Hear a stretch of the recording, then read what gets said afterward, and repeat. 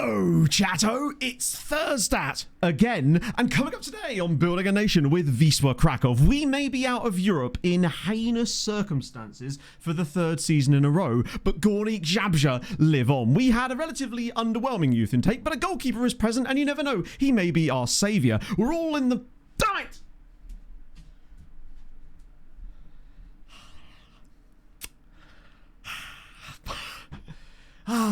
Two streams on a Thursday. I mean, I don't even know what wrong with. I'll tell you what it is. I'm one headphoning it today, you see, because my other headphone didn't charge, so I'm feeling off balance.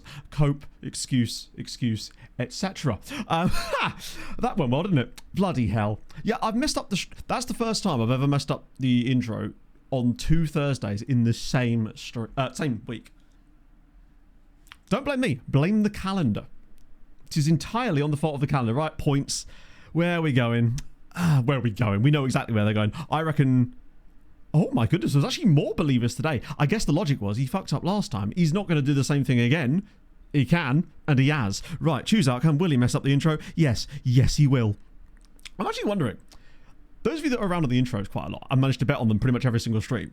What's the most you've managed to correctly predict in a row? Like, has anyone got like a stupid Smaug level of channel points right now that they're just sat on because of intro prediction betting? 0. It's like me with prep predictions. You've got to...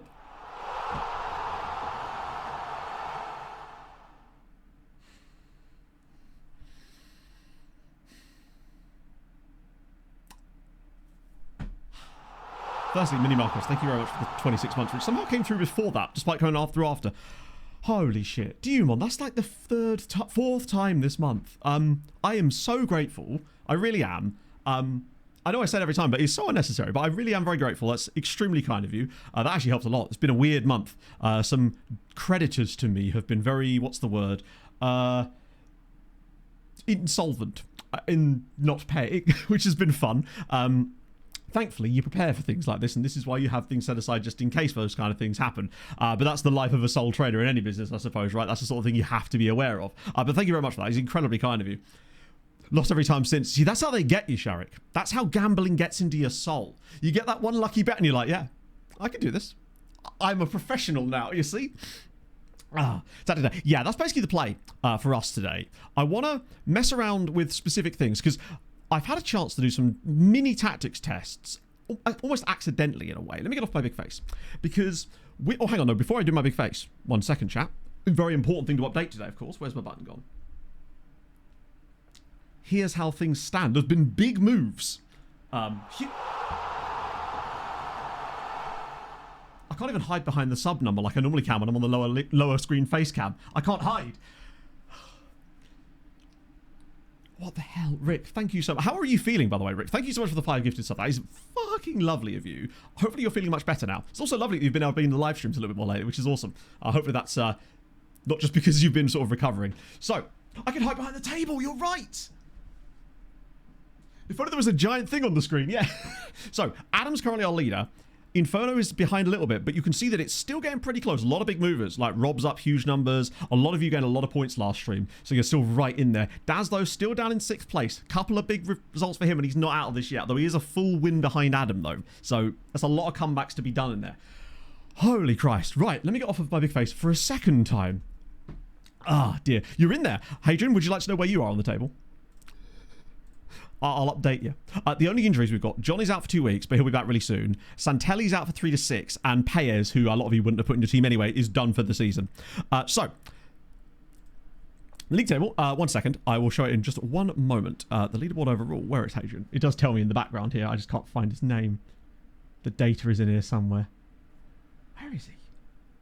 He's got to be in here somewhere. Can't even find him. That's a bad sign, isn't it? Right, Control F, Hadrian. There he is. He's currently ranked 24th. See you later, Jido. Hey, that's fine. Next season's going to be... Well, we won't be till Tuesday, so you've got a bit more time as well. So, a bit more on that one. So, yes. League table right now. That's pretty much, for once, we are not in any danger in the league. So we actually have a bit more freedom to not dick about, because we do actually want to try and build something good. But my point is, with a 16-point lead and 8 games to go, we are essentially champions already, which is a nice change, because last year we were in the same situation where we had to do some tweaks, but we didn't have any kind of runoff in order to actually do the damn tweaks. Yeah, oh, Motor, mate. I think they will survive. They've got 8 games to turn it around, and they are technically much better than the points would say. The goal difference alone is sort of an indicator of that, so I think they will stay up. I predict they'll end up finishing about 12th, because I feel like Wisła Kraków might drop through the trapdoor again, just because that's how they do it, don't they? Oh, did Rick get back? Sorry, I must have missed that. Forgive me. Where were we? Where is it? Wait, where did I miss that? Forgive me. Oh, there it is, yes. That's awesome. Hey, it's lovely to have you in stream, man. I'm glad you're feeling better. No, there's no such thing as hockey playoffs. I've decided I am now an NBA fan. Who knew? It's one game and here I am having head loss over it. But still not great, is it? Yeah, it's kind of cooking. So if you look at the XG table, you can see that Motor are... Actually, let's just expect points. Yeah, so they've underperformed by 13 points this season. And I'll be honest with you, they've conceded more than they should, and they've scored less than they should. But they've also just got stupidly unlucky on top of that as well, to be that bad. Yeah, Arca are a different kettle of fish entirely. I do not understand them. And the thing about this as well is, this is carried over into Europe too. They were especially bad in terms of taking their chances in Europe. I worked it out after I was doing the capturing all the final footage. Arca underperformed their XG in Europe by 9 over the course of 8 matches. They only scored, I think, twice in their 8 games. Or was it... I think it was 3 times, actually, technically. Either way, they have had some bizarre season where they just cannot take their chances to save their lives. Which is weird, because Samuel Corrupt is usually very good in those situations. Central centre-back is my first idea. I had an idea, and I want to know what you think about this, Anarith. It's a bit of a strange one. Relegate on Sunday. I don't know yet. I have to let my... I am going to do proper Prem predictions later, but I always wait till halfway through the stream for absolutely no reason whatsoever other than that I've done that in the past. And it lets my brain percolate. And I've left my bottle of water in the window. Going to be needing that today. Live scenes from Louvlin. I think they turned it around. They really have no choice but to turn it around. Yeah, Jagiellonia are weird. So, the weird thing about Jagiellonia is they were crap, and then they won 7 league games in a row. And it seems that they didn't actually get any better during that period. They just... Yeah. Just started winning matches out of nowhere. If anything, the team that's most likely to drop through, I would say, is probably Pogon, actually. They're the ones that are hovering right there. We just clumped them 5-1 with the rotated side as well in the game before the youth intake as well. Point Tonda. Let's have a look. I don't actually know who the Jagiellonia manager is these days. It is Roberto Petzold, formerly of Bayer Leverkusen's women's team. He's been there a while now, actually. This is his 4th season at the club. They've been so mid during that period. They embarrassed themselves in the Champions League one year. I really hope they don't get back into it again this year, but there's a very strong chance that they do, unless they have the wheels come off of them, which, you know, they like to do. So we should be okay. As far as Europe goes, depending on what happens with the Cup, obviously, I just assume that 7th is going to be Europe for the time being. There is still pretty much 11th upwards can get in easily. And Arca, if they finally sort their shit out, they may well be right in there. Not to mention, of course, Gornik Zabja, who are still crushing it. They've got as many defeats as we do. If they could just win a game or two, they'd be right up there. They are genuinely having us... Wait, who have they lost to? Oh, damn. Their only defeats were against Zagłębie Lubin and Widzew Łódź, who are both ass. Very surprising. I was super surprised by that, Hadrian, yeah. Not entirely... I actually spent some time yesterday reading up on the entire Spygate thing so I could have a more informed opinion about it, because there was so much stuff I was hearing from people left, right, and centre that weren't reporting facts. It was purely opinions. And I wanted to try to read as much as I could about it while I was doing some simulations for the youth intake thing, to just get an idea of what's actually going on. And ultimately, fair play to the EFL for actually having some balls. The one point about it that I can see why some Southampton fans might be a little bit upset is the rule framework that they were found guilty of was established after the Leeds thing, wasn't it? But the thing that was a little bit more opaque was the actual ramifications and potential side effects of it, which seemed to be a little bit more opaque. And that's odd, because you think that sort of thing would be set out. Maybe that's just because I read the wrong article, but it looked to me like they weren't quite clear on what the actual punishments were supposed to be for something like that. And they were setting new precedents, which is odd, because you think you'd set that out in advance. But I guess they have to make it up as they go along in some respects, right? You need to set a precedent, and I guess this is it. But we'll see. I guess it's made from case law. I suppose it's because it is laws of the game. But you still think there'd have to be some kind of framework for what those are set by. Okay, so these are in that, right? Yeah, so Naeem definitely looked good. Obviously, yesterday I was doing Sims with Hungry for my youth intake myth thing, which, by the way, the numbers are not lying about that. I'm seeing about an 11% drop-off in youth quality after Season 3, which is really, really interesting. Need more data still, but it's pretty consistent across the board. But while I was doing it, obviously, I had all of the teams that I was managing play the tactic, just because I needed them to have some kind of tactic in play. And I noticed that, but I was dicking about with it each time just for the memes. Certain things definitely seem to have an effect. It's so inconsistent, you have no idea. One year, Ferenc Varos have a guy, I can't remember his name is, I think it's Tanny. He got 28 goals from central midfield by March, because that's obviously where the youth intakes were, so that's where I was coming back. He got 28 goals and 17 assists by March. And I have no idea how.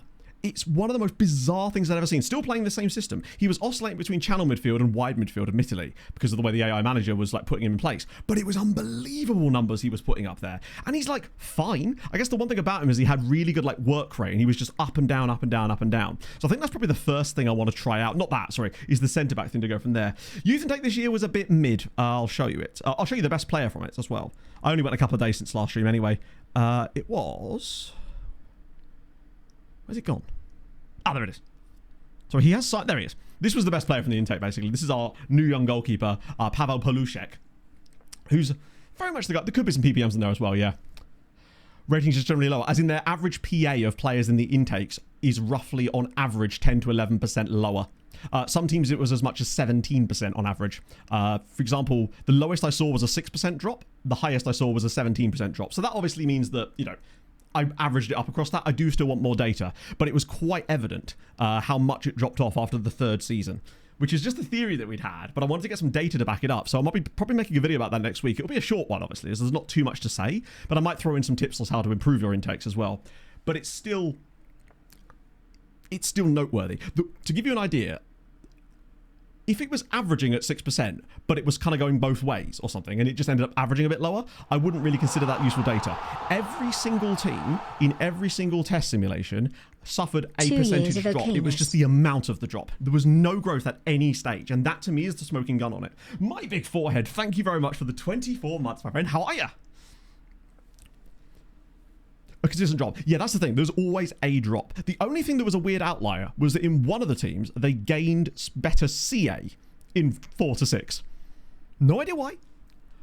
But that's the only weird outlier, and that was nothing to do with the PA, which is what I was really focusing on. But I did notice that the CA randomly went up on one team in one set of simulations over a longer period of time. That could just be outliers, but it's interesting. It's literally a cliff, yeah. It's so interesting. I want to do some measurements between 3 to 4 as well, because those are the two seasons that are right on the cuff. Starting to get, oh no, there's nothing worse than like when you know you're going to get ill and you know there's nothing you can really do about it, and it's just you have to accept that it's going to happen. Eccentricity do. So the game would tell you that, see if I can actually, there we go. Tendency to do the unexpected, which is ironic, given how Marion had one eccentricity and he very much had a tendency to do. At that point, it was almost the expected, I suppose, given that we expected him to do stupid shit. Oh, nice one, Rob. That must have been you yesterday. Or, yeah, it was yesterday, wasn't it? Was it even this morning, actually? I saw there was an order thing that came up on my dashboard. So thank you for that. That's very kind. Speaking of blue raspberry, got another tub of it up here, actually. Might have a bit of that later to keep myself hydrated. And I got a big package delivery from Holy yesterday, but I actually can't show you what's in it yet because it's not, it's like embargoed until next week. So I'll be on Tuesday stream. So Marion was just, yeah, I don't know. The reason I put the young goalie in the first team is just because I feel like there is a chance today that we get so frustrated with our goalkeepers we just throw the youngster in anyway because memes, right? Stops producing elite centre-backs. I haven't heard that theory yet, but we should be experiencing that or rather we should be about to start experiencing that soon, given that Steinbergen came through in season 10.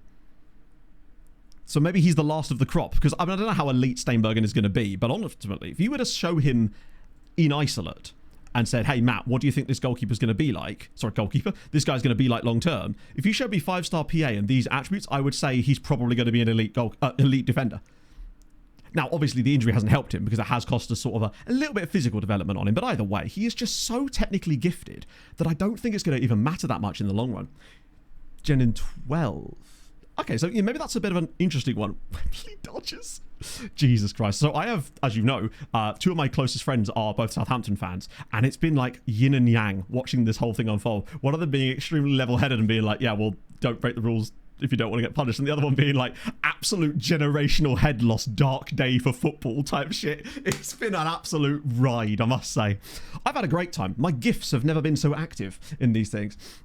So let's go into the tactic first. Why the hell not? I've also set up a tiny bit of scouting in the background, but just your basic kind of holy scoop, a bit of amateur this, Brazilian that kind of thing. Nothing major, because I want to save that stuff for the summer, obviously, where there'll be national tournaments, which means lots of money for us potentially, or maybe even a chance to manage Poland. You never know, depending on how that one trickles down. So I think the first thing that I want to do is experiment with this idea. Now, the advanced centre-back thing has been a role that I'm a little bit perturbed by, and I do wonder if it's not just the in-possession instructions we need to be thinking about, but the out-of-possession roles.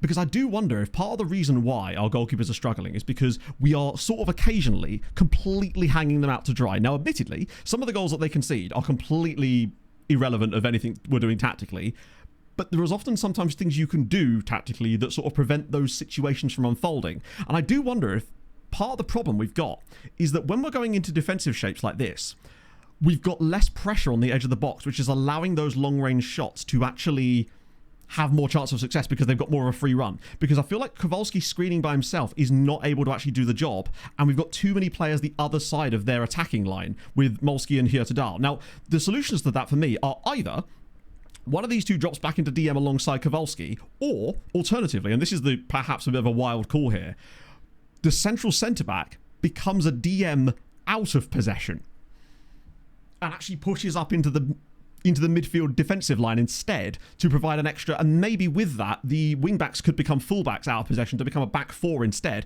and just try and condense this area here into an absolute box of menace to try to stop them from getting the ball through that area of the pitch entirely. Because I don't think it'd be too much of a stretch to ask Alvarez and Naeem to have slightly deeper starting positions when we're out of possession, because I think sometimes we do get caught into these channels occasionally, and it's often because they have such a high starting position because we're asking them to sit so further up. The box of menace, there you go. Yeah, it's just a theory.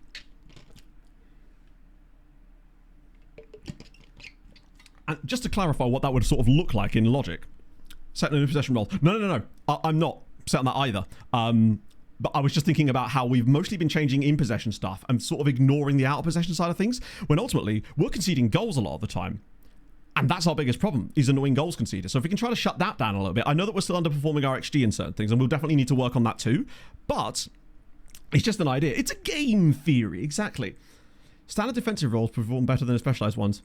Yeah, I mean, to be fair, with our goalkeeper, we've not really had any success in any of the defensive roles in any of the roles for him whatsoever.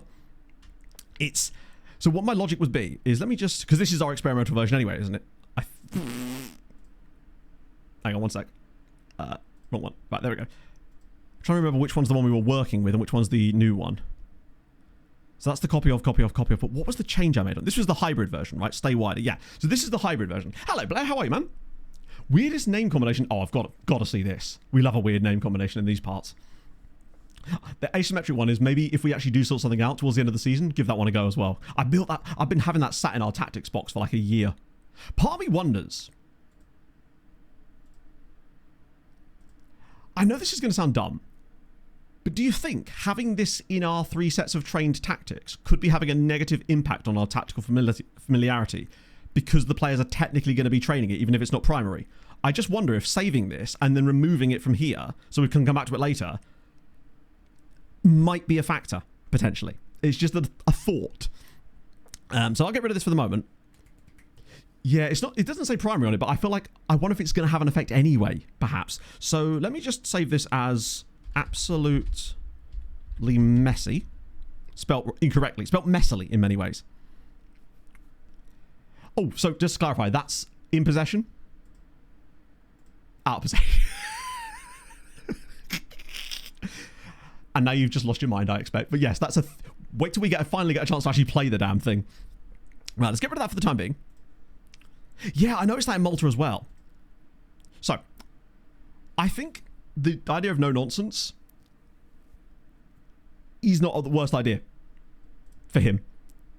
And we can obviously then switch a different player in there depending on who actually is that. But he could just sort of sit and provide passes. But I feel like out of possession, I wouldn't mind trying this. Perhaps. Oh, look at it. It's phallic. I call it the Typhoon fighter of some sort. Now, do I want him DM or do I want him... I don't want him pressing. I don't want him dropping either because that would be pointless.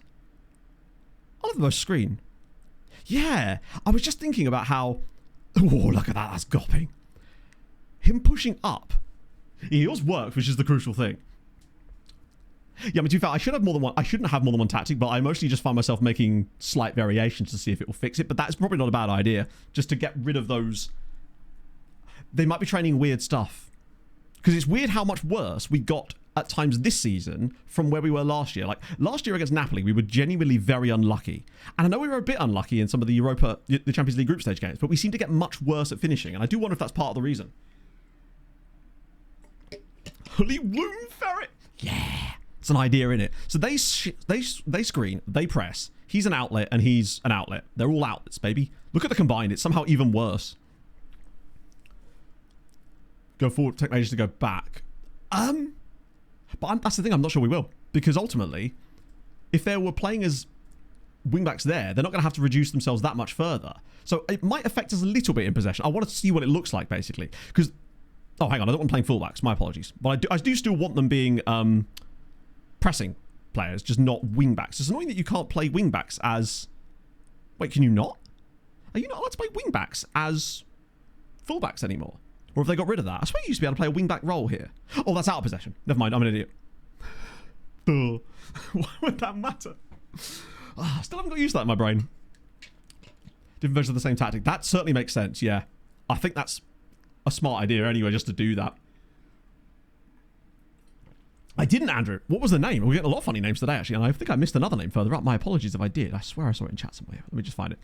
Flanker called Alaj... Wait, really? Just all the... Have you got a screenshot? I must see this. That's incredible. Have a little check. Fear God Joseph... Oh, I did see this guy. Fear God Joseph Ibe. And does he? Does he fear God? He better. I mean, with anyone like that, how could you not, right? Out of possession thing on the pitch. Oh, yeah. That's fun. Wait, what the oh. Lots of regrouping. Now, the question is... Invite crosses kind of makes sense. Pressing trap. I'm curious as to what might work better defensively. If we've got that many... The issue with the trap inside is I do worry about the half space a little bit. But if they sat narrower defensively... Which I don't know if you can actually do that.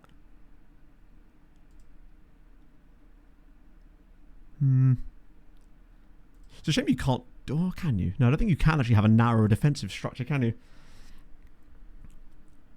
Three DMs and 3 CMs. Oh, let's go back to this. But then who would be they? Because I don't want to bring all of these guys all the way back there. I feel like we'd be far too... We'd be better in transition, but I feel like that'd be far too deep for us to have 3 CMs and 3 DMs, because then that would have to be these two as well. I'm not sure about that. I want to try this for a game and just see what it looks like. Oh, 2 CMs. So presumably then one of these two would have to become a DM as well, and these guys have to drop back. I'll keep it in the pocket, because ultimately I don't want to make all these changes and then not have any way of unraveling what might have worked and what might have not worked. So it's more of an evolution. I think, if anything, from what I normally do, I may have already made too many changes. But I want to give this a go just for the... I love how that sat deeper than that. Is it narrower?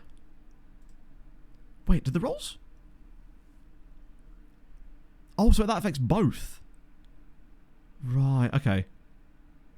So he's actually sitting narrower as it is anyway, in fairness. So that might cut off that half space problem a little bit.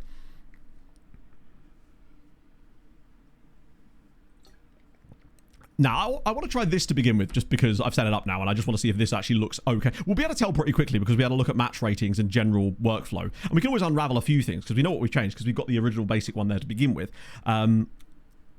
interesting to see him when he gets I understand that, but I feel like we'd have no outlets if we do that. We'd have one of the things I think what makes this system really good originally in transition phases is because we have players that stay up the pitch, we can get those transition goals. And I think if we draw everybody back too much, we'll just have to build it up too slowly.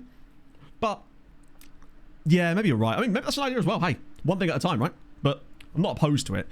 I want to try one thing at a time, though. I'll keep that as an option, though. It's not only top. I mean, I have signed him with a contract. The rest of them will get contracts anyway. But we've got options today. We've got 8 league games and a cup game. Potentially even 2 cup games, in fact, to try it out. Ask to be recalled. No, thank you. 57 dudes? Wait, are we in the middle of an international break, or have we got another game first? Because the game always does this, doesn't it? 23rd of March, then international break. Nice. Yeah, we just tweak it bit by bit. I like to give it as much as I can to... I like to give 90 minutes to something, unless there's a really obvious problem with it that I can rectify and adjust in mid-game. Because I feel like with 90 minutes, you get a lovely stat base for each one, essentially, to get an idea of what's actually working and what isn't. Now, it's not always going to be down to purely on player ratings, because sometimes players are just going to have bad games due to inconsistency and whatnot. But it'd be nice to see that there isn't anyone completely trashing their rating, you know?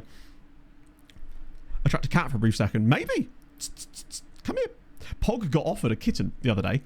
She was at a marina, and the owner or someone had basically just had a litter of cats, and they came up to Pog with a bouquet of kittens. We were this close to having a cat, and it made me think, damn, that would be quite nice, actually. That would be kind of dope. Just have a little cat or something, just to, yeah. Offered a cat in a marina, yeah. Standard work day for Pog. Don't do it. Yeah, I think the in possession change, the only one I made was the no nonsense thingy. Out of possession, I made a lot more changes. And if we start conceding loads of shots from doing it, then we'll know that it's a bad move. Is it a river cat? I don't know. You would say that, Catbot. I don't feel like you're an impartial observer in this particular occasion. Yeah, I've become one with the cats now, you see. So because of my anti-dog bias, I would never chuck a cat in the river, no. I'd also like it to be known, I would never chuck a dog in the river either. So, is this who I would actually line up with in this system, is the question. How is Kwasi Alpud... Do we have a dude that could actually do both roles here, I suppose, is the point. Lucinho actually, for the time being, might be the guy to give this to, because he actually can do both roles. And let Manor and Steinberger play either side of him. Kowalski keeps his spot. Molsky, I'm going to leave in because it's Molsky, right? Yeah, Lucinho, he is tall. He's 6'4", I think. Oh, no, he's not, is he? He's 6 foot, but he's got decent jumping reach, and he's so good at everything else that he can just kind of do it. And he's more comfortable moving into midfield, which I think is actually perhaps more important. I know that the out-of-possession role doesn't matter as much according to the players getting punished, but he does have the attributes for it, crucially. Right. Is anyone fit again yet? No. Not even a little bit, I would say. John is not quite ready to come back yet. Rob Carlos is, but I don't think we've got enough under-22 guys yet, do we? Kowalski, Molsky... Steinberger doesn't count yet, which means I'm still going to have to leave us back. God, next season when they're all finally there, that'll be brilliant. Oh, we can just get rid of our many goalkeepers off the bench. There we go. Silly me. Right, there we go. John comes in. Nice. Hello, Hazard. But IEMs. Oh. They're very good, aren't they? I do like... It depends what you use them for, but I found these IEMs much more comfortable than wearing big over-ear headphones for streaming. I feel like my head doesn't sweat as much. I've only got one in today because one of them didn't charge properly, but not bad for like, I think £25 in total I pay for this entire setup. And I do have a wired system for it as well if I need to. That I could run down the back of my shirt potentially into a receiver. But obviously I don't need to because the battery life, generally speaking, when you actually charge them, been pretty good. This is the hybrid version, yes. So it's got the width on the right and the narrowness on the left side of the defence for the wingbacks as well. Oh, is that the thing that they're going after? Basically trying to make a competitor to Whoop, essentially. Oh, one sec. There was a little look up. Forgive me. Let's get into that. It's going to actually be quite nice to play a few league games and just enjoy Polish football for what it is. Oh, he's at Porto. Where was he always at Porto? Oh, no, I think he's moved like first season of the Saver. That might be a real life transfer. I'm not sure. Either way, he's been an absolute stalwart for Porto. 20 million quid, and he's barely had the... Wow, what a season that is. Ironically, this year he played the least football. Got probably one of his best outputs in total. 14 contributions in just 18 Liga Portugal games. He's extremely impressive. Was the IRL move? I always forget. Yes, a lot cheaper in it. And I believe there's not even a subscription attached to it, which is one of the things that has always put me off of stuff like Whoops. I mean, I have a Garmin watch that does most of that stuff but I need anyway. But that's mostly because I bought that for the running specific stuff rather than the pure health tracking capabilities. Okay. This is just such a mess in here. I love it. Let's go. He's lacking match shots, but that's okay. Chance to do the season. No, because ultimately we're trying to build a tactic that can get the best out of Marion. So if we drop him, then we won't have a clue what we're actually building. Like, I've got the goalie up into the first team squad, but I think it would be a bit of a pointless endeavor to build this tactic around a goalkeeper who is, at least on paper, worse in every conceivable way by a considerable margin. Who's your best poll? We got 3 that would be in contention. There's Molski, Kowalski. I say 3. Technically it's 2, but one of them is an honorary poll because he came through our academy. He just happens to be... Yeah, our best Polish player is Dutch. But the best Polish poll is Kowalski, Jerzy Kowalski. I'll show you him in a moment. He's still very young, which, if anything, should indicate just how good I think this guy's going to be. 17 years old, already 2-star CA. He's worth about £45 million now.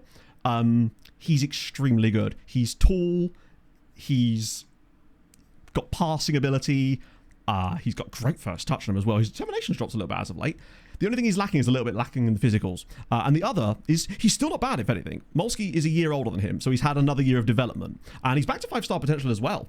So he's sort of a bit more of an advanced player on that note as well. But he has much better physicals than Kowalski does. But then he's playing in a role that he's going to be asked to... My God, hang on a minute. Anarith, are we still training Molski on quickness? Or was that... No, we were training Molski on mentals. It was Kowalski we were training fitness. Because I thought for a second he got up to 15. The other player as well is the honorary poll, which is this guy here. He's only 16. Oh, I love it. I love being able to take a different strategy to this save than I would normally in a building a nation save, because we've actually got the realistic chance of getting good Polish players through our intake. And it's been nice to sort of over-prioritize them, perhaps at the expense of some sporting success occasionally, but massively in the interest of just having a good time and having a fun save. And I think that's more important for me. So Naeem is going to be in a slightly deeper starting position here. Oh, that's nice. Yeah, it was Kowalski. I think we did. He doesn't have quite such a need to be the most mobile player when he's sat on... He's usually in quite a sitting role, almost like a deep pivot. So I feel like it's not as important for Kowalski to be a complete physicals monster, in terms of pace at least. I want him to be like big and tall and strong, which he will get naturally with time. Yeah, I saw that, I think Jack had seen something about how Japan were the team missing... Why is this highlight so long? Does bode a little bit concerningly for the inevitable losing of possession and conceding a goal inside a few minutes here. Please don't concede straight off the bat.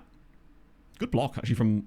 I think it might have even been Kowalski. Oh, I like that from Montparus. That's why I like Montparus in that position, out of possession, because he's always in that little pocket. Oh, yeah, I mean, most of the Polish national team is is Spanish these days, which kind of sucks in a way. But when I get in charge, I'll find a way to bring these guys back in, since we'll finally be able to do that. Ooh, 10 minutes in, and it's not cooking. That could easily be because of the defensive setup, because we've not changed enough about the attacking setup for that to make that much of a difference. Like, that is a considerable drop-off in attacking output, and we only changed one role in possession. So it suggests to me that it's about the positions we're getting into setup-wise. Wow, okay. Hi?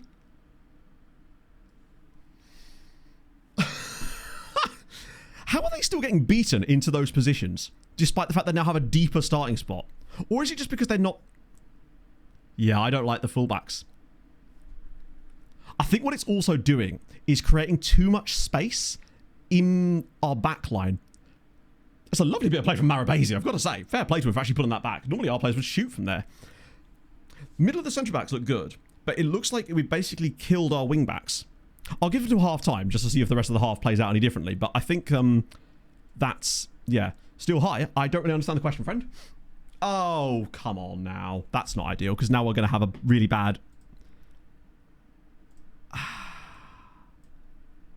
I'll move Molski in there and bring... That's annoying, because... I hope it's not serious, because tactics testing without Montparus in the team is going to suck, considering, you know, we want to build things around him. Yeah, there goes everybody's fantasy. Luckily, first game, you could make substitutes, and you may have to. Before everyone switches them out in play, just going to lock the fantasy to make sure no one can do it now. Yen's made fair. I mean, first half, one shot. That ain't it, is it? Yeah, I think I don't like the. I think what it is it's providing too much because they're sat more narrow. Is giving more space out wide. We've also got more space in the half areas. These channels too, because obviously look at this as well. I presume that's Luchino. He's pushing right onto out, but yeah, that's not it. In fact, we'll give it to half time anyway, just because it's easier to have a clean sweep there. But I definitely think look at the space they're getting centrally. Yeah, definitely nothing on the keeper for that first goal as well. But that's why you try things. You try it doesn't work, and then you move on to something else. It's interesting how much that would affect us out of possession. Sorry, in possession. Like, Radomiak have been exceptional in this first half from one tiny thing. Okay. That's fine. We move from that. This is just going to be that pre-half-time highlight. That doesn't lead to anything, I think. Hopefully. That's the thing. They can be more narrow in a back five because... Oh, yeah. Why, FM? Why? Such a waste of time, those highlights. Look at the drop-off in that first half. Okay. So, straight away... back to pressing wing-backs, which is what they were, if I recall. I can always revert back and check anyway. And then out of possession, we'll move you back into here again. I have thought about the idea of him being a covering player. Because I'll just move him back to centre-back for now. But part of me has a theory about a covering centre-back might actually be a very interesting idea for us, in fairness. But that's the story for another day.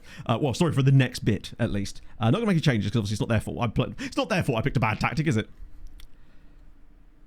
One covering. Yeah, because I feel like that's sometimes where we do get caught.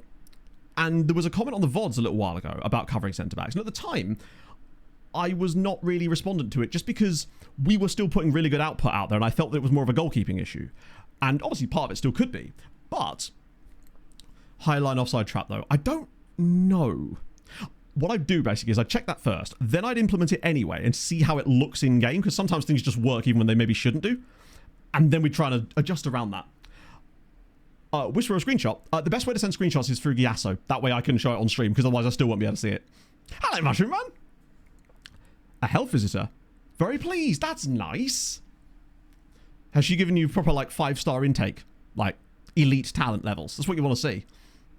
No injury prone or anything like that, right? Okay.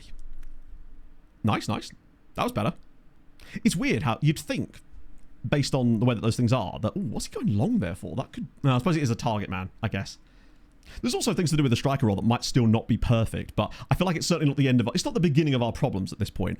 He's scored enough goals this season for me to think that he's okay, but it's definitely an area that I think still could be improved upon, perhaps. But I think the biggest thing for me is to try to figure out a way to... Oh, no, he's going to shoot, isn't he? Oh, that's a bit unlucky, to be fair. I hope we do see some change to our output in the second half, at least, in terms of shots or something. We've already started having shots.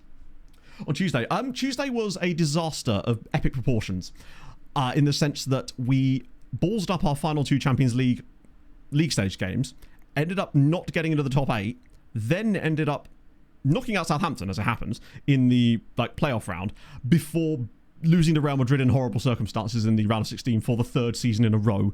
Ooh, I feel sometimes these mid-game tactical changes don't often work the way you want them to, unfortunately. Let me just check to make sure that that is what... Yeah, that's fine. Ah, wait, hang on. Kowalski's central.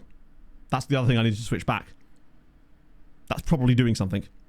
I don't want him off-centre, out of possession, because otherwise that would just allow them straight onto us. And he's been terrible today, honestly. Right, we will try... Molski's going to come off for many of the options on the bench, which thankfully we do have many of. Could have brought Cabathas on, actually. One more change. Oh, I could have brought Akbash in. I do like him as a player. The rest of our bench is somewhat... I'll get Cabashas in for Mr. Jens, just because we can. But being fired at all? I don't think so. I think if we were going to be fired, they would have done that already. Because we are 16 points clear at the top of the league. We are underperforming the Champions League expectations. But what I would say is, I feel like they're a little bit I feel like the Champions League expectations are a bit inflated. And unfortunately, it's because we won that Champions League now.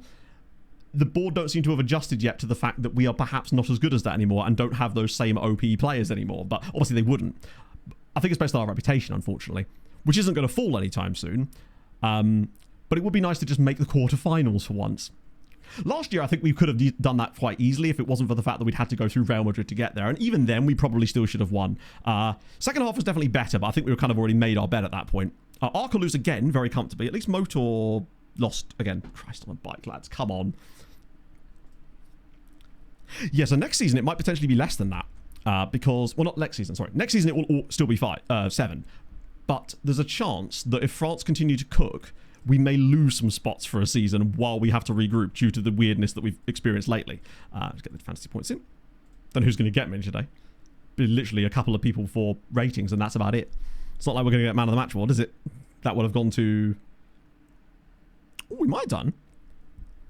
It's either Mana or Mabwati. I hate the fact the game doesn't tell you there. Who has got man of the match? To be fair, I can add that in a minute. I'll check into the actual match stats in a sec, because it will show us there. It's weird that it doesn't show you directly after the game, though, because they're all on 7.3, so it'll be one of those guys. That's not ideal for us, though, given that's only our 3rd defeat of the season. Yeah, Lucinho looks better on no nonsense, at least. Sometimes this team could just do with a little bit less nonsense, and it was their player, to the surprise of nobody. So it is just Mana and João Carlos. I'll actually be curious to know if any of you have them in your teams. Nobody? Nobody. Not one person had either of those two in their teams. I don't blame you, to be fair. If you're taking defenders in this team, you're probably taking, you know, one of the fullbacks. Right, we'll unlock that again. This so people can get back involved. So basically, clean slate anyway. Ooh, added new stands to the day and put them on sale. Jesus Christ, that's awesome, though, that people are that interested in it. Oh, for God's sake. Mompa. Okay, well, looks like we're a Molsky main for a little while now. Bravo, Slovenia. Spain got a goal. Oh, Spain... Yeah, will be a goldmine. The question, I suppose, is, are they legit goldmine players, or is it Spanish Scourge stuff? I'm guessing probably not, because it's unlikely that you would have turned on Spain mid-save, right? Yeah, the French need to stop cooking. Said no one ever. How is that actually looking? Because I'll show you the breakdown of the situation in right now. So we are currently 1 point above France, but they still have teams left in Europe. We have 1 team left in Europe. They have 3. There is a chance that they could overtake us again this year. We're still miles clear of everybody else. Spain are really catching England now, which is dope. That will help us out a lot. And if we do take 1 year out, then that's absolutely fine, I think. But you don't want it to become a habit, you know? Less nonsense. Oh, I'll still provide the nonsense. Worry not. I would never take that away from you, chat. Let's not be silly about this. Oh, yes, and let me just adjust this now. I want to try getting rid of this monstrosity. I wish there was a way that you could, like, have tactical iterations that it would let you sort of cycle through in some ways. Right, pressing wing back. Lucinho then out of possession is back into there again, but I want him to be a covering centre back instead. You now move back to the centre, and in possession, nothing changes. And just want to make sure that... Okay, that is the same, isn't it? I was just checking. And then in possession, other than the no-nonsense part. Oh, and the fact that I'm obviously being a no-nonsense goalkeeper as well now. Just because he wasn't doing anything good when he was ball playing anyway. Most of his ball playing was him giving the ball away. So I think I'll just try those 2 things for now as the next change. Because we're essentially reverting back to default and then making that as the next change. I'll experiment with DM stuff in a minute, but I want to get this one settled in, obviously. Even when I told him not to dribble more. I had him set to dribble less, Hadrian, and in that game against Real Madrid, bro did it twice. We should have conceded 2 goals because of it, but the first one, Steinbergen bailed him out by saving it on the... Well, got a block on the shot, basically. Johnny Trotter, thank you very much for the 48 months. Are you going to the final? Is it next Saturday? No, next Saturday. Next Wednesday. Oh, 100%. Like, where did you find the Spanish guys? Was it transfer room in? Because I found that was where we found most of those dudes. He's a man of the dribble. His low eccentricity was not doing anything for him on this occasion. Central dribble. You're probably right. If we are going to commit to that, he literally is the perfect guy for it, isn't he? Because he is just a head on a stick. And yeah. As much as I want to see him get... Oh, hang on. The downside is the covering. Because he's not going to be he's not the fastest of men. And I do wonder about the covering aspect of that. But hey, we'll see if he looks bad in it. Wait, I missed the scouting update. Jesus Christ. I hate the fact there's... Whoa! Oh, it's mostly Patreon players, I think. and then some slightly older guys that we definitely weren't scouting. I successfully navigated a scout report before stream today without it glitching out on me once, which indicates to me that the bug is caused by something you do when you're in the game, and I don't know what it is. But something that you interact with causes it to glitch out. And I've never figured out what. Let's get rid of the bottom of these guys. It's mostly free Brazilians in here, to be honest. Like, I would be amazed if there's Iran in there as well. To be fair, I always, like, my ears pick up when I see Iranian players, just because we have had in this save so far a very good record at finding some pretty decent, to be honest, Iranian players. Now, I think some of these guys have come through because we already have knowledge on them from a while ago, and that's why they come through so fast. It's something like that, yeah. Oh, yes. That is one way of doing it. I mean, a lot of the guys that we find, the sort of Scourge dudes, do appear as free transfers. Not all of them, but some of them are just completely free. Those are the worst ones. They'll get you. He is reasonable knowledge, although I do like him. Marcos Ceballos. Oh, Marcus. Hello. I like him. Yes, so interesting, Anarith. I noticed that Belgian Amateurs started working again, and I don't know why. It disappeared entirely from about season 6 to about season 9. Started last summer, or summer before, for season 10. I had a little look again, just for the memes, and suddenly, Belgian Amateurs again. Really weird. It's like there's a cycle to it. But I would be willing to bet if I looked again now, there'll be more of them. Mont was out for, I believe, it was a moderate injury, if that would tell you anything. So I believe it was 5 to 7 weeks, which is not as bad as it could be, because we've got international break now. Hello, Hedden, how are you going, man? Do we have the money to just buy this dude? Because I'm kind of tempted, honestly. I know this isn't about transfers, but like, he's right there. And we have 15 million quid to spend. He's 18. He might join us the day the transfer window opens. So he may be homegrown. He does feel like one of those dudes that's probably not going to be 5-star PA when he joins us, because he's not technically fully scouted, but attribute-wise, magic. He's the perfect loan farm type of striker. He's not going to surely... Oh, he's got release clause of 1.2 million. I could probably get him for $1 million. Oh, okay, lads. Sure. I may have not got him for 2 million. 1.2 is fine, though. We'll have that. I already asked his agent, didn't I? Okay, I'll have him. It wasn't quite what I intended to do there, but it gets us back to this list anyway. Any more minimals? It's kind of Dortmund now, as if he's going to join us. Any more fun ones in here? Algeria, a few more Brazilians. Mostly good for the amateur stuff, though, to be fair. Which is not an issue. Radomiak. I'm noticing a few Spaniards in there too, unfortunately. They just creep in when I'm doing like 20 years penny searches and stuff. Just sneak in there. Hello, Mum. How's it going? Sorry, I did get your text. I actually have it on my diary today. Ring Mum as a timed reminder that for 3:30 today, directly after stream, while I'm doing the recap capturing and stuff. But I hope you're well. And Dad, obviously. Reading like a book. The best part is, obviously we were recording for longer than he put in the video. It was the part where, I don't think he put it in the video, but we kind of sussed onto what he was trying to do, because I think Robbo called him out and was like, this isn't just like your squad, is it? And that was fun. I really enjoyed that video. Ooh. So we've got some pretty good Iranian players too. Like, none of them have hit the... Is this a bit like earlier when I said my best Polish player was Dutch? Your best Iranian player is Brazilian. Amazing. He is exceptional, though. Holy shit. What's his actual name? That's wild. Jacinto Deus. Ah, he's Spanish Scourge. Perfect. Is it just Iran? Like, no... Wow. Amazing. I thought he'd have, like, some kind of extra name in there or something. Ashley Farmer. Oh, Sam Farmer. I had a player called Sam Farmer once. I was just thinking... £5 million for Norge. 5 million is a lot for a 4-star dude. As good as he is, I think we can find better than Søren Pedersen. Belgian dude at RZ, very expensive. Very expensive dude at Porto, Barca, Chelsea, Sporting. These are not really our types of players, are they? Ah, here we go. That's more like it. Enrique Talabini. Ooh, no, not convinced by him either, actually. First, so we talked about this briefly earlier, but I think ultimately, having read up on everything, I think fair cops, right? And I saw some arguments being like, oh, well, they didn't actually get a real advantage over doing it. And my argument to that is the rules don't decide about what of an advantage you got. It's simply whether... And ultimately, if they didn't think they were getting an advantage, they wouldn't be doing it in the first place. Right? Or, oh, everyone else does it. Well, why are they not being caught doing it? The ultimate thing is don't get caught doing it then, I suppose. It's surprising. I really do feel for Hull City. More than anything else, in fact, because... it's really going to have messed up their preparations for the playoff final. And I know that they're apparently potentially taking legal action themselves about it. Like, exactly, Dazza.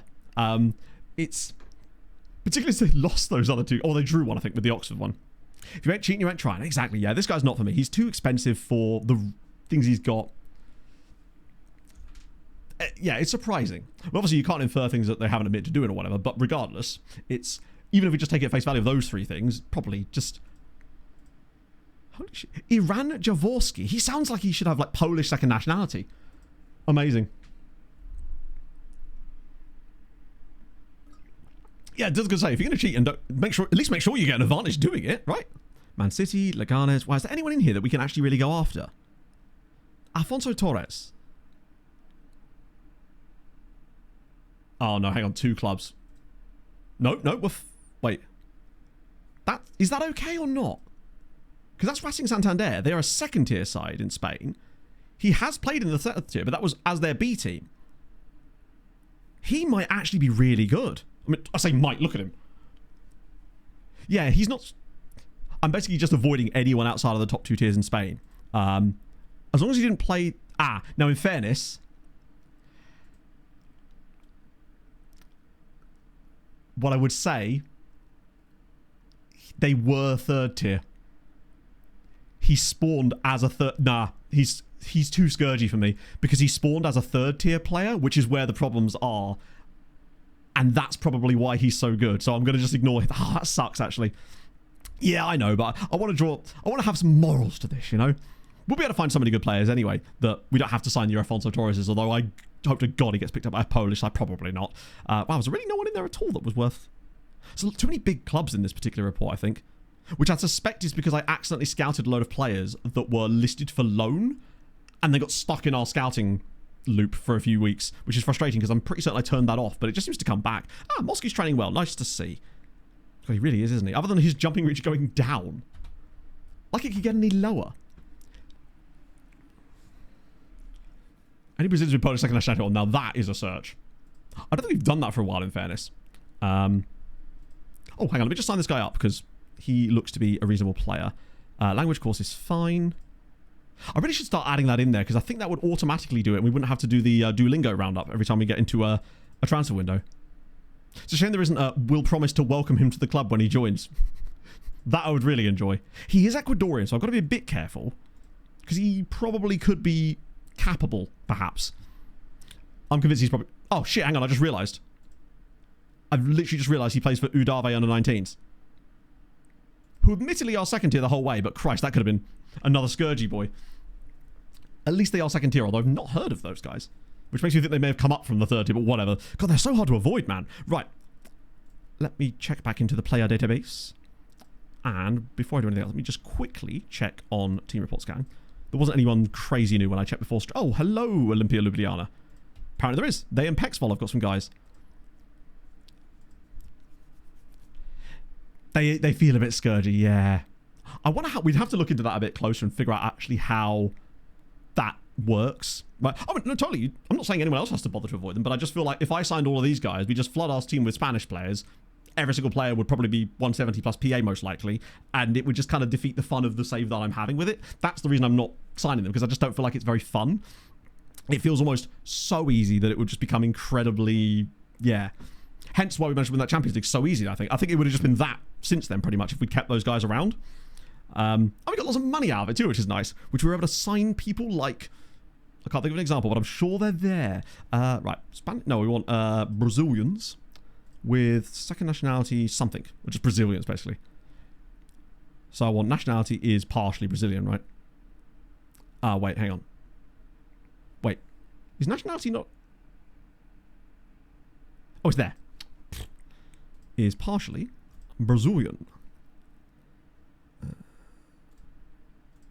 It's just the 4,000 dudes. I will need to use a different view for this, though. Copy of General 1. Let's see what that's got on offer for it. Okay, not what I was looking for. Particularly, as far as I know, you can't add nationality as a column on this screen, can you?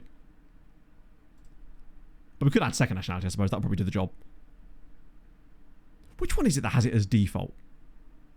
General info, the normal one? That one does. We'll just add it on this one. And then we will add in second nationality. There we go. Vietnam. Tonino, there it is. Hello, Mushroom. Reveals the Shroom family government names. Oh, absolutely, yeah.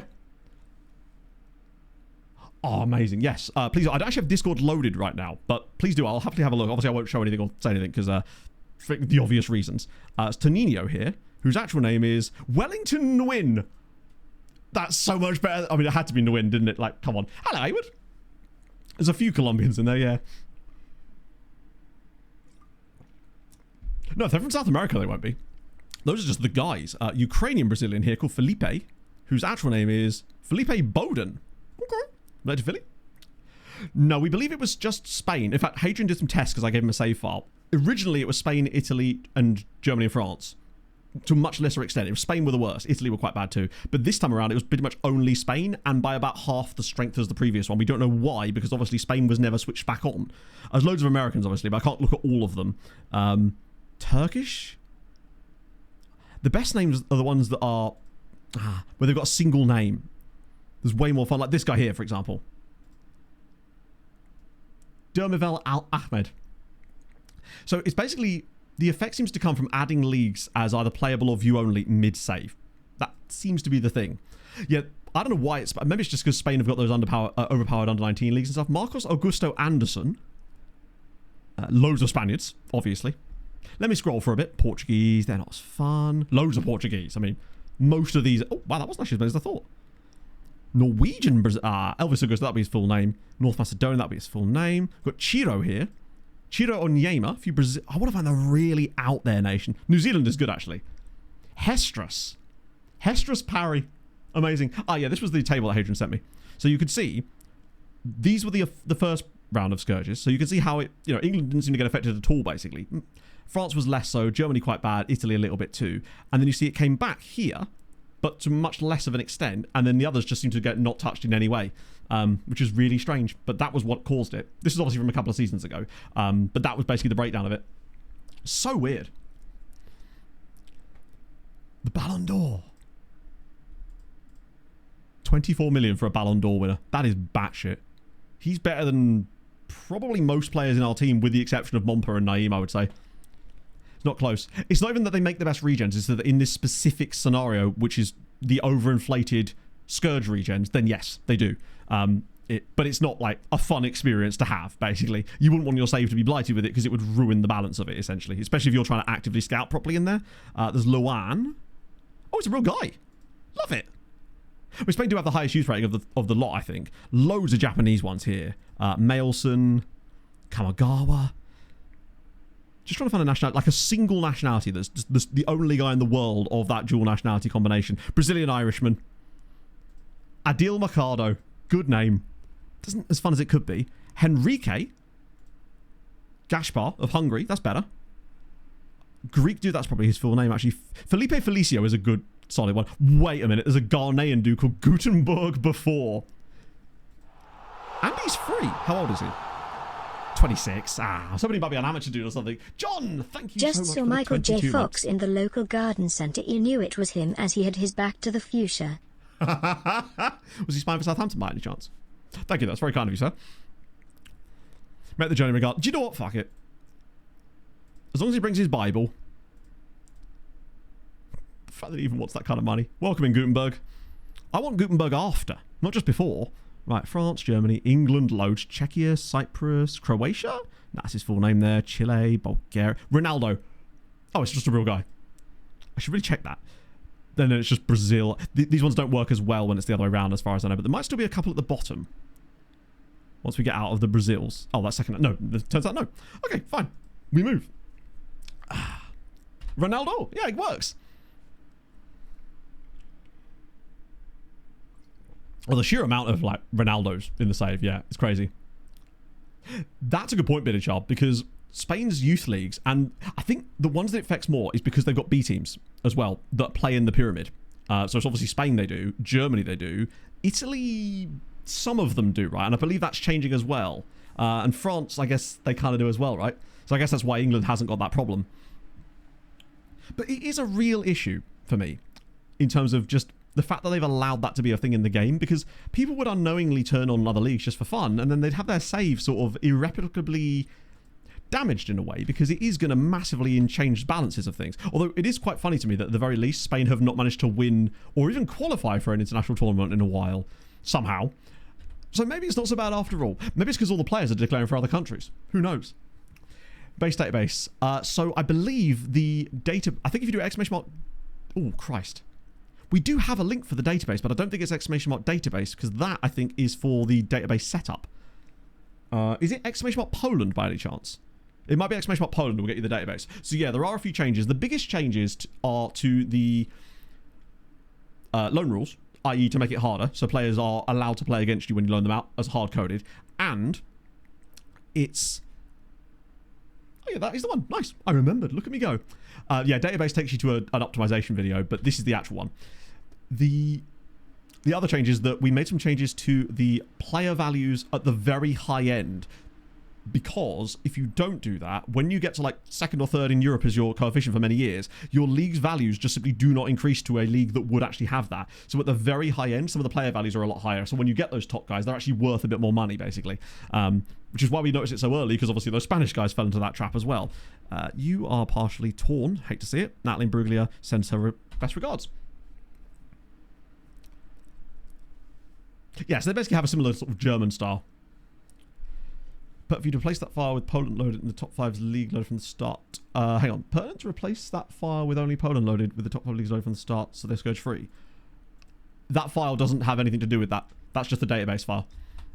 Like, if you turn the leagues on that cause the scourge, that's nothing I can control. People can turn whatever leagues on they want. There's nothing we can put in the database file that would change any of that. That doesn't inherit. The only reason the database file is relevant is because it has like specific rule changes and things, and the Patreon regions as well. Although I think they're in a separate file actually, so you don't actually have to include those guys. I probably should put a friendly in, because I realize we'll put it on Sunday. It really is a case of if you don't want them, don't turn them on type beat. Even the save file that I've put up, that won't have an issue either, because that will be pure. I mean, admittedly, it means if you do turn them on, you'll have the same problem as I did, but there's nothing I can do about that, because it's your own save at that stage.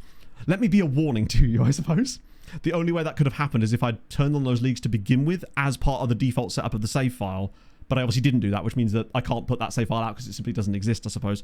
Real Cartagena. Right, let me put a friendly in, because we are going to lose match sharpness out the wazoo otherwise. God, that's a holiday. So I've been clicking that button so much yesterday that I've forgotten where to actually schedule friendlies. There we go. I must have holidayed about 40 years yesterday, just sat there. And not just sat there, I was doing other things in the background. One of which I'm quite excited to show you in a bit. Because do you remember last stream, I said... Wait, I haven't even picked a date for this yet. Oh no, Sunday's fine. I said, it'd be cool, kind of sick if I could find a way to actually turn the Whiz Quiz into something a bit more fleshed out and kind of sick. And so I did. And I'm really, really pleased with it. So now, today, when I do need my first Wii of the stream, it's a brand new game. It's still a Whiz Quiz, still the exact same thing. The difference is this time, though, it will show you a player on stream.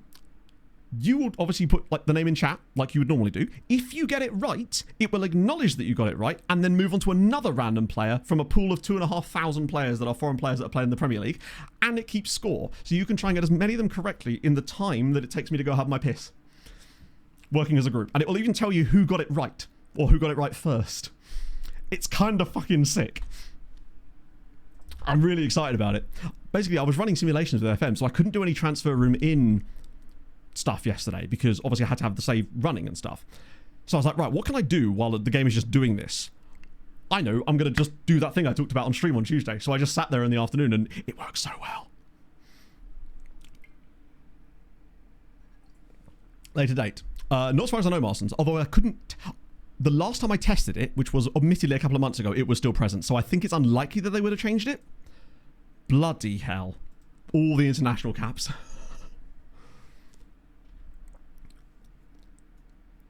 When he was like, yeah, I feel like it's all just about like creation of like so many of the ways that the game does things are just not quite how they should be. So Geisler, he's had a great year, by the way. Segura, these better all be Poland cap. They are, aren't they? Oh my god, this is going to cost us a fortune. This is not going to be a Poland cap, is it? Oh my god, it is! It's Ukulele Udo. Speaking of, we need to change his name. Wait, what? Kowalski! As if Jerzy Kowalski just got a Poland cap at 17. My guy. Wait, new Spain star? Oh, that's blatantly Alvarez. Has to be, right? I would have thought. Oh, I love that. I didn't even know he got called up. That's amazing. I think that shows you the quality that he's getting in that Poland team, despite, well, all of the others. And Fer also got the Poland team as well. Shitting hell. Ay, ay, ay. So where's my guy? So, oh, that was just Poland. Right, I see. So he's going to do that. I'll have to go find Ukulele in a moment. Burkina Faso star. That's fine. Good for you, buddy. These aren't going to cost us too much. Oh, God, Denmark star. Really? I mean, actually, attribute-wise, he's quite good. I just don't think he's got the ceiling, as is evidenced by his value. But either way, that's going to cost me a fortune as well, isn't it? Fucking hell. Hello, Leafy. How's it going, friend? And yeah, it's Alvarez. That makes sense. That's going to cost us... Oh, my God. How much is this going to cost us? Wage rises. Okay, guys are at 15k. It could be worse. Hello, Michael. How are you, friend? Right, Ukulele. So it was V. I think Violet. No, Violet. I'm going to take an executive decision. I'm going to mix them up. I think Vincent Violin. Oh, you read that? Yeah, no, Vincent Violin. Since we're apparently doing musical instruments now. We've nearly finished the alphabet. Love to see it. Philippines coming away. Ooh, love to see it. That's fine. I should be able to get the first integration mic in the recap video, which I'm recording tomorrow, which will be out on Tuesday morning. And then I've got a video about youth intakes that's coming out next weekend as not next weekend, middle of next week, to add on to that as well. Okay, friendly, that's fine. Be curious how to see this does in the friendly, actually. Not the best sign of anything useful, but...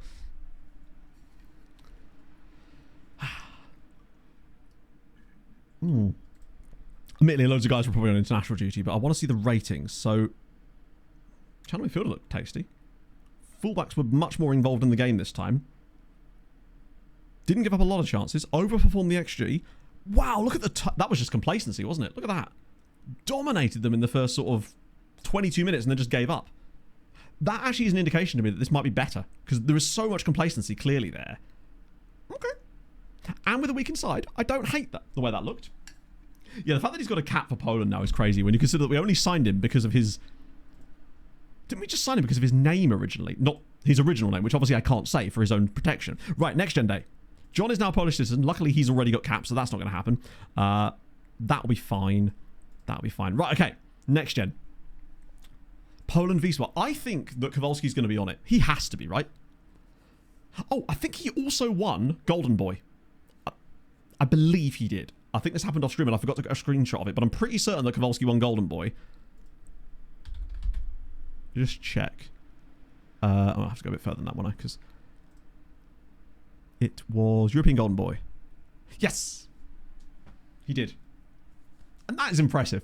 Particularly as I think he might have only been 16 at the time. Mad for him. 33 appearances is a lot. I'm going to go... Do I actually want to go Mexico Monterrey, unironically? I'm going to go Swiss Young Boys. Mix it up a little bit. Oh, I always forget that it doesn't show you straight off the bat. Oh, it's the same guy as last year. Oh, Mexico. It's that guy. From before. I mean, Joao Hunker is obviously incredible as a player, but he's way out of our price range for that. And then you've got David Nazi. I don't know how else you say that, really. Like, there he is. We actually he's really good because I scouted this guy a few years ago because he came through in a couple of not an intake, like one of the team reports from a few years ago. But I was like, is that really a thing we want to have to deal with? He can play on the right. Can he actually play on the right? Of course he can. Had to, didn't he? I don't know if that'd go down super well in Kraków, to be honest. This guy, this was the guy we looked at last year as well, but £8.5 million doesn't look like he's got that ceiling. I mean, may do, but I'm a bit concerned about that. Real Madrid, Sam Doubt. No, is that Doubt? That wouldn't be Doubt, would it? Or would it? Duchies? Would that be Doubt? Either way, he's fucking outrageous. Doesn't seem to have a ceiling, but yeah, that's the prohibitive part. I think, yeah, he wouldn't be safe there. Okay. This guy here, though, on the other hand. Barnakis. Me when I'm in the stables. He is 19, in fairness. I feel like I've seen him before, but maybe not. 88. Shame you can't see their shirt numbers anymore, can you? You used to have... You remember the skin that used to show the back of the shirt with their number on it? I actually missed that. Arthur Malio. Oh, Nacional might be... Oh, no, never mind. I thought they might be a small enough club that we could get them cheap. Apparently not. There's Leo. The lion himself. Oh. We scouted this guy before. Because I think he was too young. Is he on the shortlist by any chance? He is on the shortlist, so he's already been scouted by us. She was cleaning up my work for some money before she started her masters. We became friendly and eventually both realised we liked each other. One day she seemed a bit off at work. Not her usual self. I went to send her a message on Facebook. Well, I found her, went to message her and realised she'd messaged me right the night before and it had gone into my filters of conversation. Oh, imagine though, Mushroom Man, if you hadn't have thought to do that. Because it's those little ripple effect things that permeate through that could cause huge changes in life because of little tiny decisions that you make. That's why whenever people say, hey, would you go back and change stuff, X, Y, and Z? And I'd be like, honestly, no. Because, certainly not if anything pre-POG, because then, for all I know, I muck up my ability to even know POG as an individual, right? She could just be a good bloke on the river these days, instead of my POG. And I wouldn't want to ever risk that. And the same with, like, random things, health and career-wise, ultimately. Those things led me to where we are today. Now, whether it's the best position in the world, who cares, right? I'm a relatively happy individual, and I think that's what you're looking for mostly in things. He's querying. Why am I even looking at him? He's incredible. Bayern, Madrid. Mehmet Tolu. Of course, he's crazy expensive. And let me guess, crazy expensive? Oh, hello, Enishan. Oh, wait. Never mind. Good. Wait, the highest rated Wisła player on the next gen list is Dardo Aviles. That's a little disappointing. Very strange. Pog could be the... I could be on the river. And to be fair, that does sound kind of banging. Oh, guy Lech Poznan as well, who's not one of ours. Just going to scout him as well, just to see what he's like. He is one of ours, Luis Mercado. Guy at Velez? Tizone. Ooh. Are you also on the... Oh, no, you're not.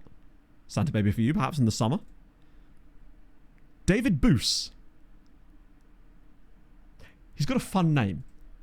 But is he bussing? He's from Breitenfurt by Wien. I'm guessing that means it's near Wien, perhaps. Oh yeah, that's a perfect thing. It writes itself at that point, doesn't it? I don't know what I'd put in my groom speech.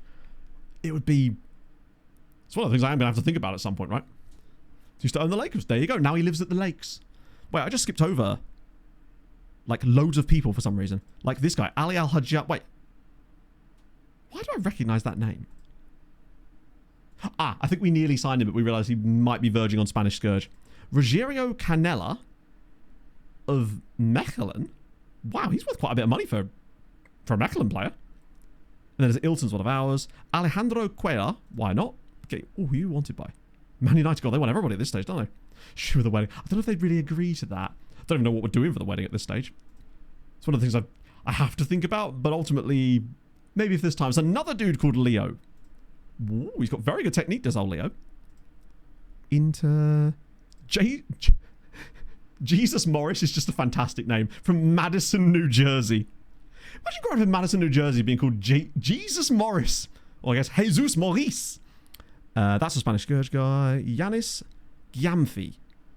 Not amazed by him. Oh, a guy at Fulham. That isn't me, obviously. Miroslav Horak. Better. Kevin Morrison. Oh, Kevin's a bit spicy. Oh, we're already scouting him, apparently. Cool. Terry Van Voist. Corda. Owen Timmermans. Which got you heard, hey. I just got you Hadrian nearly. So, I'm so sorry. To both of you. Hey, yo, Jesus. Different times. That's exactly it as well. We've all seen About Time. Well, we probably haven't all seen About Time, but it's like when he goes back and then it turns out his kid is a different kid. Because, obviously... Jesus Christ. Owen is kind of tasty as well. There's a lot of these like well-rounded central midfielders available, quite young. But my issue with them is a lot of them seem to be a little bit pricey, which is fine if they've got that PA, but a lot of them seem to be quite capped on that. There's Connor Watt at Hearts here. Good name. Where's he from? Livingston, of course. Pineda. Khalid Nachiri. Oh dear. How in the world did he get on this list? He's F-rated. Kaida Bamba's not one of ours. Norman Markek. Jesus. Fair play. Roland Lacroix. Wait, who's this? This feels like lower league Spain. God damn it. And then Tobias Steinbergen. My guy. Yeah, when I saw Madison, I was thinking Wisconsin immediately. Like, that's the one place I have a reference for in the States that would be called Madison. It's Madison, Wisconsin, because it's quite a fairly large place. But Madison, New Jersey, never heard of it. But look at him. In all his glory. Number 50. It's like they had a spot left and they went, yeah, you know what? Bro's earned it. And that he has. To get on the next gen list in a year where he's had a fractured leg.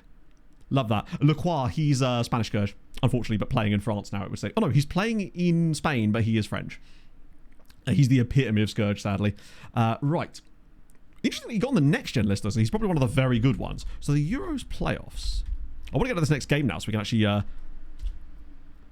Oh, I have to type in European, don't I? Otherwise it doesn't like it very much. There we go. It's not its own tournament, is it? It has its own... Oh, is it? Oh, no, it is its own thing, isn't it? You have to, like... I think it's got its own separate tournament, doesn't it? Euro qualifiers. There we go. European Championship qualifier playoffs. So they haven't actually started fully yet, I don't think. Oh, wow. Look at all the fucking playoffs. Okay.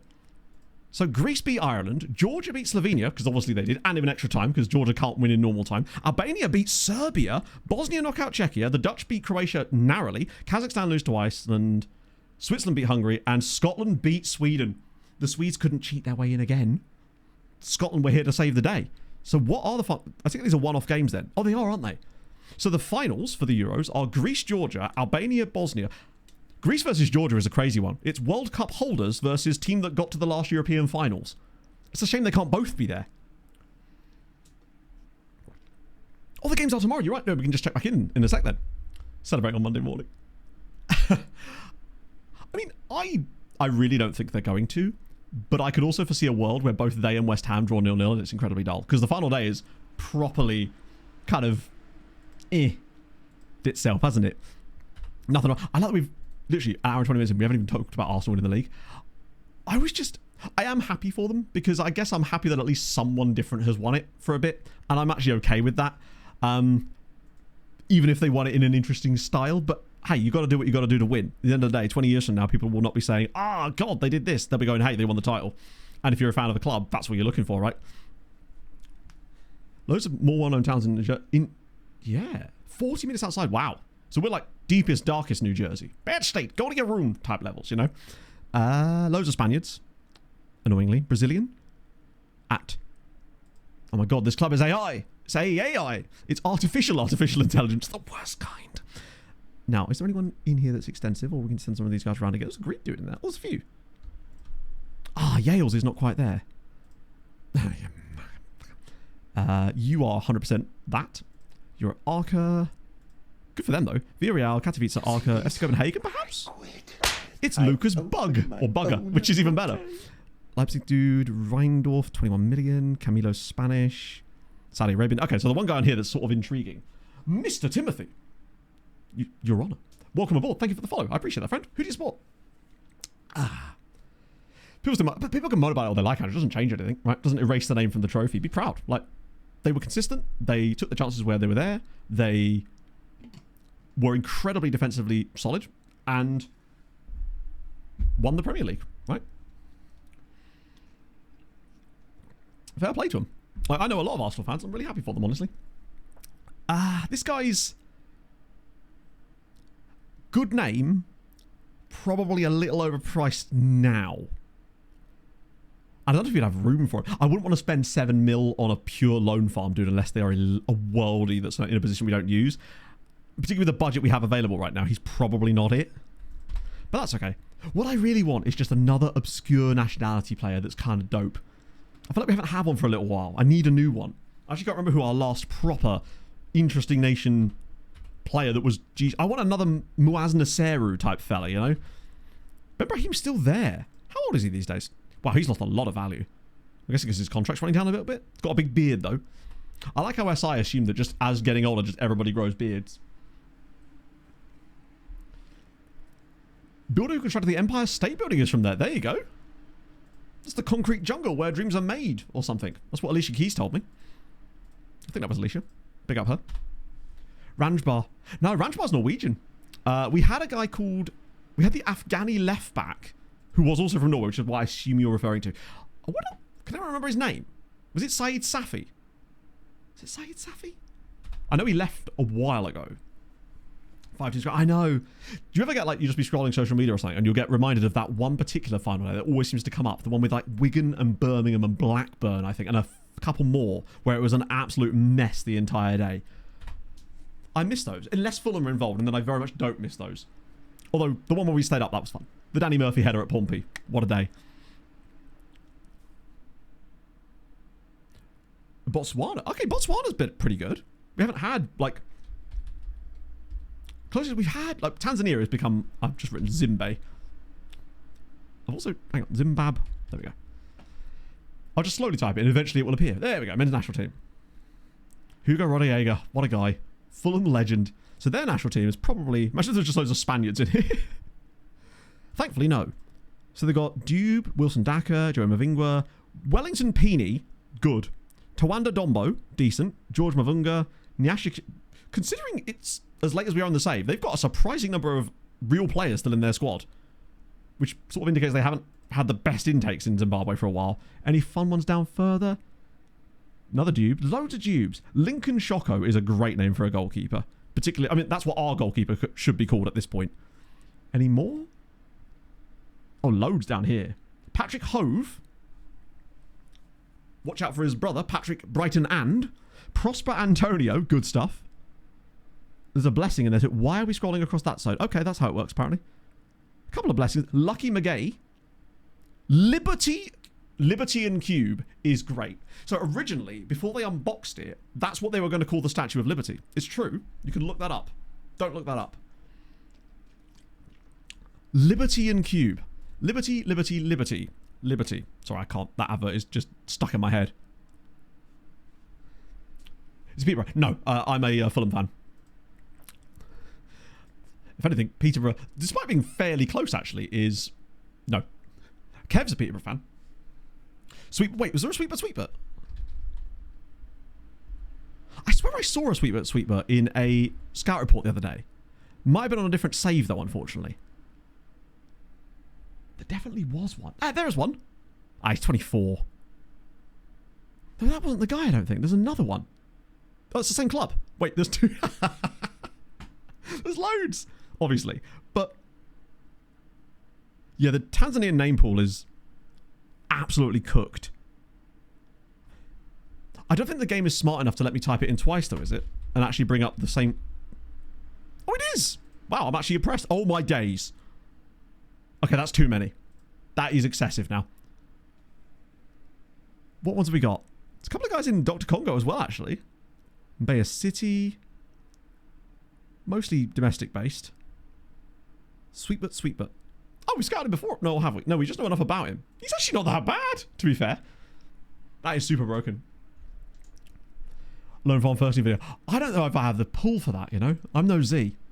That and I'm terrible at reaching out to other content creators to make content. Because I can barely make content myself a lot of the time. So, I feel like my brain always goes, yeah, no, just get yourself sorted first. Which is obviously the right thing to do. But then, it's like, is that likely to happen? We're just living in a Sweetbert world. Hello, Inferno. I think if you look in your save at any given point, most of you, if you've got FM open right now and you look for Sweetbert, you will find close to double digits Sweetberts. You can make an entire team of Sweetberts. Screw the Santa project I was going to do. I want the team of Sweetberts. That's where the real fun is to be had. Out of all sand. Oh, has he got like... Oh, Mongolia? I do still want our Mongol keeper. It has to happen. But we've never managed to find anyone who's good enough. I feel like... Have I ever had a good goalkeeper that isn't from Europe, actually? Now I think about it. Maybe South America. I think the last good South American goalie I actually had that was like decent was maybe Martin Galfrascoli back in the day. I feel like most of my goalkeepers are usually Belgian or Portuguese or Dutch or something like that. Okay, let me make sure I'm on that before I do any changes here, because Montpellier, unfortunately, is going to be missing for a little while, sadly. So bear that in mind, fantasy enjoyers. Which means... Sure, Carlos comes in, but then Molsky goes to the centre because that is actually Molsky's preferred-ish role for the time being. Right, what's the bench looking like? Have we actually got anyone new again? Oh, Santelli's nearly back, but he may as well be on the bench at this point. No Berts allowed, unfortunately. No Barts allowed either. Whoosh with disrespect. No, I say good goalkeeper, friend. You must have misheard. Right. Ooh, you've got William Sweetbert and Sweetbert William. I enjoy that. That's just great.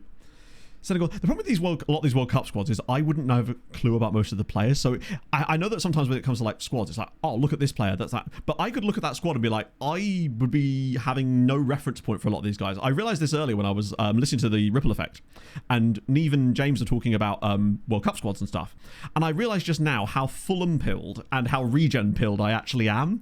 That I simply don't have the scope of knowledge of footballers from outside a very minor level anymore that I used to. Back in like the mid-noughties, sort of 2005 to about 2009 kind of year, I was just like encyclopedia on that kind of shit. I'd know all this crap. But now I just don't have the capacity for it anymore, unfortunately, it seems. Now, England squad, even then, because I think that's what they were doing, they were England squads. Nations World Cup squad, expecting to see a regen players now. Oh, did you? Shit.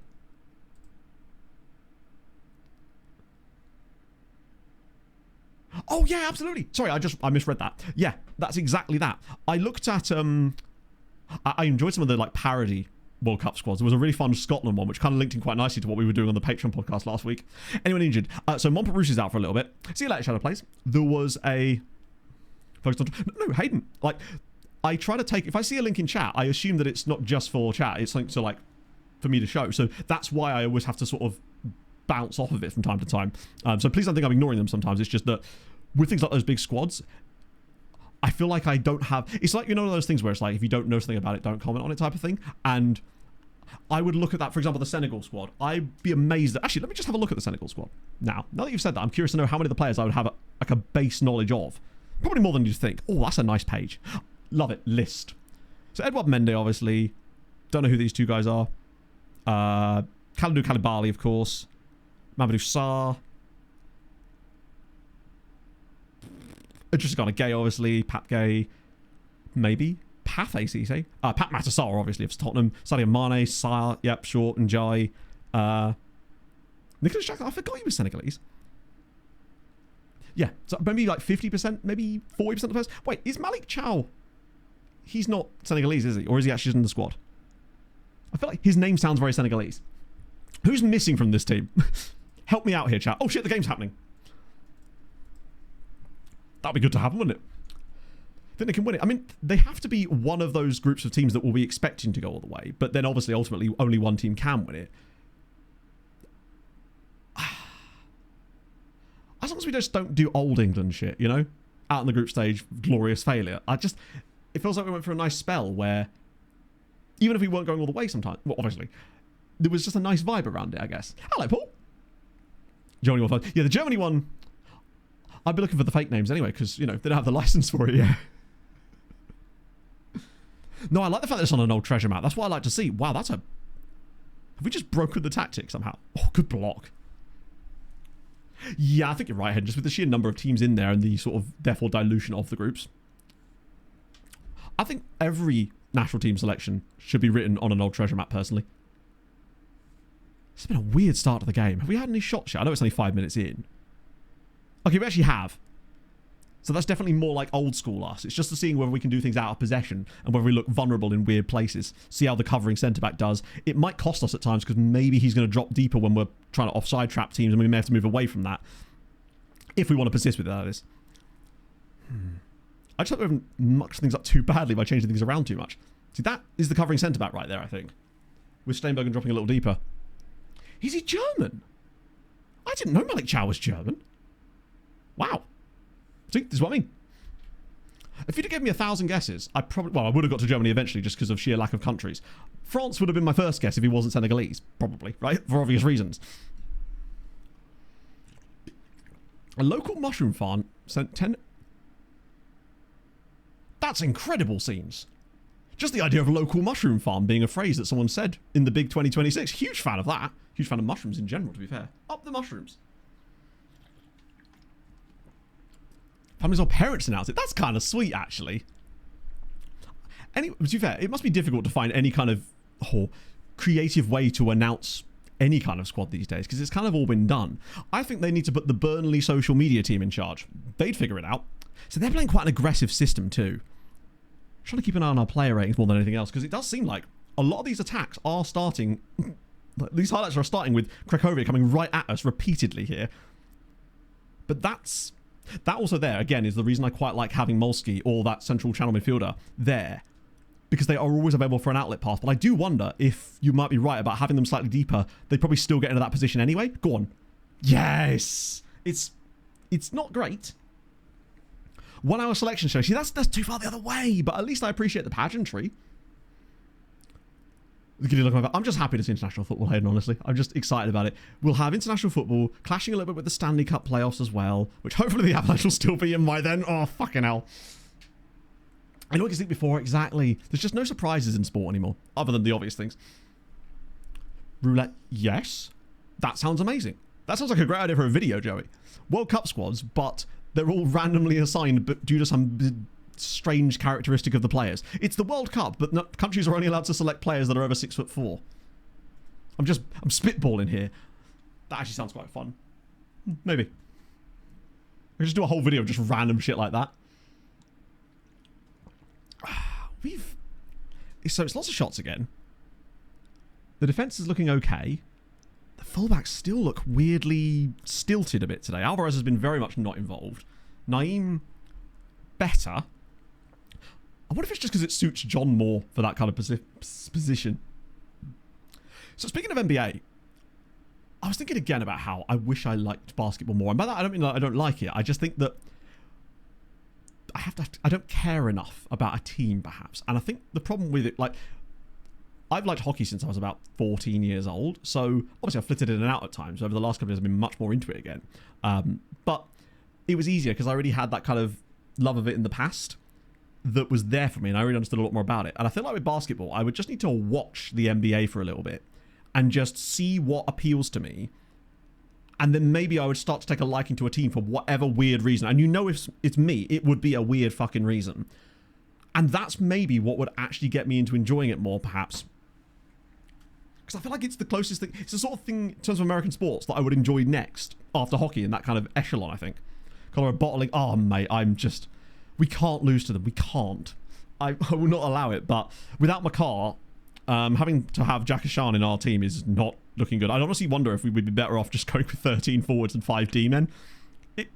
Just pick up the difference a little bit. Headers, absolutely. I mean, he's got a 6.7 in the first half, so he hasn't lost any rating. And we've been okay. I want to just check our pass maps are kind of... Oh, you can't see it.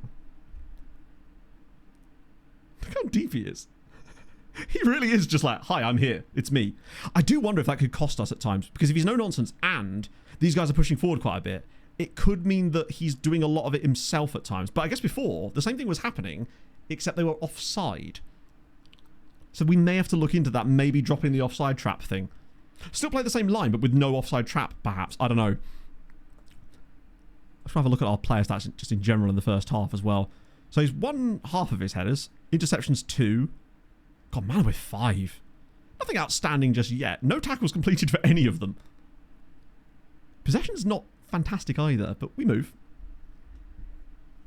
I'm not seeing things I drastically don't like out of us in this game yet, but we have given up a few chances, to be fair. Which is a little concerning. That's the other thing. The 2 a.m. part of it, it's... Thankfully, I mean, imagine that basketball has the same kind of thing as hockey, where they have matinee games and stuff that are on much earlier that you can watch. But, you know, I'm lucky when I do get to actually watch an Avs game. If it starts past about 10 o'clock, I'm like, oh, got to get MLS. I think at least with other sports, I can root for a team more. Whereas with the MLS, I feel like with football, it's always going to be football to me. So I'm just always going to be, you know, Fulham and Ely, baby. I did like a quiz once. Back during COVID, I actually did watch a bit of... I was watching old March Madness games on YouTube while there was nothing happening, because I was trying to get into basketball a little bit more. And I did this quiz. I can't remember what the quiz was or what questions it asked to like help pick a basketball team. And it gave me the Celtics back then. And that was in... This was before they drafted guy who's really good, and I've forgotten. Is it Jalen or Jaden? Something like that? I can't remember the guy's name. But it was... I think it was when he was still in college. Like right before his draft year. Tackle hard on anyone. I don't think we ever had tackle harder on anyone. Oh, Jason Tatum. That's it. That's who I was thinking of. I believe, anyway. Oh, come on, what are we doing? But yeah, I don't think we've ever had tackle harder on any individual instructions. We have get stuck in on the team overall, but I tend to avoid putting it on... Well, they're pretty close. Do you know what? I'm starting to see your point of view with this. Because these two here... Do you feel like... Now that I'm looking at this a bit more, the impact that Molsky's having out of possession is basically zero. Because he's essentially not pressing up, and he's basically occupying the same positions as Gomez out of possession. Because they are in a line with each other, not even off-centered to each other. So I think I see what you mean about having him push back into this little row here, provide a bit more cover here. Obviously not him. He'd slot into there, and then someone else would slot into there. That might actually be... now that I'm seeing it in... Oh, shit. Oh, good save, Marion. Well played, buddy. Fell. Thank you for the 43 months. How are you, sir? Drugs to Guardian. I mean, there's loads of them out there, you know. You can get them prescribed. Larry Bird. I like Larry Bird just because he doesn't look that much like a basketball player, and that's kind of fun for me. What I might do is actually, just for the purpose... I know I said I don't want to do that kind of thing, but for the second half, I might just try it. So, we keep a single DM, but maybe just go for 3 CMs. And have him screen, perhaps? Leave it Gomez as he is. Because he's just not doing a lot, basically, out of possession. And I feel like he's got the energy to get back into those positions in transition relatively quickly. Why was Cinderella so bad at football? I'll give him a full game, obviously. She kept running away from the ball. True facts. Terja, thank you so much for the 63. How are you, sir? Just do that. Tactic working. It's not really at the moment. I mean, hard to say. Like, this game looks better from us, I'd say. But we're working on the defensive side more than anything else, at the moment, at least, to try to improve that, while still not taking our chances, though, unfortunately. Joey, thank you so much for the follow, sir. Who do you support? Only root for one club team? Pretty much, yeah. I mean, it's not so much that. Like, I'm a Fulham fan, but obviously I go to my local non-league, so I sort of consider myself a fan of them too. But I think split allegiance just feels weird. You can try to root for another team, but it just doesn't feel the same, I suppose, is the way I would describe it. It just feels wrong. You can never quite... I feel like I personally can't summon the same level of enthusiasm to root for a different team in that sense. Outside of literally when I'm at Ely City games, you know. Paulo Enrique for a wee little bit. Gomez for Venetti, because why not? Mana's quite tired too, actually. This might be an opportunity for someone like Kwasi to come in. I think they're so tired because of international duty, I'm presuming at least. Yeah, that's the thing. I've kept an eye on Hearts and stuff, and I keep an eye on a lot of the teams that we've managed in previous Building a Nation saves and stuff, especially Wisła this year, just because I've grown very fond of Wisła, even more so than in previous years. And I wonder if it's because they are a slightly more established side than, say, Treaty United were, although they were fun, and Sirens, more in the MTK kind of region. I look out for MTK's results a lot more, I feel like. A second goal would be nice, just to sort of see us want to actually score one of these chances, perhaps, and we do, and it's Coffee. That was nice. Good little assist from Lucinho. Steinbergen's got a good rating in this game too. Okay. I think that last little change there might be the thing I want to put in default for the next game, and then start looking at the defensive line setup a little bit. Because we certainly looked much more like a wood chipper again today. But perhaps if we could just shore ourselves up defensively a tiny bit more, that could help. Because that's a bit more like it. We've actually overperformed XG for once, which is a rarity. Like, I have soft spots for teams in a lot of countries. But mostly because of FM saves. I think there's very few teams that I care that much about that I haven't had some kind of connection to in FM, pretty much. Yeah, I think that's the other thing. You're right, the overlapping centre-backs are getting a bit more license to move because they've actually got someone who's willing to sit there and just do the basic stuff, basically. Be the adult in the room in many ways. And it might allow them to have more of an attacking effect on the game. Now, I think if that's the case, we'll have to be careful that they are not shooting more than they should be. Because the last thing we need is those two taking pot shots all the time. They need to be handing that ball off and being creative. Coffee looks so good there. God, he's really good there. I think Naeem, if he wasn't so tired, probably would have been able to do that too. But it will give us more overloads. But look at Kwasi Pud. Go on, Pud. And now he's got... Oh, look at this. Beautiful. John into the inside spot where he's exactly supposed to be. Okay. That feels better. Far and fun games. Do you think that by watching, Thomas, though, you'll start to sort of almost accidentally start to root for a team, and then that love grows, and that's sort of how you become a supporter. If you don't have the familial roots or the local roots, then I guess how else are you supposed to become a fan of a team, right? It's usually for some weird reason like that. For me, it was just watching Fulham on the Premier League with Des Lynam. Both of our wide centre-backs have contributed, our overlapping centre-backs have contributed either an assist or a pre-assist, like a hockey assist today. We're still giving up quite a few shots. God, I wish the shot map was back.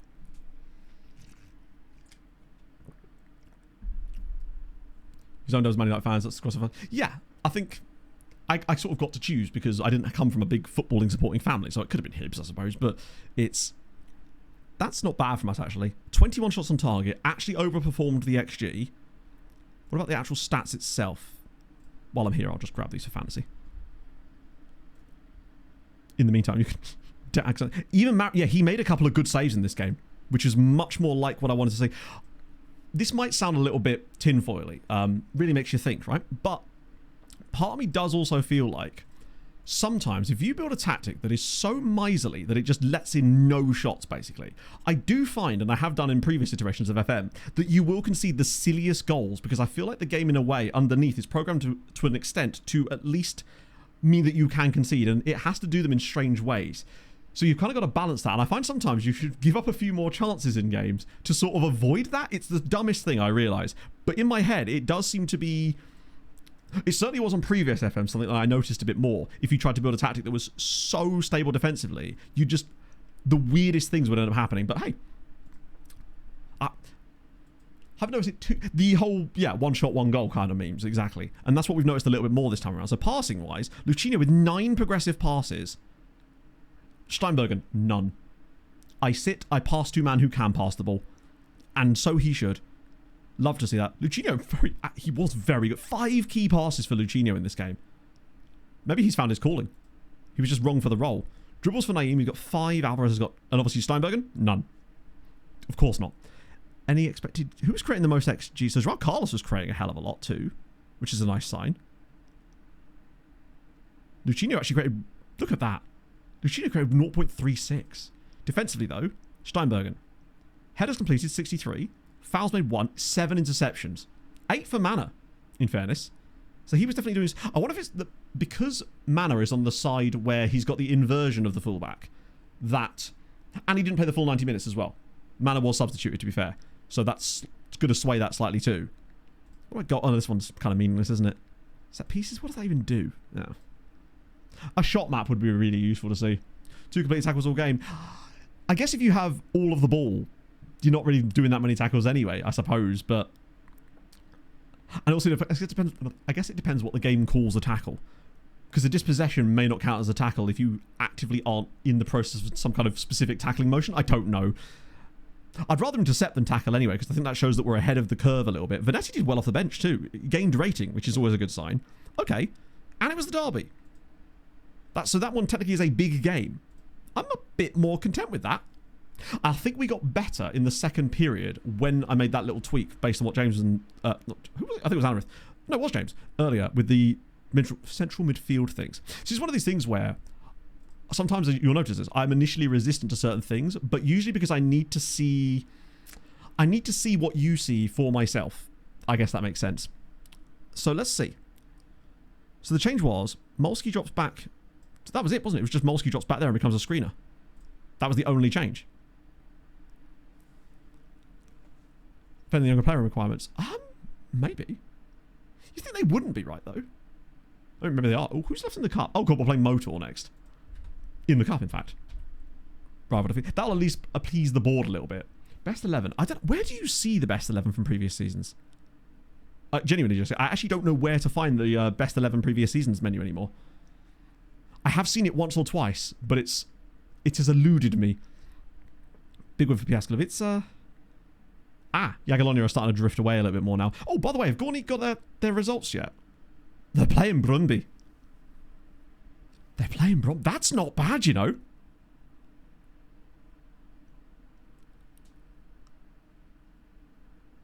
Oh, so you can't even go find it anymore? Good lord. Look at this. Man United versus Olympiacos. No, yeah, it is Olympiacos. Gornik Brumby, although I think they'd play Man United though, wouldn't they? And then Monaco Twente, Elfsborg BVB. Oi. Do we play Gornik again this season? We do not. So in a way that's kind of good because we'd sort of be tempted to throw potentially just to boost their rating a little bit, I guess. Gomez is now... The problem is trying to isolate exactly when... Oh, I see what you mean. You think because he's now getting into that spot, it's affecting Gomez a bit more. He's still having... Oh, he's just not scored a lot, but he's getting the chances. But before he was taking them. Now he's not, which is interesting. Form. Right. I guess now the problem is trying to pinpoint when that came in. It's annoying that you can't say... Oh, no, hang on, you can. And then... Oh, why can't you say all competitive competitions? That's silly. I'm trying to think when we made that change. Oh, it was after the Basel game, wasn't it? I think. So, Southampton was there, roughly. And he scored twice since then. His XG in games has certainly drifted. Oh, he had some good XG against Southampton. Had a lot against Pogon. Still only scored 1 goal. It's certainly interesting when you consider how good he was for the first half of the season. So maybe part of the problem... Because I don't want to change his position, because I think him being offset still works. Just because otherwise it makes the middle of the defend... It makes that channel midfielder worse, because they're interfering with each other then. But maybe the role is now more of an issue for him. Maybe we could have a more out-and-right striker, so he's stretching the play a little bit more. He's left-footed. But if I put him on the left side, I feel like it might cause him to interfere with Alvarez when he's cutting in narrow. But now, maybe we could try offsetting him to the left this time around, now that we've got more support on the right. I'll have to refund your points now, Jesse, if we actually can't find that menu existing, sadly. Yeah, let's try the opposite. We've got games to try it in, and particularly with the extra games we got because of the Cup. Nepal. But that's certainly one to keep in the back pocket, I would say, as an idea. Oh, that team is small. In fact, most of them aren't even at clubs, unfortunately. But they're there, and that's the main thing. They are currently 197th in the rankings as well. Because, why does it always default that? Oh, it's not quite bottom. Oh, of course, this still only shows... Wait. I hate the fact that it only shows the world rankings for the continent of the nation that you click to the world rankings page off of from here. And the filters don't work. So there are lower ones, but that's... Oh yeah, the Europlayer, of course. Catalan signed a new contract at Real, but he doesn't actually play for them as much as you'd think, which is very strange. So European Championship qualifies, so we should know the answer because it's single-legged, isn't it? Right, so who's in it? Greece, the reigning world champions, are in. Wait. Bosnia are in, Netherlands are in, and Switzerland beats Scotland. So there we go. I think that is now the final lineup for the Euros in the summer. Which obviously the groups will be drawn on the 8th. Oh, there you go, on the 10th. So we'll actually know who the groups are going to be very soon. In theory. But yeah, Catalan, the last time I looked in on him, he hadn't really played a great deal for Real this year.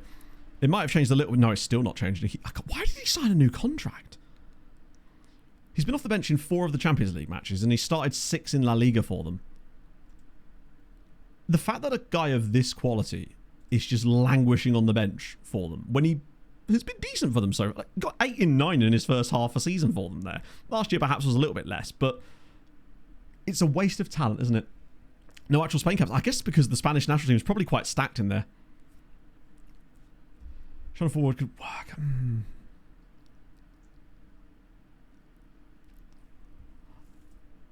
It's definitely... It's tough. The thing is, though, in the next match, we'll obviously be looking out for the midfield structure, but we can also be keeping an eye out for the way that Gomez moves to see if there are any things that we could immediately change about him that might perhaps make him work again as... Shit, Yakaloni have won again. When are Gornik actually playing their game against Brum? Oh, they're on the 10th as well. Nice. The fact that Spain didn't even qualify for the World Cup, I don't really understand. I know the Euros are balked because it was getting a load of third-place teams to qualify, like way too many third-place teams for it to ever be correct. But on the plus side, that's how Andorra reached the Euros. If you missed that, Andorra are going to be in the next Euros. Unless it fixes itself right at the very end. It said that they'd qualify for the Euros because they finished above Scotland. Should I just manage Andorra at the Euros instead of Poland? if we get international management into the game properly by Tuesday's stream. Because if so, I'd be more tempted to manage Andorra than Poland, honestly. There'll be loads of other Euros and World Cups for Poland. Andorra might just get only one. That's a big win for Vichester. Hey, Lecker off the bottom now. That's, that will be more fun. To be fair, their squad's probably better because they do have quite a lot of Scourge players because of FC Andorra and various other teams down there. So I'll be willing to bet that most of them, because if you recall, we had a couple of really good Andorrans at the start of the save, like Ilian Rodriguez. He was a Scourge guy, technically, because I think they spent some time in the third tier at that point. Yeah, they do profit from them because they have teams in the lower leagues of Spain, and there's just a chance that Spanish players are going to...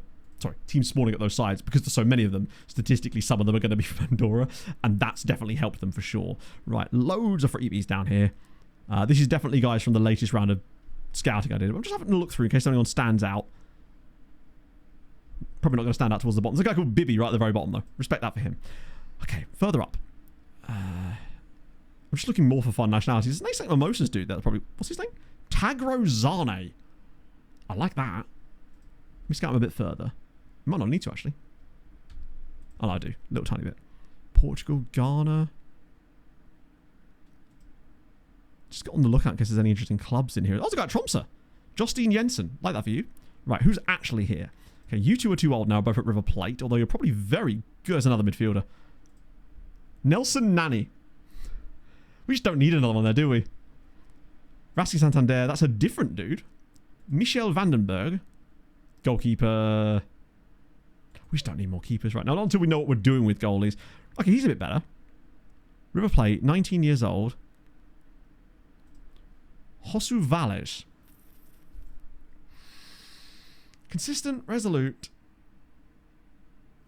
He's not bad. Santander, probably. I mean, technically, no. Maybe. Basically, they spent a season in the third tier, and we believe that's why they've got some quite good players. I nearly signed one earlier, because we saw, oh, second tier's fine. But I think they probably are, for certain players. We have to see what year they started. Because if you look at them and they can see those... if you can see, basically, that they've played in the third tier and that player's played for them, then you can kind of assume that they were, unless they came through before that, basically. Well, there was the case with the Canadian spying scandal with football, wasn't there? I believe. And I believe Andrew said that the person that was involved in that now manages in New Zealand. I might be wrong. Joshua Valles. I mean, is he... Yeah, it's very different scenarios. I just really do feel for Hull City more than anything else.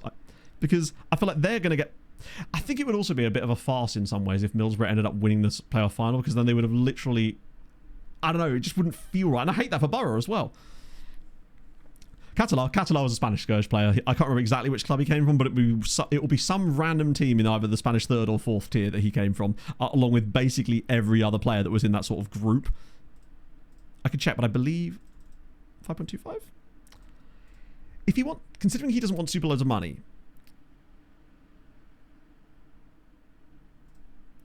I think I'm tempted. Strikers, I think, are so much easier to go loan farm hunting because they are just... It's more clear exactly what you're looking for with them a lot of the time. Right. Did I actually bid on him? Oh, I did. Okay, cool. Bev Priestman, yes. Oh, that's funny that she was actually spying on the New Zealand women's national team and then ended up getting a job in New Zealand. They went, hey, you did that for us. Great New Zealand accent there, Andrew, as I'm sure you'd agree. Incredible. Incredible. What was that? It's got worse. It's from all those New Zealanders that have just moved over from South Africa. It's a very specific dialect. You wouldn't know it. He's Argentinian. So we can probably lock him into something crazy like that, right? There we go. Never do that again. I'm afraid I can't promise it. I'll do my best. That's not true, I won't. Be rude of me to do my best. No one expects that of me. Doesn't have to be finished, just has to be perfect. That's my new rule. That, I guess, with the league striker, I guess, particularly in a really specific... I forgot that Dinamo Zagreb were in the quarterfinals of the Champions League. Shout out to them. That's at least a cool story. Yeah, the Osakiwi.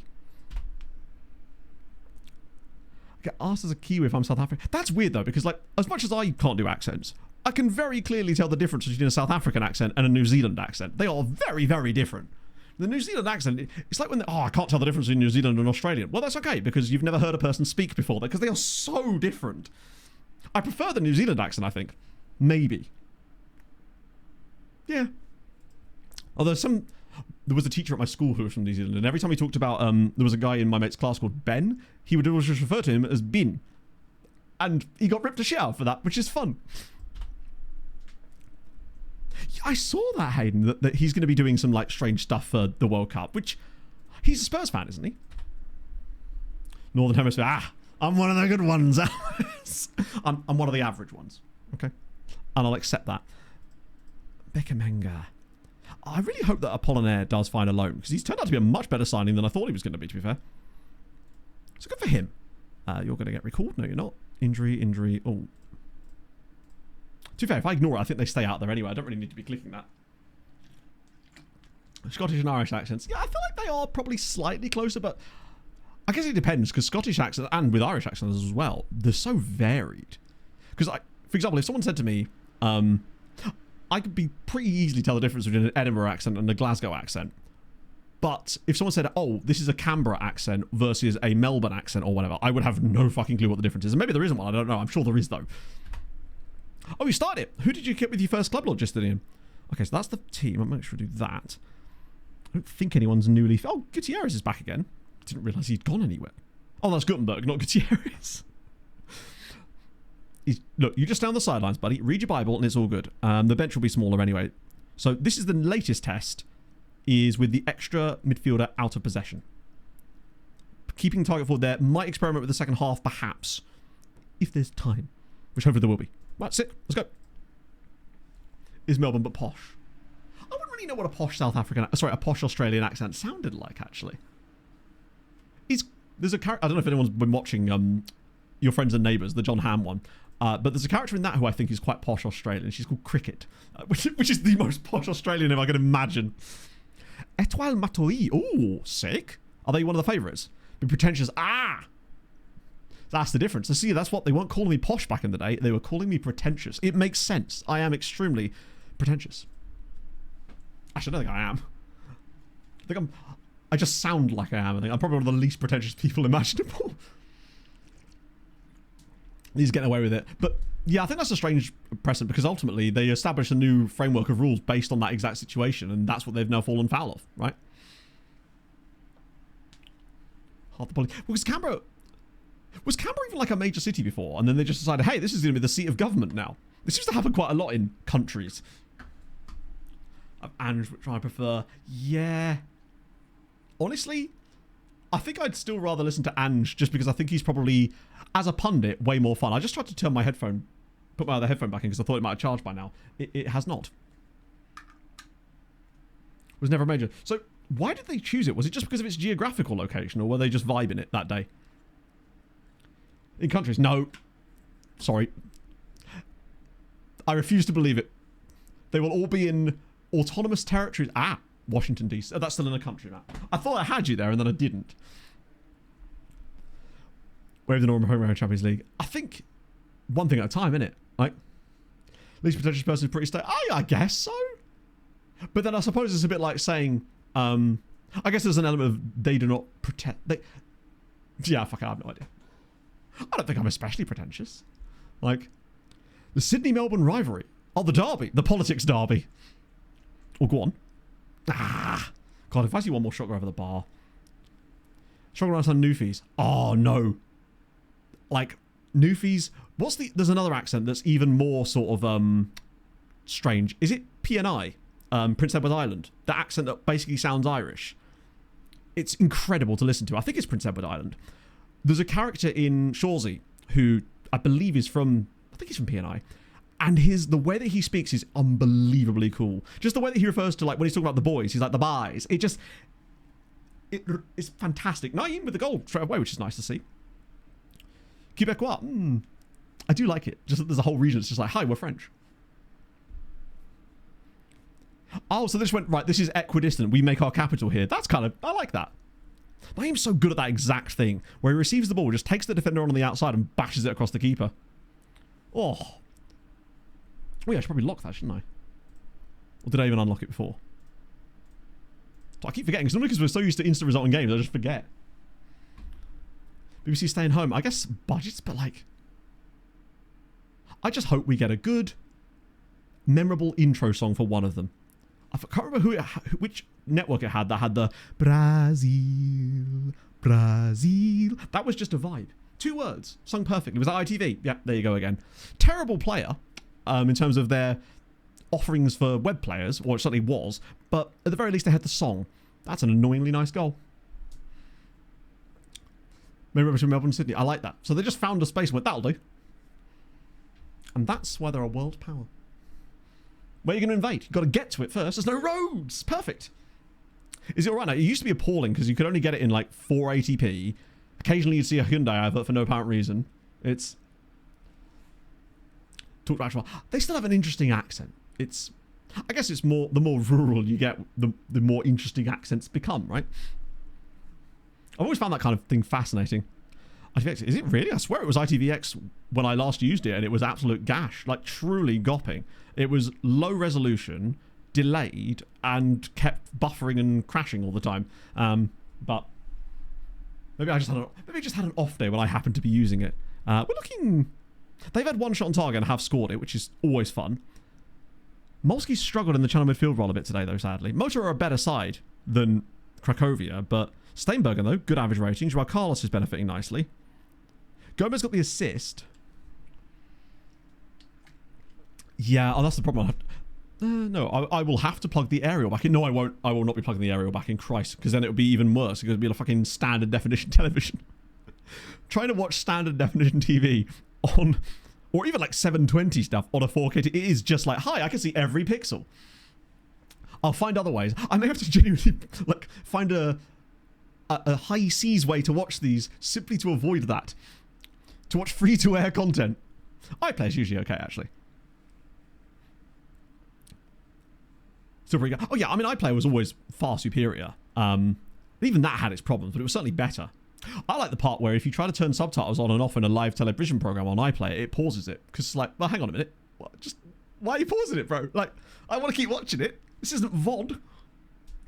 Hello, Gato. Hackers took your Microsoft account. Oh, shit. That sucks. But if you managed to sort it, that's the main thing, man. So congratulations to being back with us. I'm sorry that you had to go through that. That sounds awful. I must be, even if it's like one of those things you're not super bothered about, although I imagine with a Microsoft account, I imagine you are, it must be like weirdly violating as well to have that sort of thing happen. I think we've all probably suffered some kind of hack at one point or another in our lives. It does just kind of, it's just a bit shit, innit? I remember losing my Facebook account when I was about 17 and that's, oh, look at that! No, we haven't won another Champions League. We have had our 3rd successive season of being knocked out of the round at 16 in catastrophic circumstances.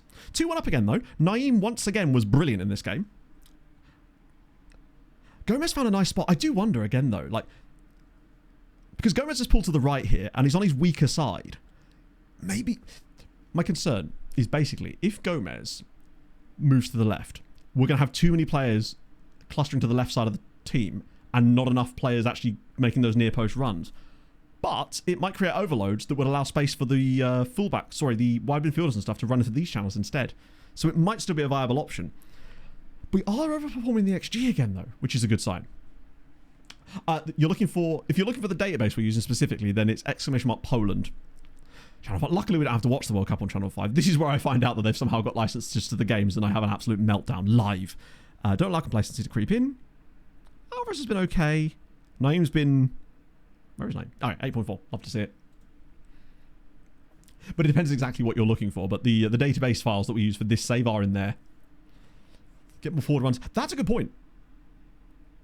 Because I don't mind the idea of actually creating that overload. I think he'd need a different role to go with it, perhaps, though. I think I'd want him stretching the play a little bit more if he's going to play on the other side. But then it would allow for, I mean, I guess Jens or Paulo Enrique to maybe make those runs forward. Kind of like he did in the game against Basel. Oh, go on, Kowalski. Oh, off the bar. Go on. Yes, that's offside, I think. No assist, indeed. It hit the bar. The bar got the assist. I mean, I assume it does, but I don't really watch television. That sounds pretentious. You're right. Maybe I do. Maybe I am pretentious. I just don't. There's never anything on there that I really want to watch most of the time, so I just don't. Did they really have the rights to the Conference League? Wow. So is he onside? Oh, yeah, he is onside. It's just whoever this is here, which I'm assuming is Gomez, is massively offside. Yeah, the defence... Like, to be fair, the goal that Motor scored was almost all of the XG that they've had in this game. So we've kept them quiet, which is a good sign, against quite a simple system that we're going to come up against quite a lot, which is probably a good thing. And I don't think Marion could have really done much about the goal. It's a really good strike from very close range because our defenders got passed through for once, because the team was patient with us and bided their time. But it's the only time they've managed to get that going in the entire match. So while it is still one shot on target, one goal... Oh, here we go. Gomez again, but he's on his left foot this time. Do you see what I mean about how... Yeah, I know what you mean now. Because the problem is with that, he's having to switch over and open his body out, which is good, which is what I wanted from the role. But it does feel like a lot of the time, he's probably not going to get the chance to do that. It's a great run, though. What a pass from Naeem. It's rare that he's actually going to get the opportunity to open his body out and get it back onto his left foot to slot that home. But he's played really well today. Ironically, just as we were... Maybe we don't need to change him. Like, it might be that the midfield situation has actually sorted itself out and it's allowed more space for Gomez, because he has been chefing today. Molski's been a little bit non-existent today. Talking about, I guess he is sort of doing it. Yeah, it's... I'd be willing to make another change elsewhere before I'd see if he could do it in another game. Like, if he put in another performance where he's creating loads or receiving loads of chances and taking them, then it's basically just been him. Look, Naeem assists Gomez. Gomez assists Naeem. Naeem assists Gomez. Lucinho does the thing. And then it's back to these two again. If they do it one more time, I'd start to suspect that is the right side of midfielder getting involved a lot? Or is he being played out the game? Not even the right side of midfielder's getting involved. 7.4 for him. Steinbergen, that's far too far up the pitch, buddy. Get yourself back there. Oh, hello. Oh, hello. Oh, wait. He's still got it. Go on, Joao. Oh, it's a goal. I mean, that is a really soft-ass goal. Joao Carlos bangs in our 5th of the game.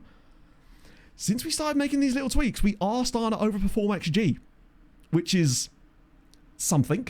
Whereas before, it feels like we'd have a good shot volume, good stuff, but we would miss these chances. But now, all of a sudden, we seem to actually be... Oh, but this is just pure fluke from the goalkeeper being an absolute mess. But I love that Steiny tried to play that ball over the top. That was nice. Brave. I might get someone else on for Molsky for a bit, see if it's just him having an off day or whether the role is an issue. Ah, he's complacent. Let's get... Dushan, my guy. Alvarez is absolutely knackered. Wait, he's John on the bench? Shit. Right, Naeem is tired as hell, but I would just need to protect him. I'm going to bring on Akbash, because I just want to see what he looks like in this system. Of course he's complacent. Silly man.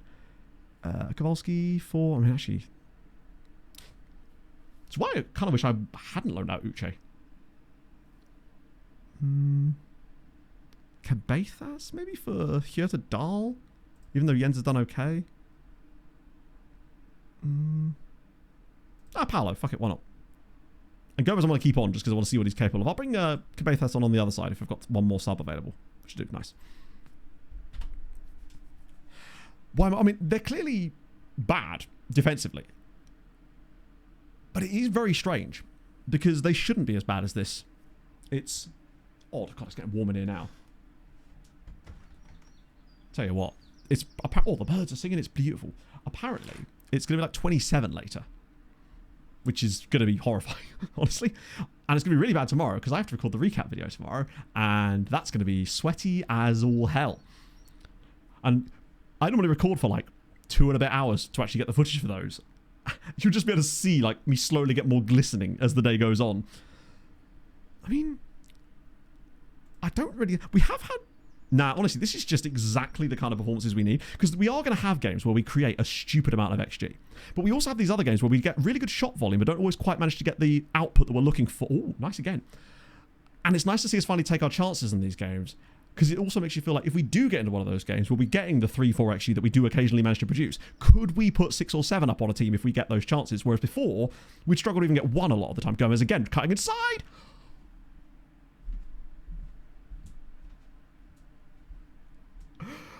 Oh.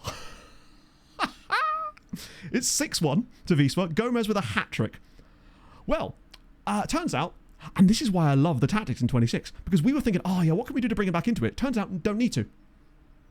We don't even... This is what I was on about, where it shows you the fucking shot before the corner that you score from. I don't need to see that. I've just seen it. FM, this has been a newer bug, but that's a hat-trick for Gomez and an assist. And another assist for Kowalski as well. I'll say another one. This is first of the... Wait, did it not credit him? I think it will credit him. But that's nice. He's immediately wiped out a lot of that XG debt in a single game. If he was to continue to do that, Obradovic, yeah, he's actually not lost any rating, I don't think. He's just not gained any either. He looks a bit in that role. Like, he's not influencing the game anywhere near as much as he was before. Gomez has dropped a 10 out of 10 rating, though. Captain Go... Oh, my goodness. Is this the beginning of the Marussia climb back? That's much more like it from... God, look at the domination. I'll just grab the fantasy points. And then we can have a look at the statistics again, see if there's anything that stands out about these guys, considering we didn't make any changes mid-game this time. So it's a much more rounded view of it, I guess. Like, it's a nice sample size for once. See that, Mushroom Man? Which stats? Cool. Rewatching Goofy Movie. See, it is just a I don't like a lot of Disney films, but... Oh, don't tell Apocalypse, but I do quite like the Goofy Movie.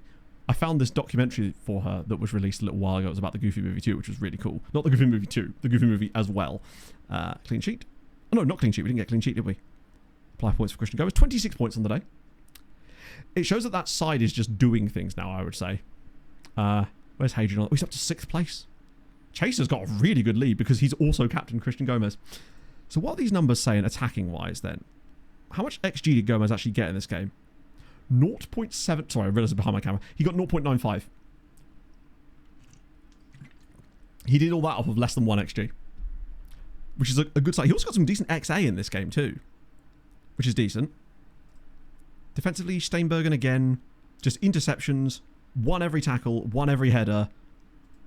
Let me guess, no keeper. Oh, he got 4 progressive passes this time. Guess it's a weaker opponent. He's doing the simple stuff. It's good. This is my sanity. In it. That's one thing I would, yeah. Don't know if I'd be, how up for that I would be. But I suppose you got to, right? Parents' gift. 42% cross completion. I think that's a cross completion. For Anwar Naeem. Mano's still progressive passing out the wazoo. Akbash managed to get 3 in only 18 minutes on the pitch too. What about the left side? So not a lot of progressive passes. Did get some key passes. And obviously Naeem played on the left towards the end as well. I do wonder if a right-footed left wing-back would be better in that role. Because if it were asking him to be cut inside all the time, maybe they would flourish there a little bit more. Yeah, I wonder what the problem with Molsky there is. Because he's running the channels allegedly, but... where he's running to? Oh, shit. I've just yelled at them after a 6-1 victory. That was a bad idea. Note to you guys, don't yell at your team when they've won 6... I love that some of the players even positively responded to that. Another win for... Oh, it's the cup final. We're okay. Not the cup final. Cup semi-final. Maybe he just loves the cups. That's the thing, yeah. Stop being so complacent. Although, to their credit, we did actually score 4 goals in the second half. So, not a huge amount of complacency there. So, Molsky. We've got to think... Okay. This is my theory. I wonder if it's because Molsky isn't really the guy for this role at all. And I think Molsky's probably better being one of the wider guys instead. And maybe next game we try Obradovic in that role from the start of a game. Oh, God. And then Molsky can play in one of the 2 wide midfield positions instead. Because I feel like he's been better when he's played in those roles.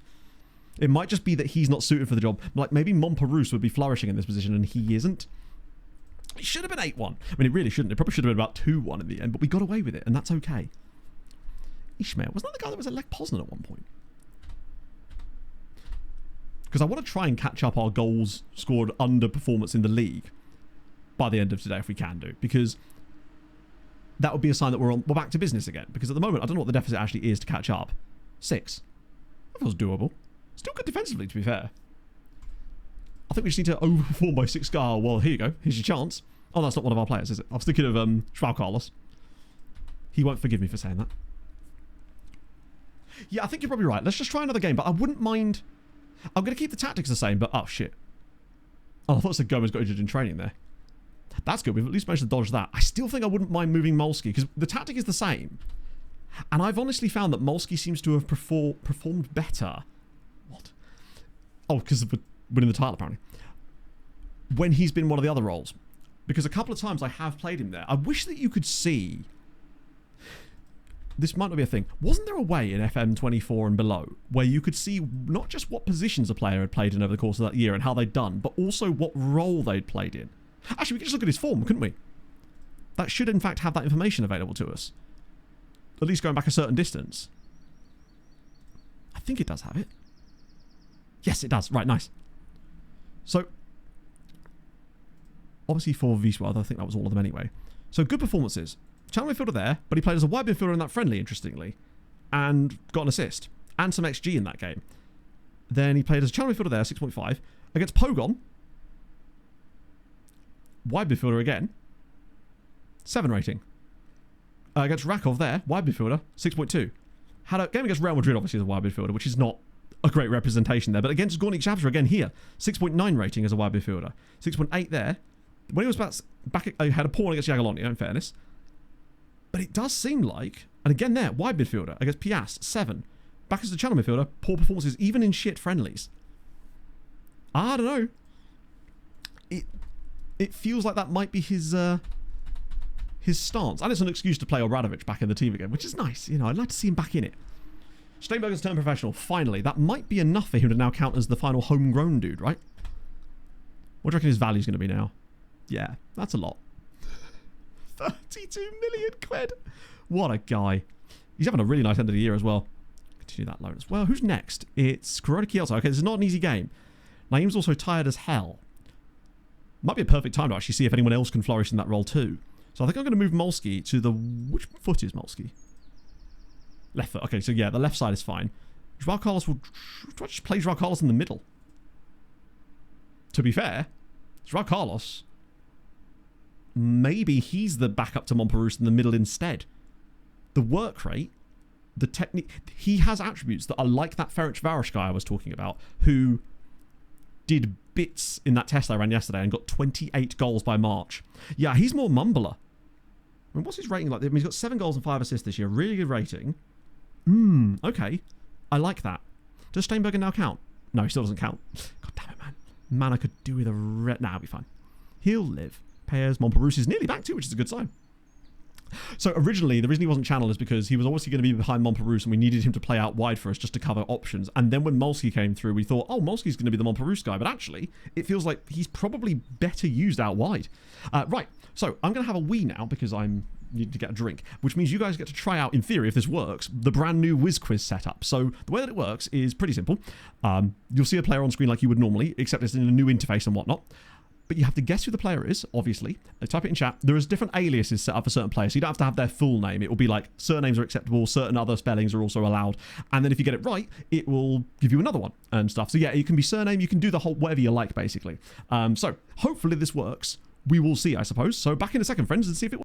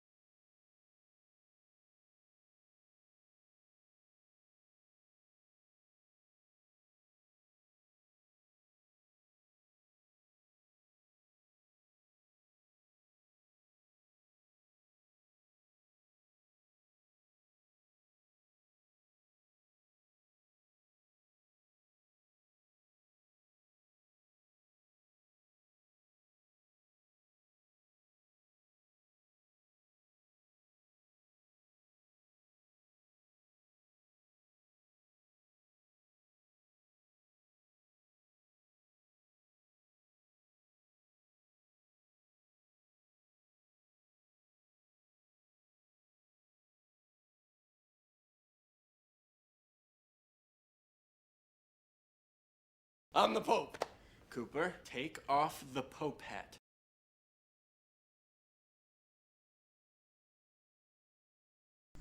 You managed 5. Not a bad run. Not a bad run, friends. Well done. So there we go. I don't know. Hopefully that worked properly. It looked like it did.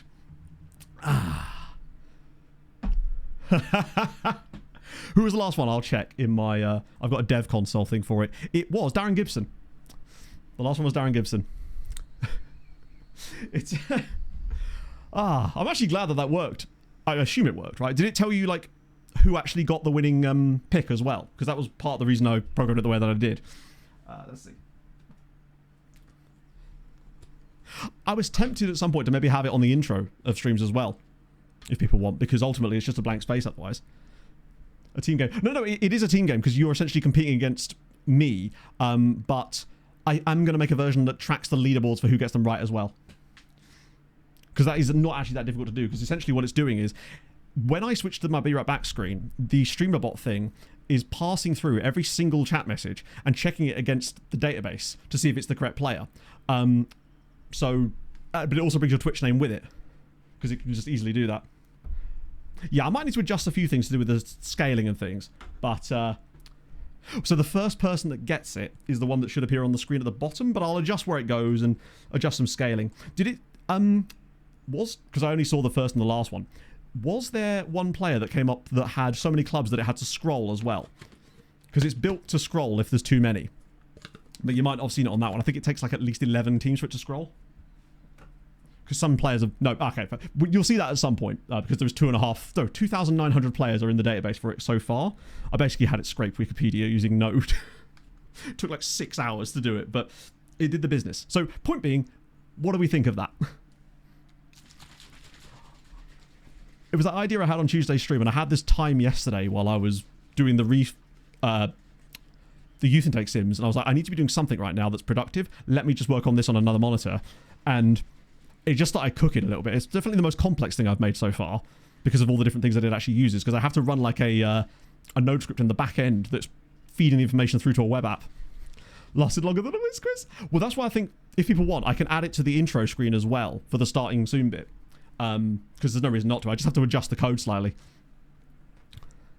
But I could build a leaderboard into it too, so at the end I can press a button and it reveals who actually got the players, and I don't know. But yeah, I just thought it'd be fun, something I could make, and that's not unique, but I don't think many people have that, I suppose, right? I've always wanted to do something like that. Let's see. Yeah, we've already decided on this, haven't we? So let's go. No changes. Oh. Not bad. Also, I have Holy. Is John ready? I think he's... Yeah, he probably is, actually. Good shout. Got my Holy. I actually can't wait to show you guys the stuff that Holy sent me for next week as part of their new their like relaunch of some products and stuff as well. I guess Gutenberg to the bench, because there's some dope... Oh, he's unregistered, of course. Because there's some dope stuff in there. Just some cool flavors and things in general. Get Payers back in the bench. Actually, I might just put Monperus back on the bench preemptively, because he's going to come there at least. Hello, Harv. Naked catchphrase every time. Don't give me ideas. Cola Koala is goated. I've gone back to it again today just because it is my favourite flavour, like unironically. I brought some blue raspberry up. I've got a second, Mr. President, Holy canister with me today. I'm trying to be taking this seriously because I realise that now that I'm running before streams and then having creatine afterwards, I need to drink even more water. And I'm not. I don't drink enough water even on stream. Hydrate channel points. So that, for the Lore Masters, the hydrate channel point thing is the reason we used to have Hulk yoga. That actually came from the original like default Twitch thing of hydration. Ah, yes. But yes, as usual, thank you for supporting the Holy project. It's been really, really awesome, and I'm glad you guys are still on board with it and still buying stuff from them, which is awesome, because it is genuine. Well, I would drink this regardless of any sponsorship, honestly. And when it inevitably ends, I will just keep drinking this, because this Cola Koala is goated. Like, genuinely, it's fantastic. It's my favourite by far. It took me a little bit getting used to, because ultimately it does taste like cola, but obviously because it's not carbonated, it does taste a bit strange at first because of that. But I've actually really come to enjoy that. No, I turned them off half, although I am thinking, because a lot of the stuff I did for the Whiz Quiz thing you just saw, the back end of that, not the back end, like the middleman with that is all built in StreamerBot. It's doing like a fetch URL thing that checks things, and I had to build some quite complex stuff in StreamerBot that I'd never done before, and it actually got me to learn about how to do certain things in there that I didn't even know were possible. So I actually have an action in StreamerBot at the moment that triggers a separate second action, which is the thing you see, because it needs to check what screen it's on. Subby But there's no time. other way to do it otherwise. Alaz, thank you very much for the 3 months, sir. And Xavi Rocha, thank you very much for the follow. I must have missed that while I was in the bathroom. Oh, welcome in, CJ. After the Malta save, welcome aboard, friend. I love it when the bodies get to come over and it's the first time. Welcome aboard. Don't let half perturb you, but that's fine, because if you've been watching the VODs, you'll have seen his heinous shit in the chat anyway. It's never a true surprise to people. Oh, Malsky, imagine he scores straight away here. Cool.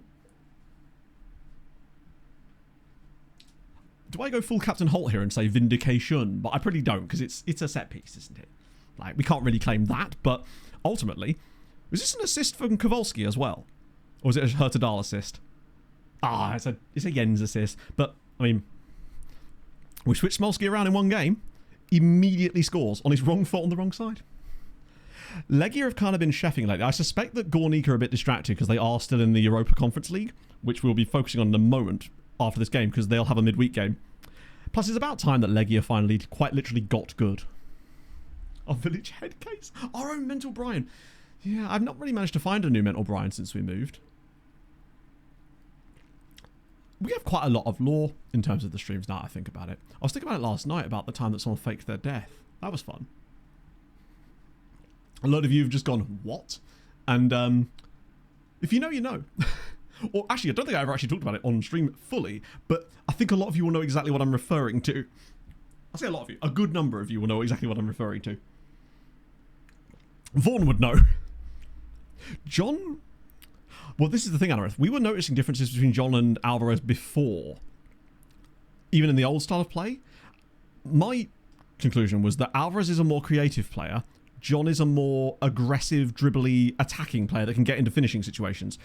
So I think the problem with putting Alvarez in this role is that when he's there, he's not really equipped to make the right runs. We'd have to do a comparison after the game of their attributes and see whether we can figure out what exactly is that is holding Alvarez back. But that's my opinion of it anyway.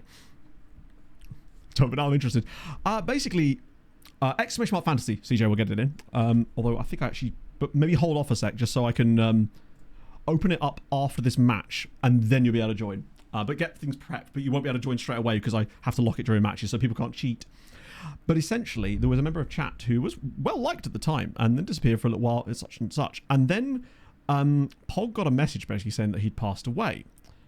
And it basically, and lots of things happened. We talked about it on stream. And other streamers who he was even more perhaps sort of common in their chats, one of them, who I won't name, not for any particular reason, just because I don't want to bring them into it, basically even set up like a GoFundMe for his family and stuff. And it turned out that he was in fact very much not dead. So there's that. And So I sort of tell tried the to claim slop that donkey to sack it before he I was give him a hacked. tonk in a tradesman's entrance, Except and have I to was lick suspicious the from the very yarbles. first second. And that, well, Mike was involved in this too. He knows what I'm talking about. The reason that we were suspicious, or I was extremely suspicious, and actually called it to Pog the second it happened, was because the original message to her started with "Hey M," and not "Hi Discord name" or Emma or something, because it was supposedly from a relative of this person. To me, it seemed overly familiar, and they'd forgotten to remove that kind of familiarity from the message before and then they edited it. And I thought that set off the alarm bells in my head. Well, I mean, there is that chance, CJ. To be fair. That was, yeah, a little bit leafy, yeah. It was a strange situation. But I hope they're doing well, honestly. I really do. Good money maker, yeah, I suppose so. Yeah, it's just Twig with Daz. Yeah. This was a while ago. This was back in maybe 2022? It was during the summer, I remember, because I remember when Pog told me about this, I was stood in the kitchen cooking pasta. And I just immediately just looked at him and went, nah, mate. But, yeah, there you go. It's just Kev faking his death. You'd never believe it. Rumours of his demise have been greatly exaggerated. She's the Mark Twain of FM. Disappearance doesn't make... Well, oh, yeah, exactly. It's... And because at the time I sort of had to take it seriously, right? Because you need to, and it hit me hard because I'd hate to lose any of you. Like, in terms of that sense, obviously people aren't viewing it. Well, that's fine. That's not what I mean. Then you're welcome to it. No, what I mean is like, oh god, that sounds so terrible. I only care about your lives if you're actively engaging in my content. Just so we're clear. That is, of course, the opposite of what I think. And what I'm trying to say is that, like, I just want you guys to be healthy and happy, you know? That's true. I am a money whore, as you know. You don't get to be a millionaire streamer like me and have rows of geese lining up to be, I don't know, photographed by me for nothing. Speaking of, Pog and I are going to a wetland trust thing. This sounds even more worse at the weekend, because it turns out there's one like really nearby that I think was one Inferno told me about, called Welney, and apparently there could be goosies. Rip lurkers, yeah. Sorry, lurkers. I hate that it's come to this.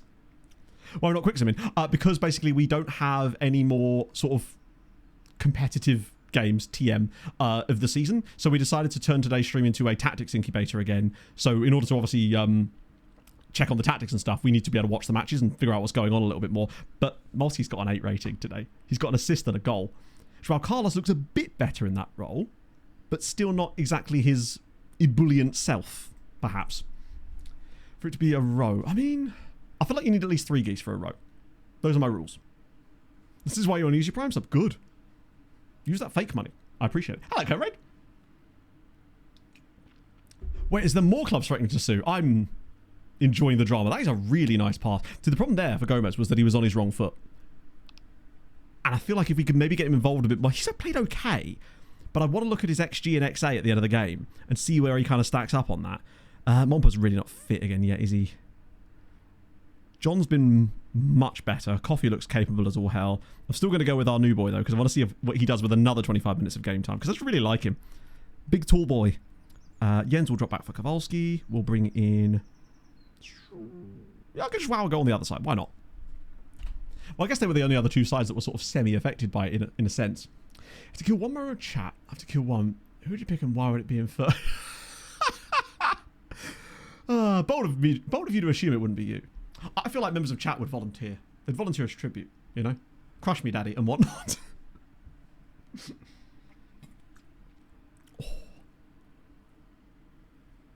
Also, are they really? I like it. Everyone's involved.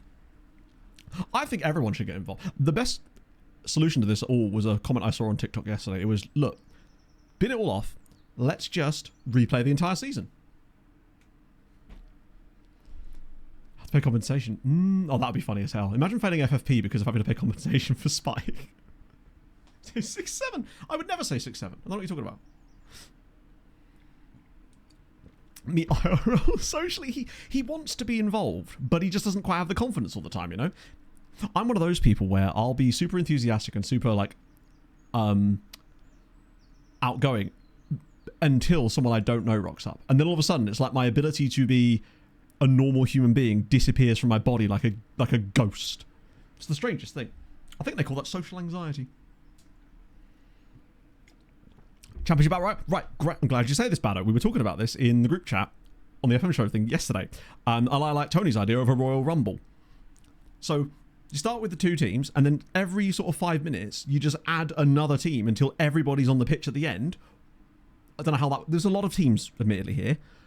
But you hit... The idea is correct. I feel... Oh, God, Molsky again. He's actually been man of the match today, which is brilliant. We make a tiny tweak to his position, and he puts in a man of the match performance.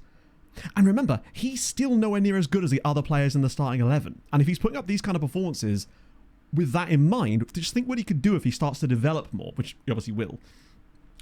Hello, One Ring King. Intake was a bit... Yeah, we got a 4-star goalie who's actually potentially quite good, but not quite on the level of some of the guys we've got recently, basically.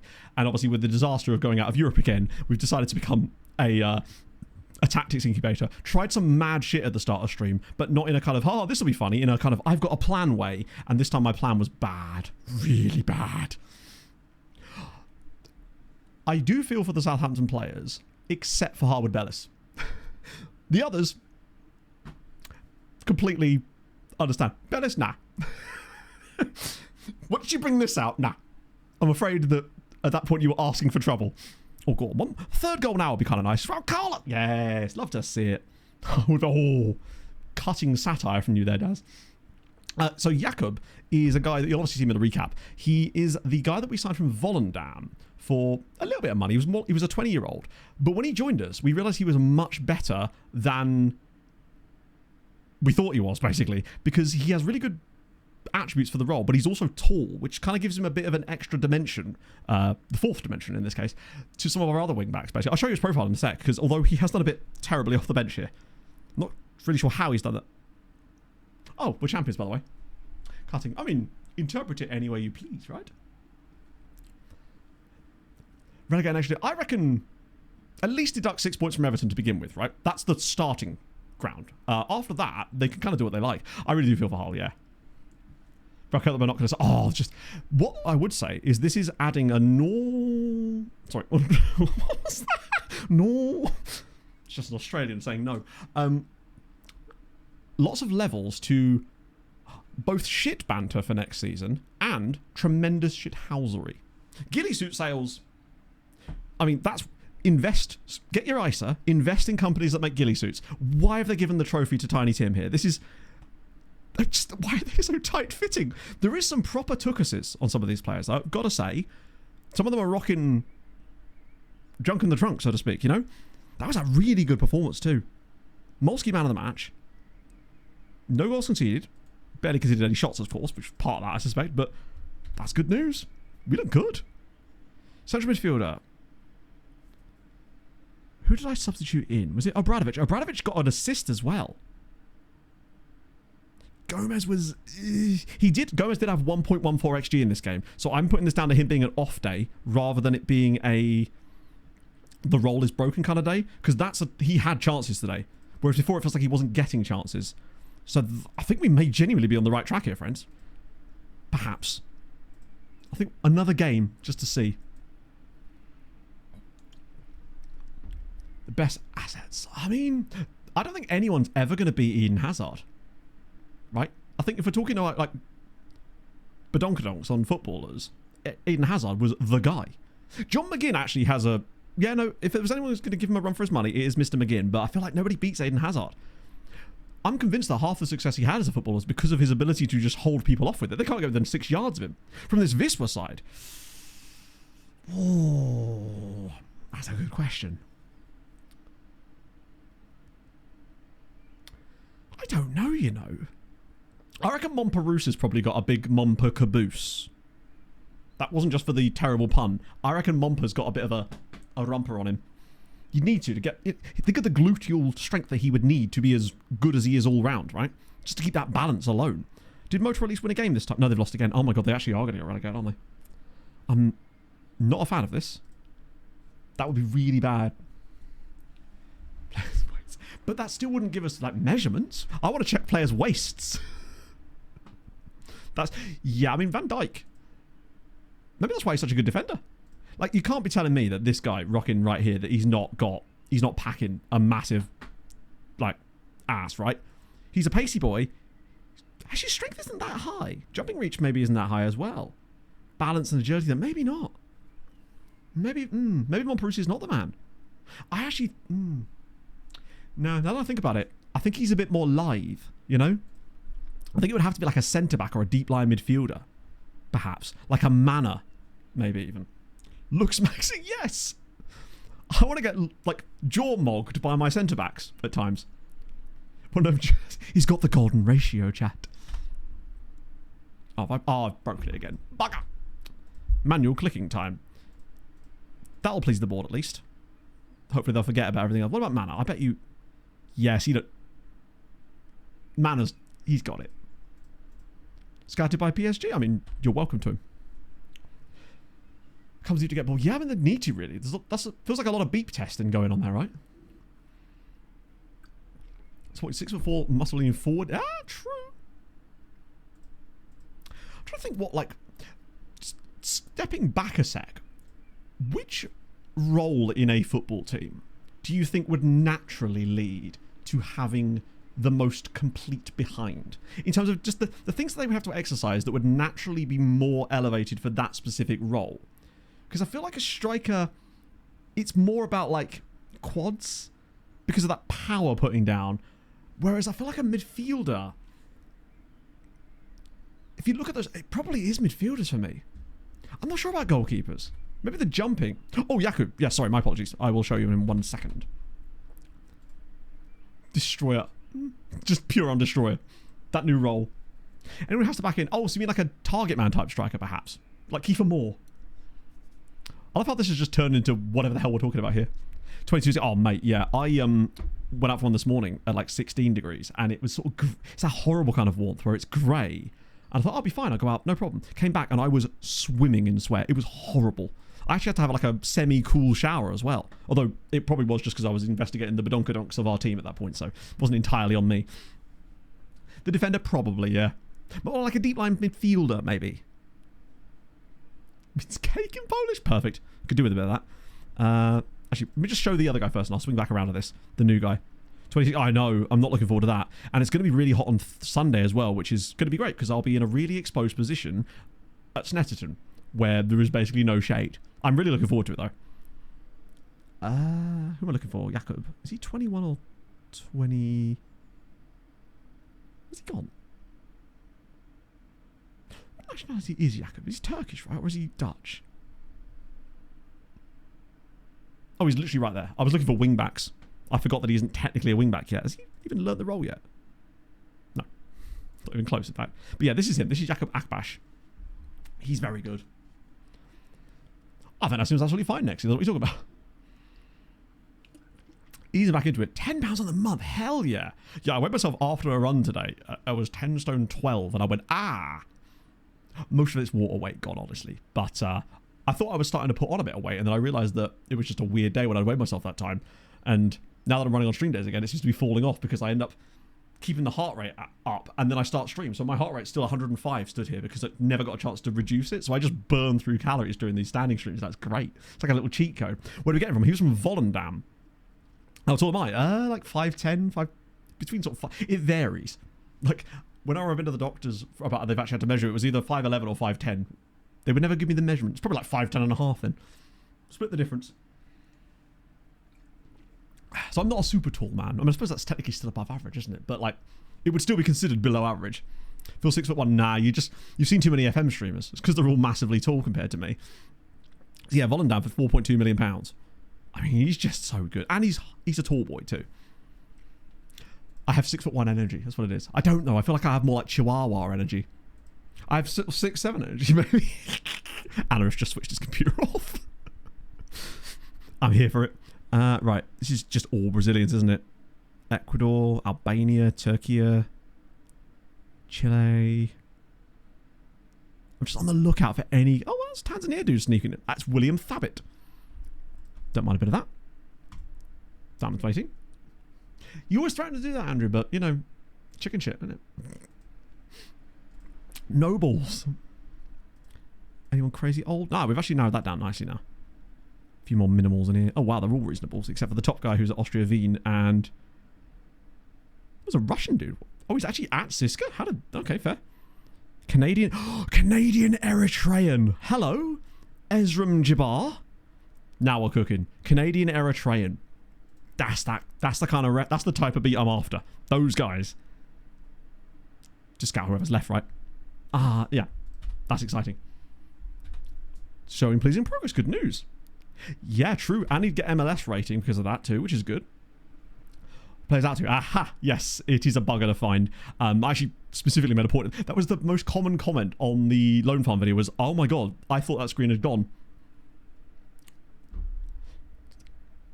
Yes, they will reject them all. Yeah. I thought about testing that out, really big shoe. I'm glad you did. But not that happened to you. I thought about that being a possibility, but then I also thought they're going to turn them down, aren't they? And always save before testing stuff like that. So yeah, to find the... so there's responsibilities, advice and reports, customize advice, offer via transfer. That is how you find it. It's so buried. It has no right to be that deeply buried, but it is Football Manager, and this is what they do. So that is how you find it. You can't shortcut it, but fucking hell. It's... Honestly, Anarith, I'm kind of content with it at this exact moment. Oh, please don't be too bad. Okay, it's fine. I want to give it a... Because we've still got more league games left. But I like where it's at. And I'd be tempted, if it plays well in the next game, to maybe try out the silly tactic. Well, so this is the thing. It looked okay. I think the one thing about it that I think could improve is still that channel midfield role. But I think it is better overall now. 50 good play. Jesus Christ. Yeah, you don't want that. Gornik will have played their first leg, right? We should have some updates on this. Please tell me they've done something good. Yes! Come on! As if Gornik won. So Gornik are 2-0 up and could be in a Conference League semi. This is big. Potentially as well as how many teams does France actually have left? I know it kind of loses. Yeah, actually it's not very consistent after a while, is it? We still have a 1-point gap on France. Let me check. So Champions League, it's just PSG, and they're likely going to... They might do it by themselves, sadly. And then we've got nobody in the Europa. And then Monaco, who are losing in the Convo. So realistically, if Gornik got through one more round, even PSG winning the Champions League might not be enough for us to lose 4th place. Maybe. Oh, sorry, Jesse. Which was the database check? No, I didn't actually. I did the Catalan one, but I forgot to clear it, unfortunately. It disappeared off my radar. Dinamo Zagreb bow out, but that's okay. We expect that. Oh, Chiasto. This is cake, right?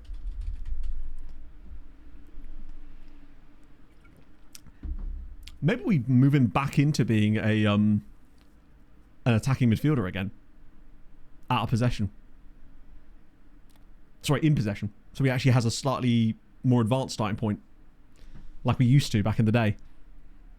And then because before it was CM in possession, moves up to AM out of possession, but maybe we flip them around. Because now that he's dropping back, it feels like maybe he's not getting forward as much and not involving in the play as much because he's sort of sitting in between them. Whereas before it was okay because it was providing the space. Try to hit the high notes on this one. I could never. That's not true. I probably could actually. It would sound like shit, but it could be done. I'd have to shut all the windows in case the neighbourhood cats and or snakes were to seek vengeance upon my mortal form. Ain't nobody want that. I've still got an hour to stream. Unfortunately, no cakes. He would get more goal scoring chances. Maybe we could try that in the last game, potentially. That is true. As we know, I'm only allowed to sing Enrique Iglesias songs on stream. And I don't even have the setup for that either. Haven't even got the... Oh, he's at Palace now. Haven't even got the reverb set up. Straight up Cake. Now, Cake would likely be in the database because it's an Albanian name. You can 100% get that. I would never deprive you of Cake. So how much did he move to Palace for? 10 million quid after he went to Derby. I guess, obviously, the save was started quite early, right? So at the time, he probably didn't have the adjustment. Now, I imagine he'll get a... Oh, hello. Loads of people. Naturally. Why are we not getting actual Cake here? Great name on this lady here. Mikato. Unfortunately, it appears that Cake is too vague. Why is Cake being so oddly opaque? Bit of opaque Cake. Yeah, I think if there was any pure straight up Cake, we'd probably see it towards the very top, sadly. Not position. But what would we change it to? Because if we change his role, we're sort of losing him. We'd lose all the effectiveness of Montperousse, and I just don't think we can afford to do that. David Scarlett up to? I actually don't know. Where is he? I don't know where he's in real life, to be fair. I'm sure he's about somewhere, unless he's old enough that he would have retired, but I don't think so. Cabathas is showing some nice progress too. I probably should rotate him into the team a bit more when we have rotations next season, if nothing else. To put me in charge. Oh, what have you done? I mean, it could be worse. Look, it's only 7,000. You could get that back. One sale and you're back in the black. It's all good. Hibbs on loan. Is he on loan from Tottenham? Or has he left from there at this point?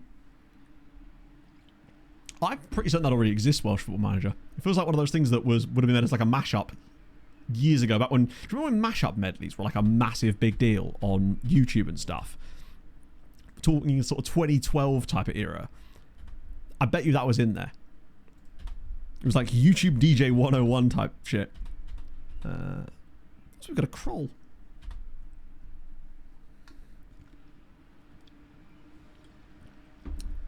Go for more often. I think he kind of already is, though. I mean, we can check, but I think he may already have that up as part of his setup. Let's have a little investigate. So moves into channels. Oh, he doesn't have more forward runs on him. Okay, interesting. We can maybe let him off the leash a bit more, perhaps. One thing... Well, because that's going to be our one change. Dribbling frequency... Ooh. Okay, 2 changes. Dribble more, make more forward runs.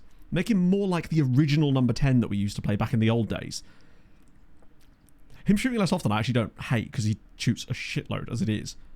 That I'm okay with trying for a game, just to sort of see if it looks any better. Like, if we see a 7 out of him in this range, or he gets a contribution to something, that would be a good sign. Anyone on the bench who's ready to come back in again? Not really. Hopefully John puts up another good moment. Molsky will stay in the team. Gomez has got 17 goals this year. It's pretty good. Mompa's not fit again yet anyway. But I do want to start Naeem again. Because we're just going to be better with him, aren't we? Minecraft Let's Plays. When I started watching YouTube Let's Plays in 2013, first YouTuber I ever watched was a guy called Pew Pew Choo Choo. He made like Rome Total War type content. The headlines. The biggest headline is, I tried a tactical idea. It really didn't work. But we've slowly iterated towards it now working. And we've settled on something that's actually not that different to what we were doing before, to be fair. But it just feels more stable. And Gornik are 1 game away from the semi-finals of the Conference League. And they're 2-0 up, so they're looking good. Yeah, Dammy's gang. They're 2-0 up against Brumby. They will likely play Man United in the semis. But as we've seen, Man United are vulnerable in semi-finals of the Conference League. Because Motor already beat them once before. So if they can do it, you never know.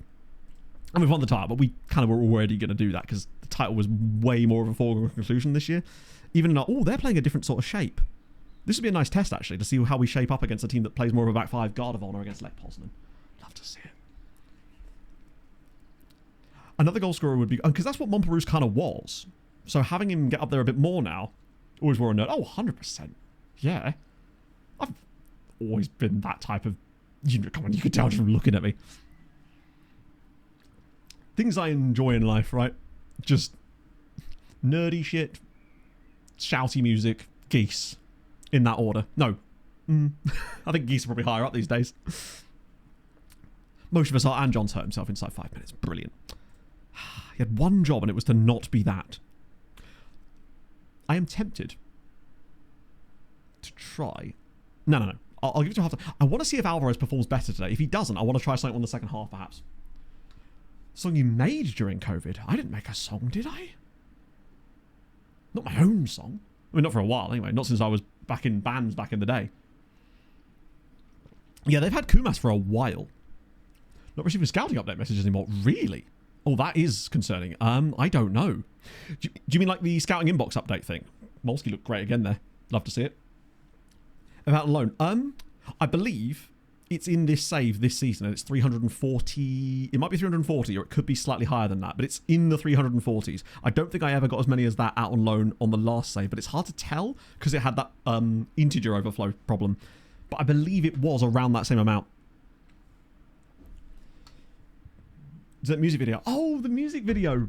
That wasn't my song. That was a song by Gabriel Aplin that I got the music video for and then superimposed myself and Yuri Kropt, a Belarusian football manager, over the couple in the video. Those were halcyon days when I had the time to be making things like that after stream. Go on, Naeem.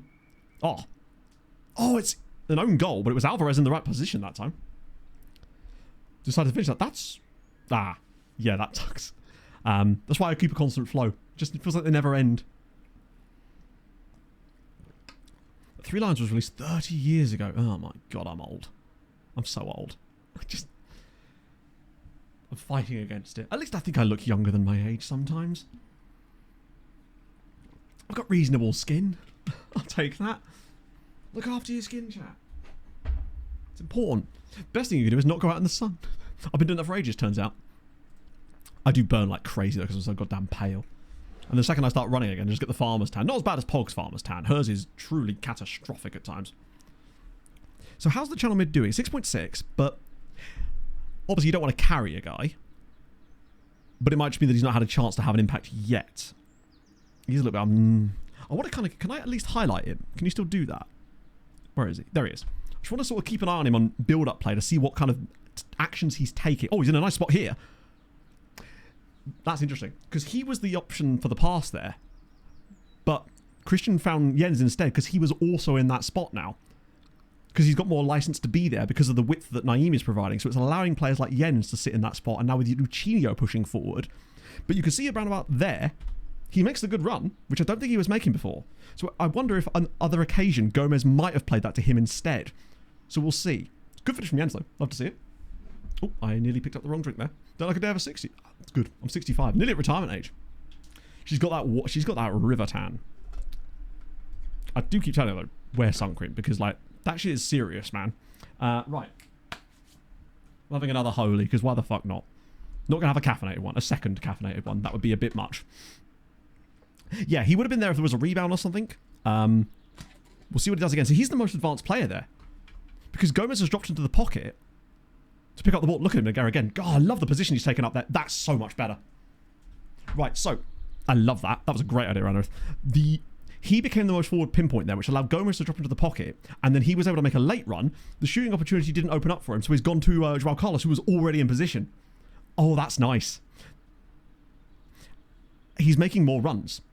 Like, he's the sort of pinpoint here, but once Naeem realises that he can't get the ball to him, Gomez is now perfectly placed here. And the fact that he actually looks for the pass instead, because he gets closed down so much, he's got support, and then there's Alvarez at the back post too. We're creating overloads in the right areas, with Kowalski and presumably Molski, the skis, on the edge of the box to pick up scraps as well. There's like layers to this shit, man. We're like an onion. Or something Shrek related. Right, I've got to hydrate. Let's do. I want blue drink today. I'm going full bowling alley on your ass. Right, nice. Also, 3-0 up in the first half. Barely any XG. We just look a bit more cutthroat than before. Now, I needed to do that thing again. Didn't put the other lid on for some reason. This is the exact thing that ended up with me having holy water all over my desk the other day. An email just got through into my main email inbox that doesn't appear to be in English. That'll be a fun one to read later. Waynesville came out in 92. God, I was 2 years old. Joao Carlos, he's a fun... I like the fact that we may have opened him up a bit more now. Because he's done well for us in the wide positions of the wide central midfield roles. But I wonder if actually his calling was to be the Montparnasse type beat. And obviously he can shuffle out wide when we need to. Molski's been good, Kowalski's been good. There isn't a single player in our team now that hasn't gained a good chunk of rating in this first half. That's a nice idea. Now, obviously, Lech are playing a different system to a lot of our opponents. But, oh, here it comes again. Oh! End it now. That is bloody filth. Joao Carlos again. Oh, mwah. Lick the stamp and send it. That is hang it in the Louvre material.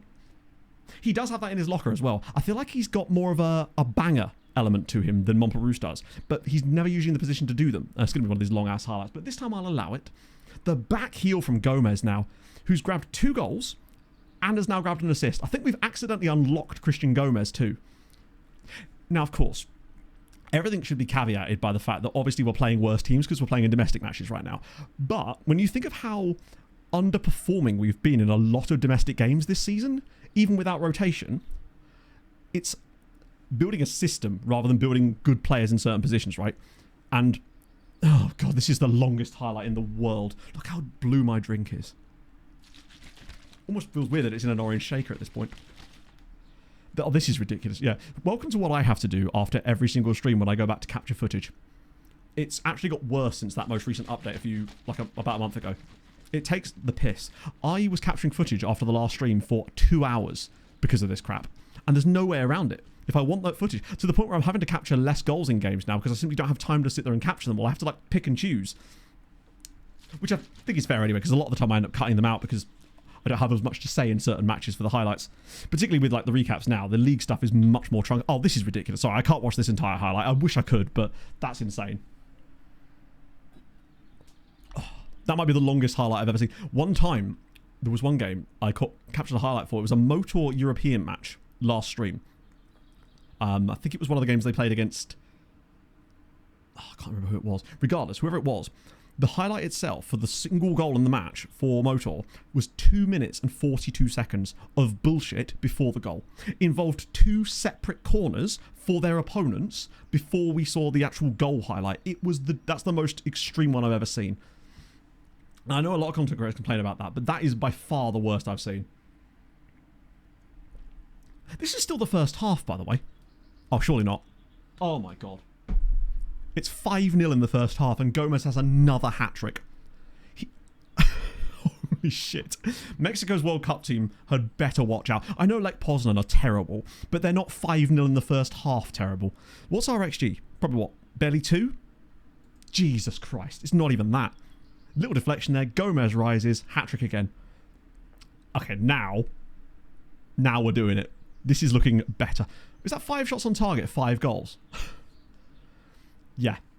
I mean, this is the opposite of how we played before. The crazy thing is... Oh no, he's got 3 assists. Wait, does he have goals or assists in this game? That was his first goal. My apology. I thought he had... He's got 3 assists in the first half of this game. Jesus. The game only thinks it's 4-0.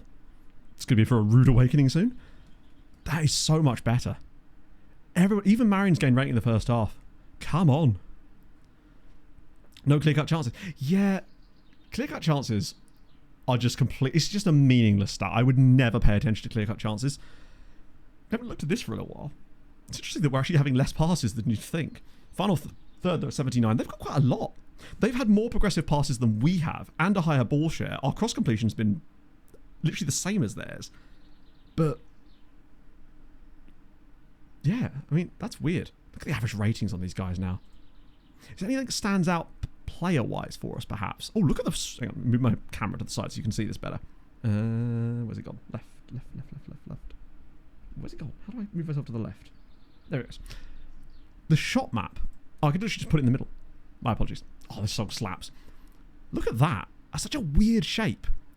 But now, look where Joao Carlos is receiving the ball a lot of the time. That's fascinating. And then look at... Like, Kowalski sat there. Jens is receiving it really narrow. And quite deep, in fact.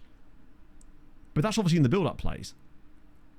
Can I... How do you... Is there a way you can do anything more with this? Can I click players and it shows... Oh, okay. It's kind of pointless, isn't it? Yeah. He's now actually doing the role that we wanted before. An earthquake yesterday. Really? Holy shit. That's wild. That is such a... I guess it's because we play the ball around at the back quite a lot in our build-up play. So that would make sense. Either way, that's a really weird pass map, but I do like what I'm seeing in this first half. Progressive passes, Lucinho doing bits. Steinberger's even getting on the act a little bit. Carlos with 3 of his own. Attack-wise, what's the XA on Gomez is 0.6 in this game, and his XG is only 0.24. Then again, nobody's had loads of XG today. They've just been clinical and ruthless when the time has come. That's superb. I hope we continue it in the second period, though. Where's the don't be complacent? We don't want complacency creeping in. Yeah, Alvarez and Zamolski, interestingly, both of whom have had decent games. Like, Molski's on a 7.1. Alvarez is just... He's got that 1 assist. I think that John might have even offered us more in this game. But, hey. Yeah, no, that's exactly it. It's almost like a choose-your-own adventure, where, depending on how our opponent's set up, we've got 2 different ways to score goals. Because today it's been more...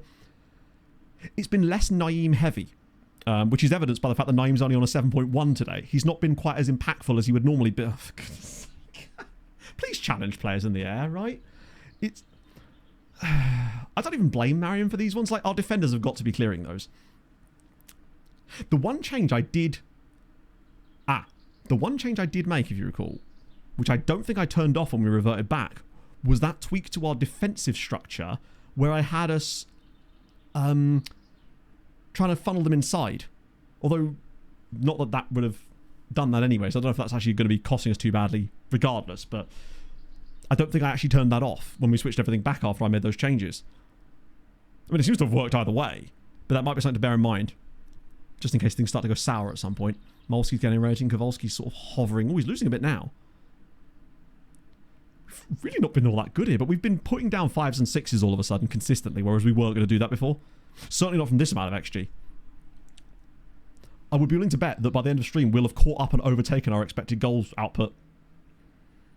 Yeah, maybe that was the right idea. So, maybe it was the right defensive structure, just for the wrong form system. Oh, just whip it across, surely. I mean, to be fair, what a save from the goalie. I think they hit the keeper. Gornik, yeah, to be fair, I don't mind them not being in the Champions League, honestly. I think they might be better in the lower competitions, as we've already seen from this season. God, that's a... I think that might not have been Christian. I thought that was Carlos that missed that. Maybe it was Gomez. We'll give Molski a little resty rest. and let one of the many players we've got as options here. I'll do my usual change. We could definitely do with a third player in that role, someone like an Uche, which I'm glad I didn't sell him, but I do want to bring him back from loan maybe in the summer.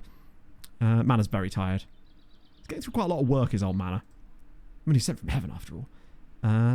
Coffee for Naeem. Fuck it, why not? I'll give Coffee a run instead of... I want to see what Santelli's like in the system too. Hello, the Beast. Welcome to Terror. Ah, man, that sucks. Your birthday. Well, chat, you know what to do. Can we get some HHHHHBBBBs in the chat for the Beast?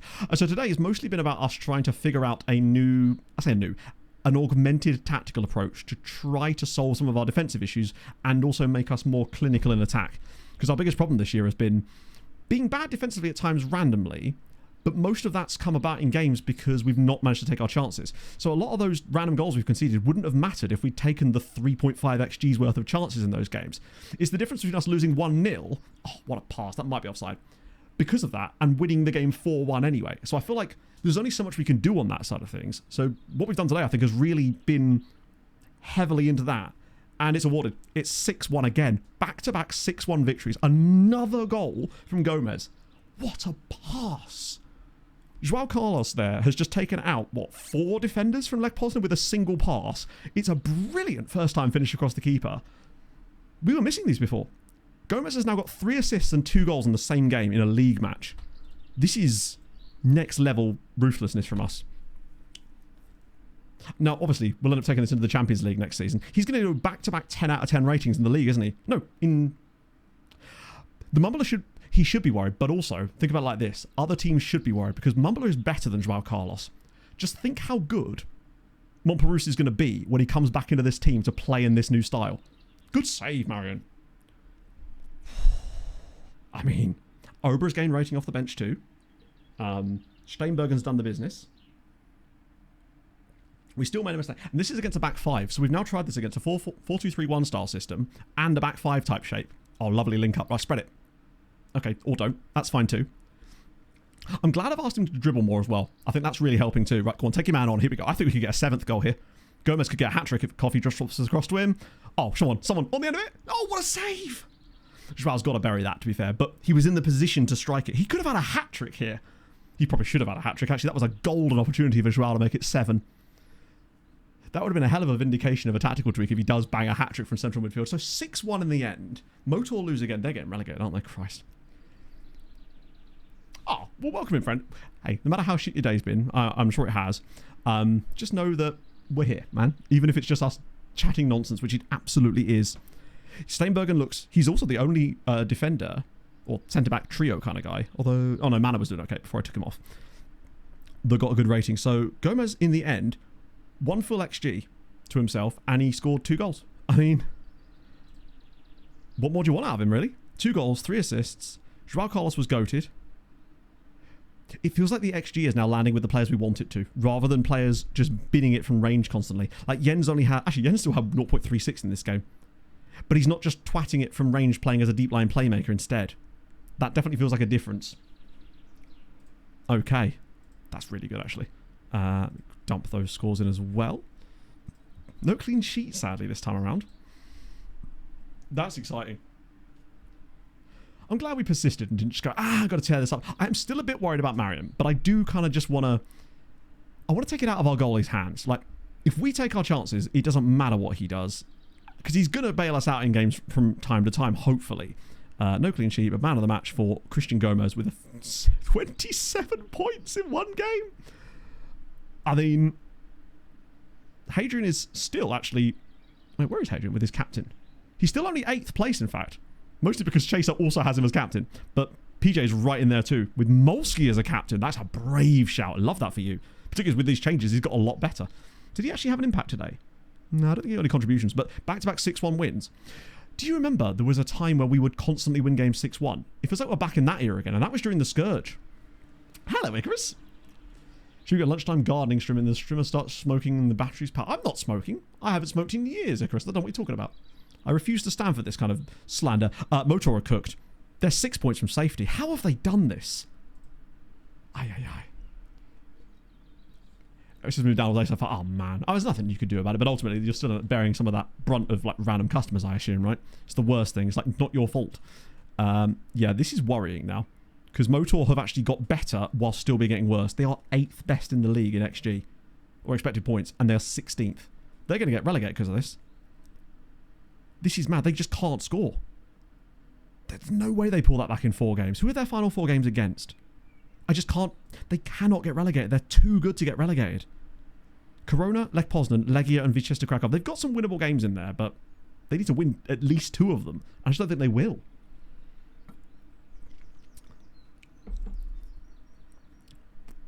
Oh, did it actually push you up further? Let me try again. Maybe it's just... Who's the top... The top points player today, by the way, is Christian Gomez with 54. That's insane. He's also bagged 5 goals. Same as Joao Carlos. The 2 of them as a pair. The problem with Motor doing that is that them getting relegated would truly be a catastrophe for us because they have probably the best set of loanees. But they've also got a lot of really good permanent players, but they'd leave. That's the problem. They were the one team I was like, right, we can rely on them for a few years. It sucks because they still did well in the Champions League this year. They got through again. They've had back-to-back knockout appearances. Now they're going to get fucking relegated. Arseholes. Right. Harold Bishop to celebrate the result and the good tactics from us now. Let's go. The minute you get uptight, you're dead.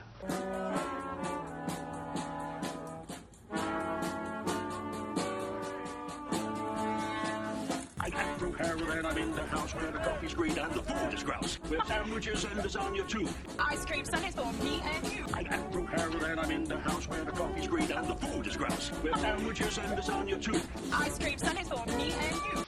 I try not to lose my temper with myself. Oh, goodness sake, and shit and balls. The minute you get uptight, you're dead. So there we go.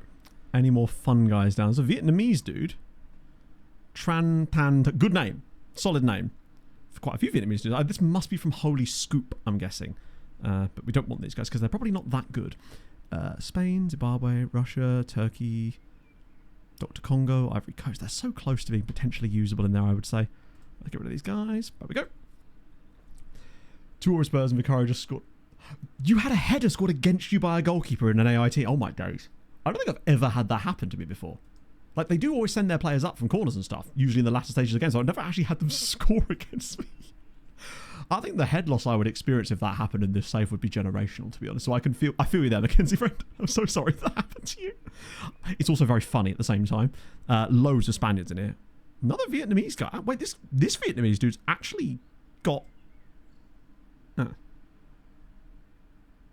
He's not that good, is he? But hey, just even seeing a Vietnamese guy survive the original round of scouting is very surprising. There was quite a lot of Vietnamese players when I did the Holy Scoop, to be fair. So they've obviously called up another batch of young talent or something. But fair play to them. But Bruggenova, did we? Did he actually score it? I swear he didn't score it. Any fun ones towards the very top? Probably not, right? Daniel Sanchez. Pretty good. There's so many DMs like this. It feels like they're 10 a penny and quite expensive, particularly they're all Argentinian, it would seem. Andorran dude will be Scourgy. A couple more Bodder guys, but these are probably the leftover Bodder dudes that we didn't end up signing in the end. Jan Harold Helbostad. 20 jump. Hang on, how tall was Helbostad? 6'2". That's mental. 6'2" with 20 jumping reach. You're in the wrong sport, bud. That's incredible. We've got guys that are 6'8" that don't have 20 jumping reach, and bro is doing that with 6'2". That might be the lowest I've in terms of height that I've ever seen a player have 20 jumping reach before. He's not really good in anything else, but that is very impressive. He's a springy boy. Oh, that's even worse. At least if they're going to do it, you'd hope that it would be from a corner or something, like just a header. But they usually stay up in the play, right? It's like that time that Sven Smates on the Belgium, when we were in Belgium or whatever it was past that, I think, actually. Because he was an outfield player, he was on free kicks. But we put him in goal for a game because we had no choice. We always had a choice. And he came up to take a free kick, but then for some reason stayed involved in the play and ended up putting a cross in, which we scored from. It was...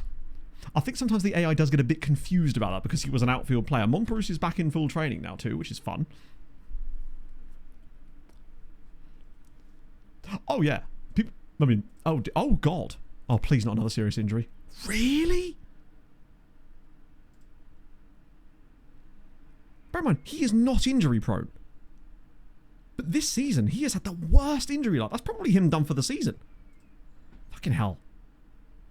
I hate that for him because, I mean, hey, if we're going to get injuries for him, it might as well be now, because if he gets a full clean sheet of health for next year, then brilliant. Because, hey, he's got even braver because of it. God saves his toughest battles for his bravest soldiers, like Tobias Steinbergen. There it is, at Gornik, and he's played a good amount, mostly off the bench in the Europa Conference League, but got a couple of goals, in fact, in the league for them. I think it was the right choice to loan him out, because he's got 33 Poland caps. Impressive. 2-2. Yeah, I saw that Watford was. I didn't fully understand it, I must admit, because it was, as usual with these things, hidden behind someone's green-screened face, so I couldn't actually see what they were talking about, because, God forbid, people just explain things. So at this moment, oh God. I probably am, actually, yes. Let's see. Bet that, which is why I don't do it. Wait, what? Why are you on...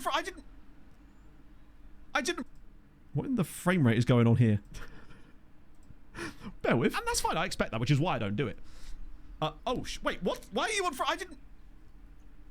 I didn't put him on free kicks. It was this game, wasn't it? Okay. Oh, it was Sosha. Sure. Vargas. Sven is just doing... He's living his own... Wait, why are you still on the pitch? Those were the days. He's got a fucking assist from open play as a goalkeeper. And that's fine. Seeing this as well, you realise just how much better the 26 match engine looks. Seeing those, I'm just like, I would never want to go back. What a moment for Big Svenny. Yeah, I finally gave in because I thought, hey, you know what, they deserve him at this point. Speaking of Gornik, please tell me they beat from... Oh, they won their second leg as well.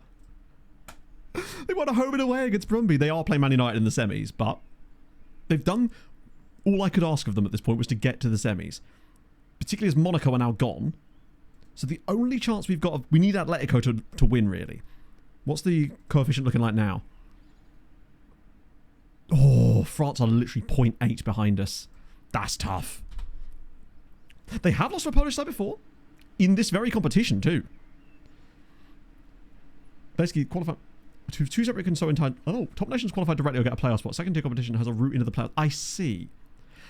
I'm still not... I know that they're doing it, obviously, so the bigger teams have to play against each other more. And I just... As much as it's... You know, it can't be great for morale seeing San Marino get battered all the time. I do still feel like it's... We have the Nations League for them to play against other teams at that kind of level. And I think there is still something to be said for playing against better teams a lot of the time, because they will still learn stuff, even if they are being walloped.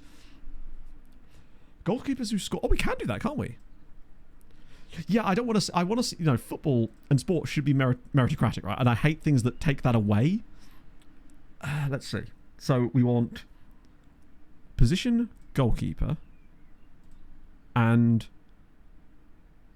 just do stats, right? Oh no, wait, it's wait, oh, it's in stats general, isn't it? Career, all-time, no, yeah, all-time career goals is at least 1. Oh, you can't, what? Oh, apologies, you can only do it in 100 increments. Surely that's not right. It can't be. And I'll just put the different view on and I'll just do it like that. But that's wild that you can't set an actual number between 0 and 100. Like, that's quite a big difference, friends. Right, any goals? I'm sorry, what?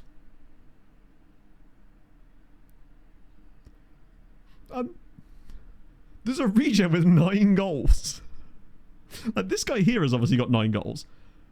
But he's a real player. A lot of these could have been before the save. This dude... Woody Gariseb has got 9 goals. I think. What? I'm bizarre.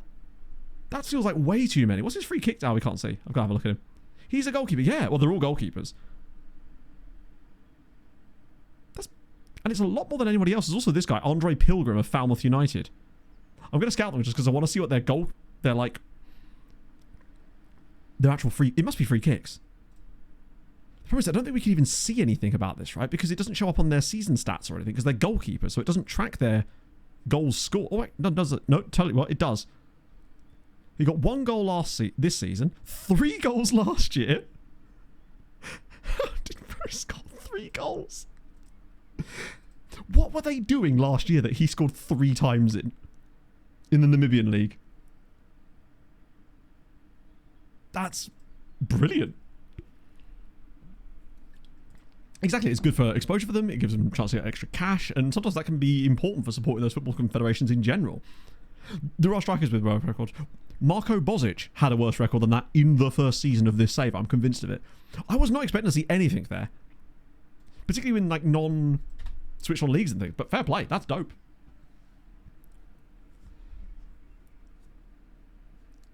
Player for the Champions League, true, but this is not a domestic competition, is it? It's a cup. It's a World Cup qualifying. So it feels like to me that all nations should at least have the same right to at least begin qualifying for a tournament, because otherwise, what's the point? I just don't see the point in essentially stopping that, right? It's in the same way. It'd be like if the FA Cup, I know that the FA Cup has some staggered entry and whatnot, but it'd be like if the FA Cup said, actually, no, we're banning all teams from outside of the Football League. That's just the Carabao Cup at that point. I really want to try this. I'm just going to go again with this tactic. I don't know, I just think they should all be on the level, on the international level. I just think they should have a level playing field with that. Right. Probably Hernandez, because he's a tall boy, isn't he? Longer row, I guess so, but I feel like the last thing they need, surely, is it for it to be more difficult for them. There's also a slot for the FA Vars winner. Up Southend. Was it Southend? They beat Wilson, didn't they? You're still on a BAFTA there, though. Hell yeah. Congrats up the mushroom sister, the shiitake. No, I don't know. I'm just saying words now. Okay. Steinbergen out the team, sadly. But Momper's... Oh no, he's already back on the bench, isn't he? Paez... Quasi, one of these guys will come back in. My hatred against goalkeepers continues. I think Hernandez is probably the best bet for that middle role. Okay, if this works as well, then we are chefing. Only sector 11, that's nice. Red Mubbler is on the bench, but I don't know if he's quite ready to... I just don't want to get him injured again, I guess. But he'll definitely get a chance to play here, because if we play just as well again against a good Legia side... Remember, last game was Lech Poznan. They are terrible and play a weird shape. Whereas Legia, I'm assuming... I'll just let this play out. So yeah, Momper is top of the bench, though. I want to see what type of shape... Oh, they're just playing a 4-2-3-1. Okay, that's interesting. That's a more traditional-looking shape. Oh, Kukonda's on the right. Wow, okay. If we play just as well a third time in a row against this type of shape and against a better opposition playing it, because I think Legia are probably inside of the top 4 or 5 teams in the division in terms of their overall quality. And if we put up good numbers again, then it's, yeah. Ah, the Verbruggen one. God, I hate the fact that it's always start minimised. For an AI team in an AI game. Oh, this one! Lamine Yamal pops it in. Wait, he's not even... It's not even a direct header. Oh, no way. I had forgotten all about that. That's mental. It wasn't even a header. It was a left. But what this should also show you is another one of the things about like the immersion with 26. I feel like that might have happened in this save, and we wouldn't notice it because the game just doesn't show you things as easily. A lot of the stuff we found on stream back in the day was just because someone in chat would notice things, because the game was actively showing random things across screens at various times, and now it feels like that's been reduced. It's a great goal, isn't it? Shots are happening, chances are happening, which is decent. Shots against are also happening. Maybe it's because we've not got any Steinbergen. Naeem looks decent. Midfield's a little bit sussy today. Gomez is struggling slightly, but better opposition. This is an important part to note. Anyone doing well for them other than Alonso, their goalie? Super Specific sponsored award for Super Specific visiting. Forgot to mention. 1. That's awesome, man. Congrats. I love seeing you guys could succeed. It's nice. One day I hope to do the same. Go on. Take him on, Naeem. There we go. That's more like it. Please don't shoot. Actually, maybe do. Oh. God damn it, man. Yeah, Naeem could... So it feels like what we've potentially not stumbled on, but built towards is a tactic that, without us having to change stuff in-game, is capable of handling different tactical approaches from our opposition, depending on how we set up. Now, João Carlos has struggled a bit in this game so far, and I wonder if it's because Kurek, their DLP, is sitting on him out of possession a little bit more. And that maybe is causing him to struggle to get into the right positions to make things happen. But that's okay. We'll see if he can rid himself of him. I still want to give him a chance. Oh, hang on. Here we go. Even if it's just from a set piece or something. Go on, Malski. Oh, nice. There's a setting that you can enable to show you the fixtures and results of a competition before a game. Yes. Yeah, we have that switched on. It's, I think, I think we turn... Oh, no, it's not default, is it? But we do have that switched on. I do wish that you still had screen flow.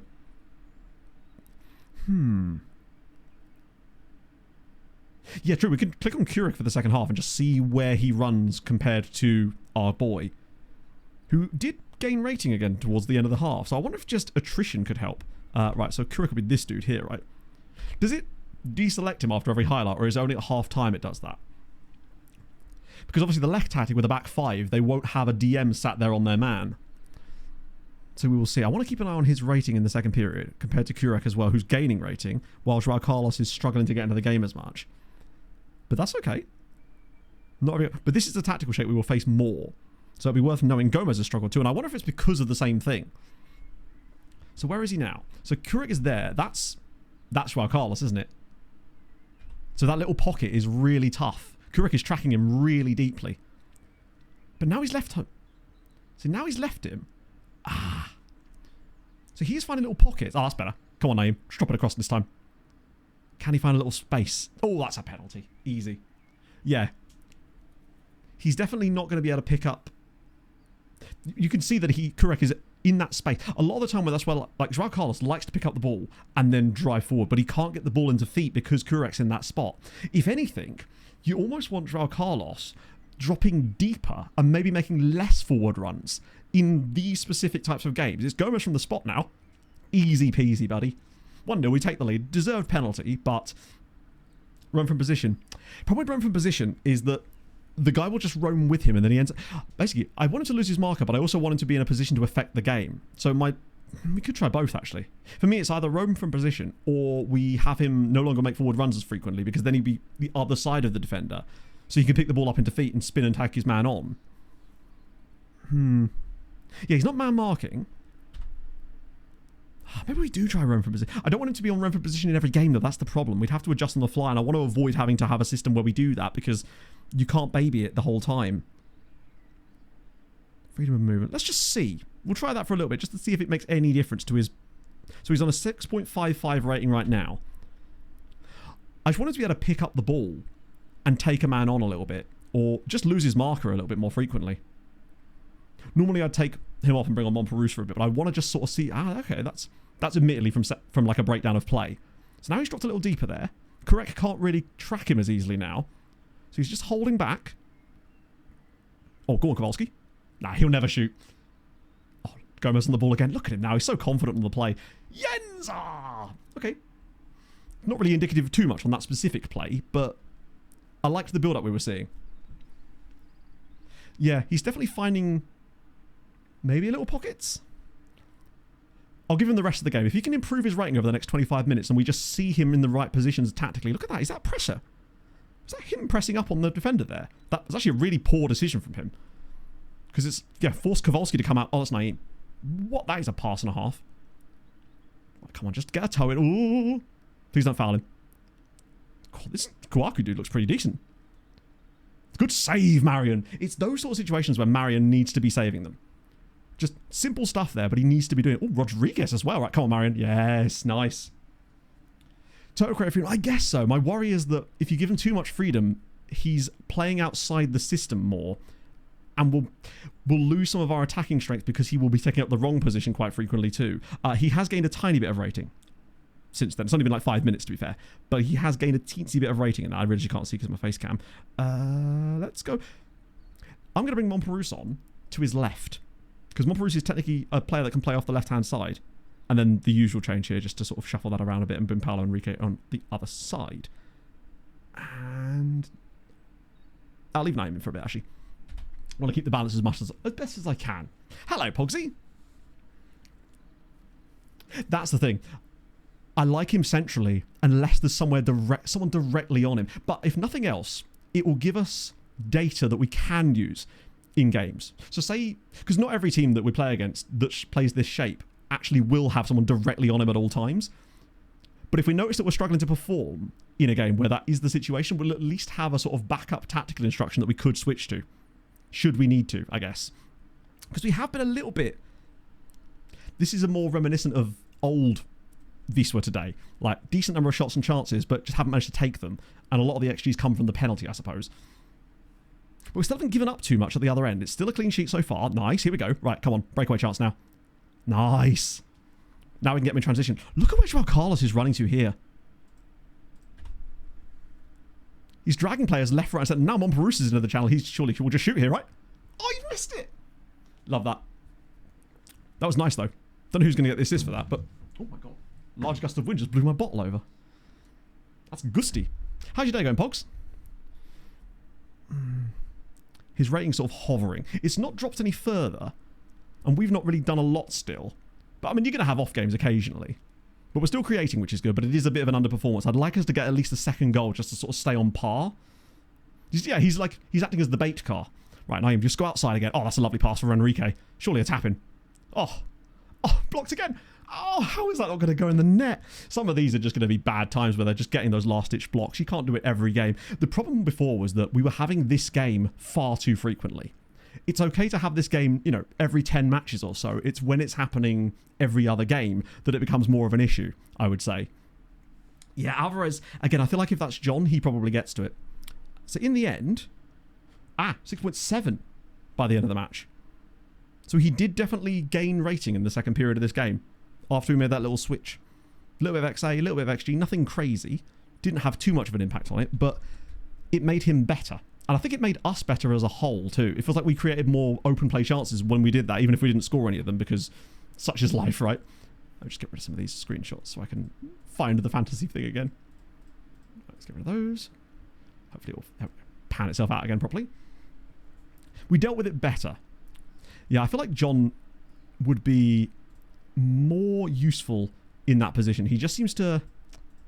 He's more dynamic and not creative. He's just better all round, actually. I think John is about as creative as Alvarez is, but Alvarez is not quite as attackingly quality as John is for scoring chances. So clean sheet, yes. Man of the match, obviously, yes as well, which means lots of points for Naeem. Go to... Oh, God. I remember this one. Oh, what a great name. Isla Bin... Oh, my God, I'm vesting up. Hang on. Oh, you could see it just briefly. Just briefly a bit of vest in there. That might be coming back, friends. Okay.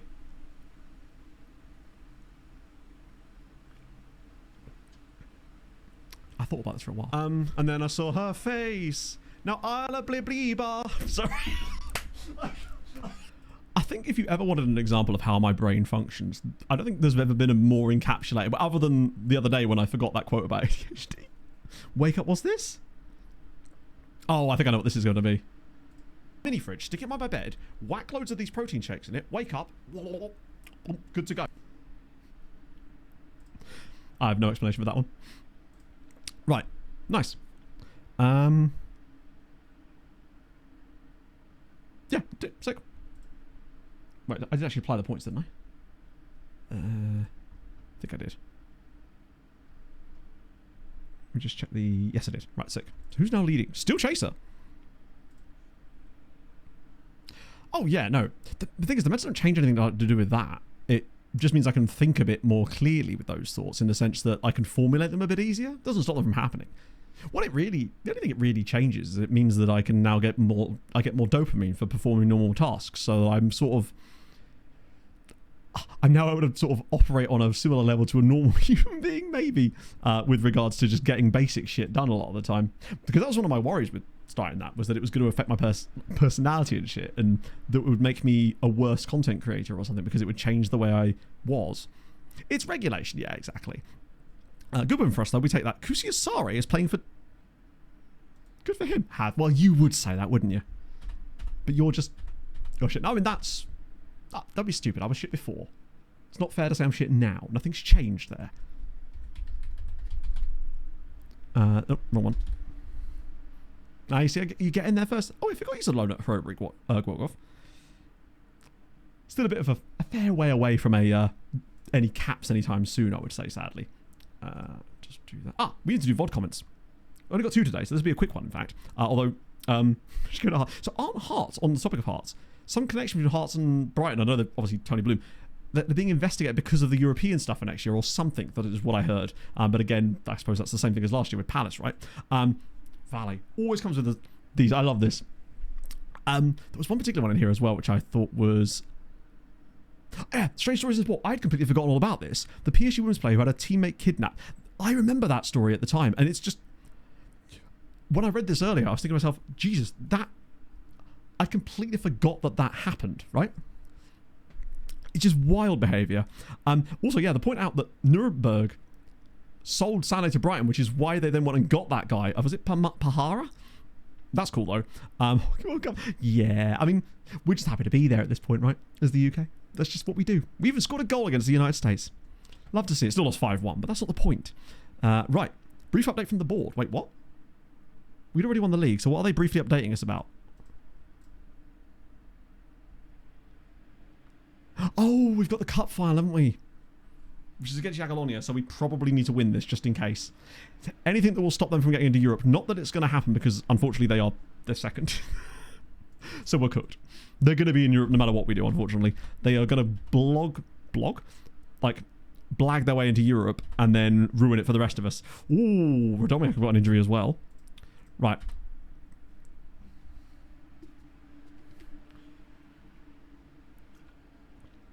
We made I know, we've actually got to a cup final. It's correct. There you go.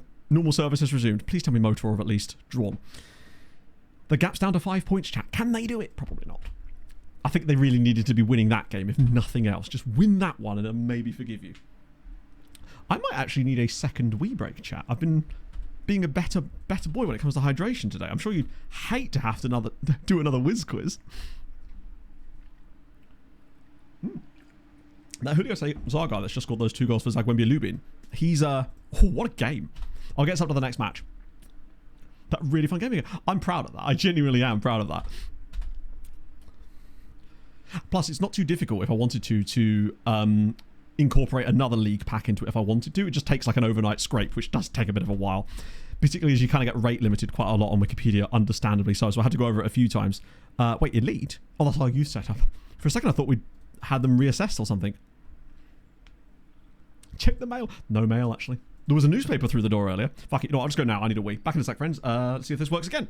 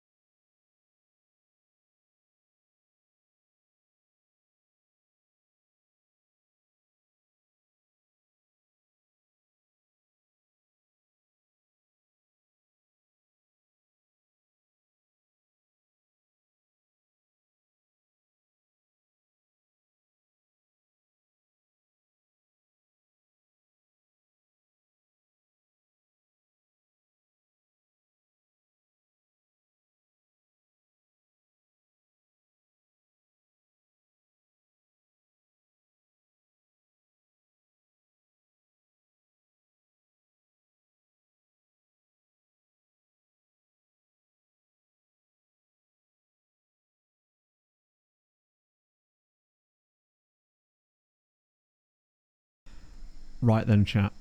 I'll do the big reveal of the last one. The last one is... Oh, you got it! You got it right at the very end there. Fair play. It was Eldin Jakupovic right at the very end. Things you love to see. Ah. Nice. What did I do? What did I do? How did I break it? What happened?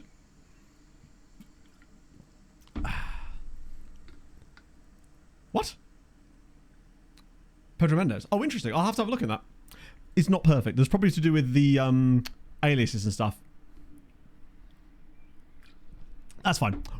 Hey, that's how we test these things. So I'll have to have a look in. It did scroll though. Good to know. I'm glad that part worked at the very least. Pulled in instead. Ah, right. That's good. That's good knowledge. I noticed that when it was pulling players through on the scrape last night, I noticed that a few of them were, because there was disambiguation. Yeah, exactly. I need to go through and that's a really simple fix, to be fair, because basically the players are all stored in a giant JSON file. So that's going to be super easy to do. Fair enough. I wasn't sure if it was actually using that or if it was just using that as part of the titling when it was scraping, because I had like a node thingy that was basically telling me as it was bringing the players through, but I wasn't sure if it was scraping that into the JSON file. You see how it is? Yeah, exactly. What I'm saying is, I hate you all, and you should know this. It works so well, though. You'll never be happy, chat. You'll never be happy. Streamer does nice. Streamer tries to make really fun game for his chat, and they riot. People are just never... What the hell's that name? Oh, Rinielli. Okay, cool. People are just never happy these days. You can't please them all. Which is why I don't even try to. Rude. There's another Vietnamese guy in here. They're weirdly quite high on the PA scale, to be fair. What is worse? Oh, 100% me. That I'll own up to myself. This guy's 4-star PA as well. I'm not convinced he actually is, but... One day I have hopes of a Vietnamese wonder kid. But I don't think we're going... This is probably about as good as we're going to get out of those guys, I suspect. Evening, get rid of you as well. And Ragnarok! Thank you for the 28 months, my friend. How are you, sir? Canadian spats. They are. I'm doing my best. Joining us piss breaks. What, people coming in, texting their mates, be like, quick, he's on the toilet. Get him. Get in here. The whiz quiz is happening. It does already have the capability to save your top scores as a chat as well. It doesn't do it currently because I have it set to reset, but it's already got the back end prepared for that exact thing. I haven't had a chance to test it basically to do that part yet. It's something I knocked out yesterday in like 4 hours. Give me a break. Yeah, I thought that because it's more about like getting through multiple players, I didn't want it to be like catastrophically difficult, so I figured that having the nationality was a nice little cue to add on top of that. That way you get a chance at least, because you could just get stuck on a stupidly obscure guy. At least it would help. I mean, you might still do, because there is like 2,900 of them in there. Some of them it really didn't like at all, which was very... Like, for example, there was one player who, I think it was a Senegalese guy. It would not scrape it properly. I don't really understand why, because his profile looked like everyone else's. But it could just be a tiny bit to do with the way that Wikipedia formats things, potentially. A couple more in there as well. Boys, Andrew. Gamify every aspect because it's fun. That's how I live my life. I find things more fun when there's some kind of game involved, because I like to try to... I don't know. That's just... I'm one of those people that tries to optimize everything. So I'll deliberately be like, no, I can't go for a piss right now. I need to finish this one specific task that is definitely going to be there when I get back. But my brain goes, no. You need to do this immediately for no apparent reason. Gamifying your piss. Not yet, but what you need is like a target system inside the toilet. It could work. I thought it said Adrian Charles for a second. He's fine, but he's just a bit pricey for what he actually is. Oh, it's punishment indeed. I could take it away. I can go back to just showing a little tiny graphics on the screen. Keep jingling your keys. I would, but I'm afraid someone would take a screenshot, make a new version, and then come and steal my very old Ford Focus. What needs a new clutch, probably. I know you're all after it.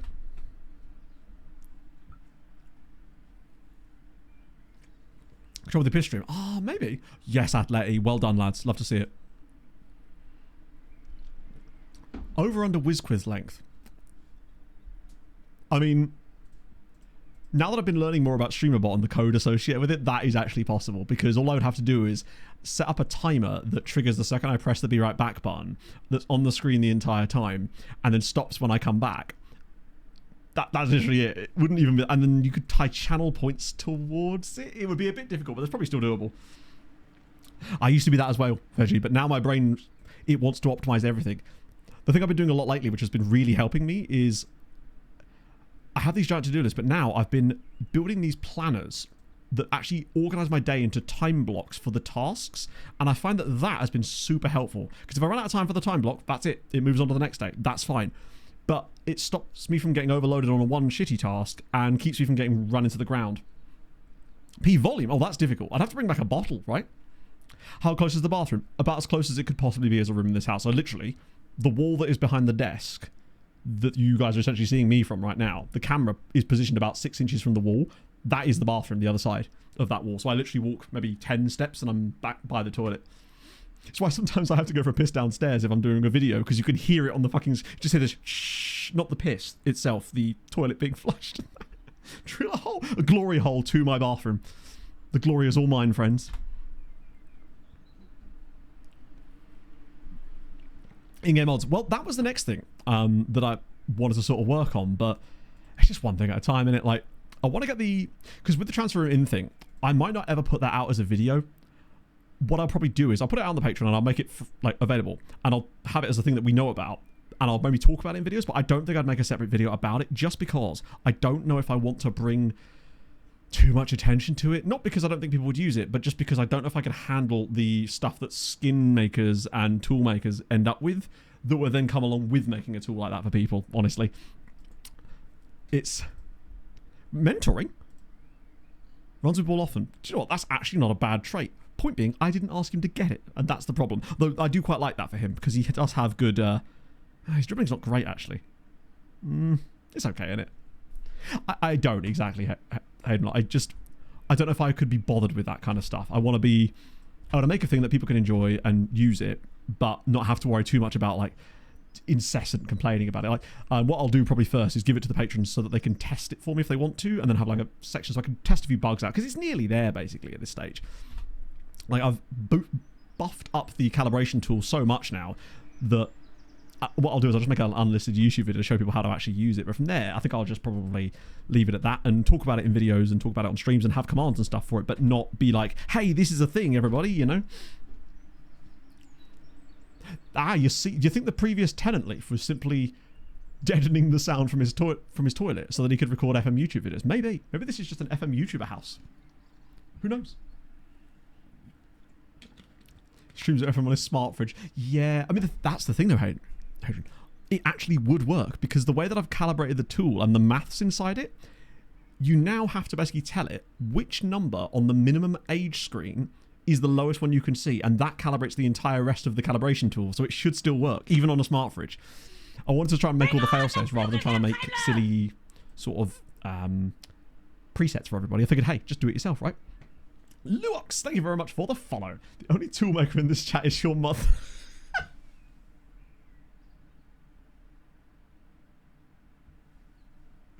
I can't even be mad. It's just... Oh, I think I just hurt my ribs bending over so much there. That's what she said. Something. Nerd talk. No. I will talk nerdy all I want, mate. It's what I do. Just really lowbrow nerdy shit. Same team, right? Oh, no, hang on. Is Mumper available? It's the cup final. Fuck it. We got to see at some point what Mumper's like in this role, right? Just in case we don't get another chance. Well, another chance this season, at least. Steinberger's... he's done for the year, isn't he? Lucinio still hasn't been great there, but I think that's been weighed down heavily by how crap he was in the first half of the season, so we got him out of the team. Right, what? 98 is a solid number. Are they all ins? Kev moved house around the same time. Maybe it was Kev's toilet rocks. Maybe the room looked eerily similar. I don't have a garage, though. So... But you never know. Right, make a difference. It's a final. Go batter them about a little bit. This should help with the big match stuff as well. Rural people playing. Yeah, it's like a... You know those phone farms where they have, well, basically just loads of phones on. That's basically what this house looks like. Every room is just another version of me. It's kind of like the 1,000 Monkeys with Typewriters Shakespearean idea, where eventually 1,000 me's with 1,000 FM stream setups might occasionally make a good stream. I should really apply that to YouTube videos. Never said it was... Did you not? I swear it was implied. This green screen. Imagine the ultimate shock when it turns out that this was a green screen the entire time and I'm still back at the old house in Essex. Can we switch to a better one then? Hey, that's on you. You're in the wrong multiverse, friend. Scale on a Nokia 3310. Hey, I think it would work. It's literally an HTML file. I wanted to try and keep it as simple as possible for people too, because I know some of you are proper simpletons. Me being one of them. Oh, I like the fact that teams are offering us different tactical ideas to play against, so we can test out this system against all comers. I like the idea though. Oh, look at the space for Molsky. Go on, have a shot. He's going to get it back in a second now. Oh, Kowalski, go on, have a shot. Oh, what a save. Holy shit, that's actually a really good stop. That's going in. 2 CDMs, maybe. Well, we'll get a chance to see today. See, it worked really good against the back 5. They've actually got Seaman Bank in it. Wait, is that Seaman Bank? Oh, he's at Jagiellonia now. Have to keep an eye on Momper for the game, of course. And keep an eye on these two. But of course, I don't think they're going to be able to handle him as easily with 2 of them, because they're not going to be sitting directly on him, and he's going to be able to find spaces in between, like right there. See, now they're on him, though. But I feel like he'll still be able to pick up little spots of positions in between them, rather than having one guy after him the whole time. Plus, if there's 2 guys on Montperouse, that means one of them is not tracking another central midfielder. Oh, that's beautiful. Oh, he's the post. Because if they've got an extra player there, that extra player must be coming from somewhere. So it makes me think that the players in this deeper position, like these guys, are going to have more time on the ball now. Oh, slip him in. That was a good chance, though.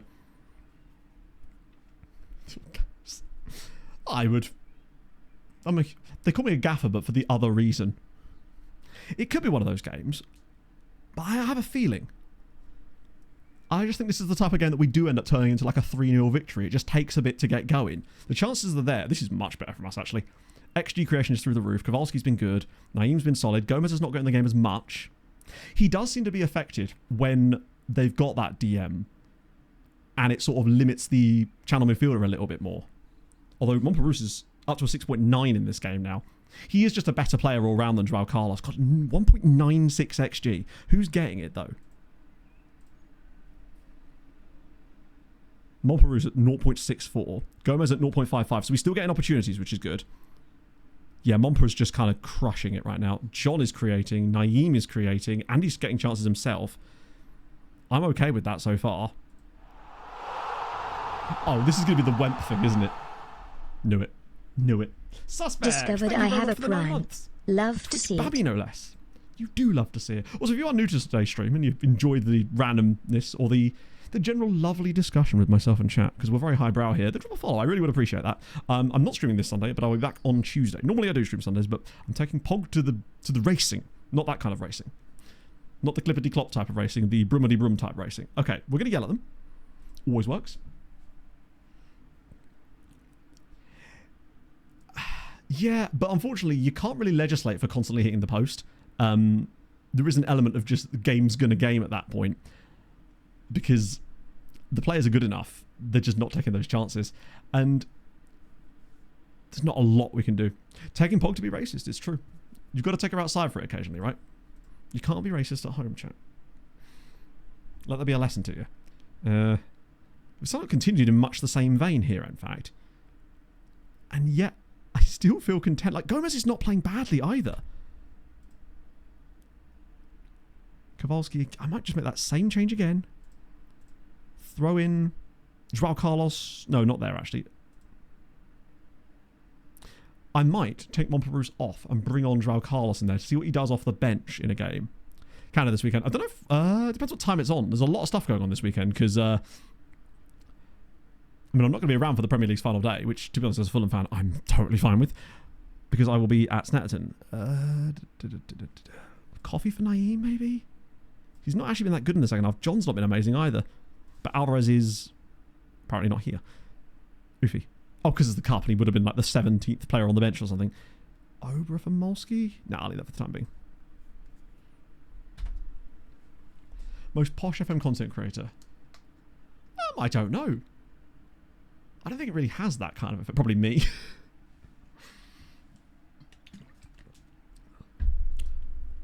Yeah, I'm not really sure. Don't strike me as that type of bunch, really. This is one of those games where I'm just hoping that attrition eventually gets the better of them. Do I try and bring on Vanetti? Because we're going to go to presumably extra time or some kind of something useful. Just to see what Vanetti's like in this role. I know that Gomez clearly is good for the position because he scored so many goals already with it. But Today has, the last 2 games, in fact, have been a little bit sussy. Definitely Tony. No, it couldn't be. On the other YouTube? The superior YouTube. What do you reckon? 92nd minute winner from Vanetti? Joao Carlos has lost a bit of rating upon coming off on today. Those double DM pivots have definitely been more difficult to break down for us. Oh, go on, Yenzi. Although, that being said, we still have the chances. So it's not like, oh, what a block again. It's those last-ditch blocks that just always seem to happen, and we can never seem to score them, and I don't understand why. Look at that. Another big chance for us. It just almost feels like the game is programmed in a way that means that you're just going to have that happen, and that they always get a block in. It's so strange. Oh, here we go. This is going to be the end of the game, unfortunately. Oh, come on. You've got to do better than that. Molsky was right there. Oh, dear, that's bad. Oh, never mind. So was that. This is the cup final, yes. So the question is, how is Marion going to cost us this game? He's not done anything too... Look, I'm not here to body shame, all right? But the Jagiellonia manager is certainly rocking... How does one acquire that build, is my question. It's interesting. Oh, goodness me. Get the close-up of the gut here. This is a real person too, I suspect. Set him free. Do you know what I might do? Is set Joao Carlos free in extra time to roam from position again, to see if that does the same thing, because we didn't actually test that. I am starting to think that maybe it might be the opposite way around, where if any team is playing a DM, then we do want them to roam from position, and the only time we want him driving straight through the middle is when we're not playing against the DM system, which might be more common than not. We just happen to play against a couple of them back to back. Now he's losing rating even further. I guess there's 2 of them, so it's harder for him to lose them as easily as he was able to do in the last game.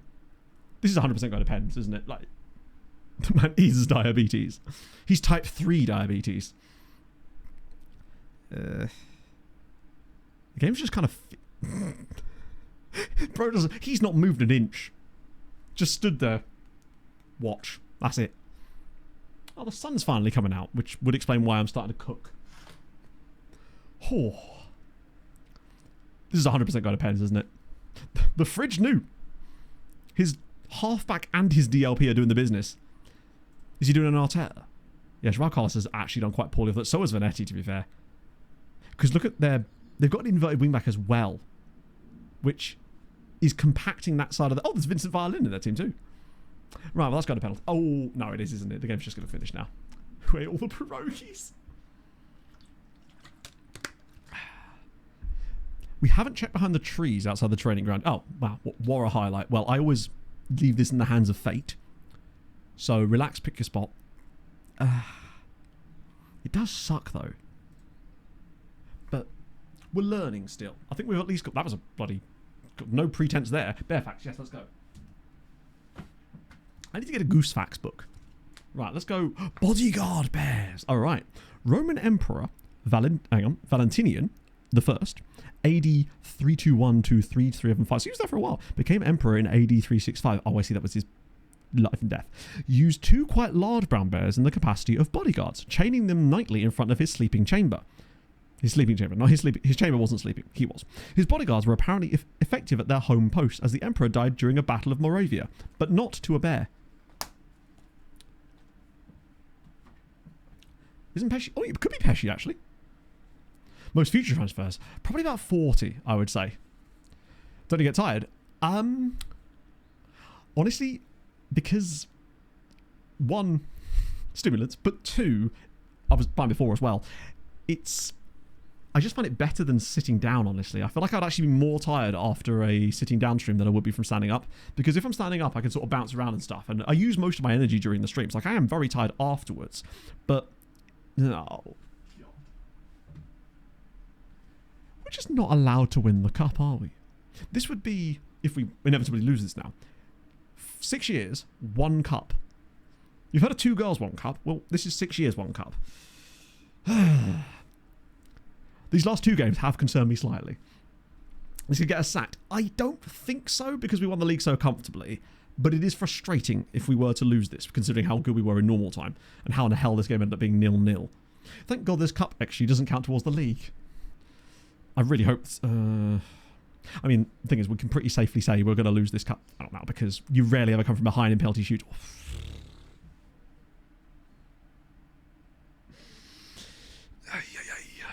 We're going to need something out of Marion here. God, I miss being able to rely on goalkeepers in like penalty shootouts. Like Docampo, for all his faults, was at least pretty reliable in a penalty shootout. Valero for the win. They're going to win. It's 4-1 and... Good Lord. Their plan worked perfectly. Oh, those are tracksuits. Holy shit. We had a lady ref as well. I blame her. Bloody women. That was terrible. No, I don't want to watch them now. I mean, you can't... What we could have done in this game was hit the target a bit more. That is just... I'd honestly would have rather lost to Arca. At least they technically were quite good overall. Eesh. That was bad. I think Pog's just got home too. What a blessed day. Or I'm being burgled. Which in fairness is exactly... Wait, can I not look at the... FM? Hi? Oh, is that one's number 1? Okay, sick. We were terrible. Christ, I can't believe. The fridge has done us. Hello, Pogly. How's it going, love? You look exasperated. Is it just because it's hot? Yeah. I'm being burgled by Pog. Oh, and now she's punched me in the back of the arm like a horrible beast. John got through nearly 20k. And he nearly ran a half marathon in that match. Jokes are being spotted. I 100% would, because what else are you going to do at that point, right? Life's in our favour. Life's in our favour. Life is very much not in my favour at that point. There ain't nothing you can do. Did Marion get a 7.3? He did, yeah. Oh, wrong button. Excuse me, I'm all over the place here. Get a bit of that. Back we come. It's a loss, but probably still man of the match. Or does their goalkeeper get man of the match because of reasons? Yes, of course he does. And Valero for scoring the winning penalty, obviously. Changing the coaching staff. That would be pretty much irrelevant, I would say. I mean, I do want to improve the coaching staff, but it isn't going to make this any better. Coaching staff will have zero effect on anything that is relevant to the team right now. It's more to do with player development, which is certainly something we do need to look at, particularly with the first team squad, if nothing else. We do have a clean sheet, at least, technically. He does. It's true, Daz. And now you've caught me pale-handed. I feel like me mocking the manager's gut was the beginning of my downfall. Wait, oh, is there a screenshot? Or for the next book. Those webbed feet, all about British ducks, geese and swans. That's too much duck-based stuff. I feel like ducks are getting too much credit here and will not stand for this. I'm specifically a goose. I'm a goose main. There's a Muscovy duck that sometimes appears down by the river, and I always think to myself, you are trying to look like a goose, and it's kind of pathetic, bro, you know? Yeah, not great from us there. Imagine we do just randomly get sacked now because of losing the cup final on penalties. It's like, it's not my fault that he put the ball in the net. I mean, two players that I would thought we'd be able to trust kind of screwed the pooch on that one there. Right. Are Gornik, or have Gornik, actually played another game? They've already lost 1-0. Only 1-0. Oh yeah, they were terrible. Aiden Heaven actually scored the winning goal for Man United there. But. Sorry. FM, hi. What? Yeah, the problem was, Gunnar, that we had too many of those games in the past, and what we need to be trying to eliminate was those games. Oh, what in the fuck?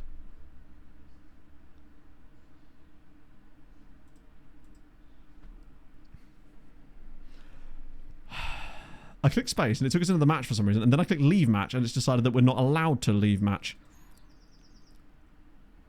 Yeah, that's us cooked. Right, excuse me, one sec. I'm going to have to Alt F4 this, aren't I? Thank God we save after matches. Otherwise we would have had to replay the cup final. Imagine I had autosave switched. Oh, hang on a minute. Shitting fuck. One sec, chat. I'm just trying to think if I actually turned autosave back on again.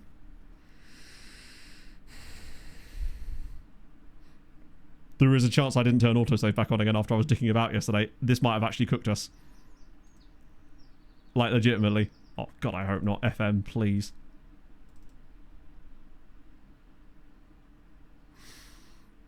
Last saved, 10:30 this morning.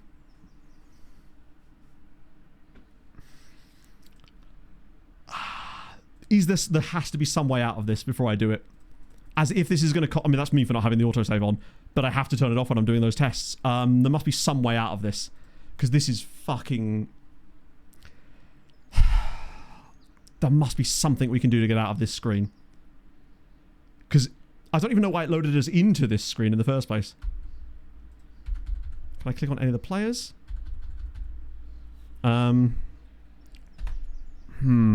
Bear with. Oh, Mike's on the case, friends. Because this is... Can I just do... Hang on. Can I just do Control S? Oh, no. Yeah, it could have hit the leave. I mean, I clicked on the leave button originally, and then it fucked up. Because it's not like it's crashed in the sense that it's frozen or anything. We are still in a soft lock situation, and usually there are ways out of soft locks. It's just about finding out what that is. But yeah, I already clicked... The problem was I clicked spacebar randomly, and then it took us into the game. But I've never had this happen before. It's obviously my fault for not having autosave switch back on again, but I've never encountered this specific bug before.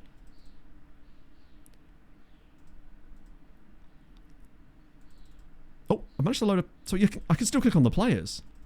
Just press Control S, I just did that. That doesn't do anything. Or if it does, it doesn't do anything that we can interact with. It certainly doesn't save the game, let's put it that way. Yeah, it might work for you in the past, but it didn't work right now when I just tried it.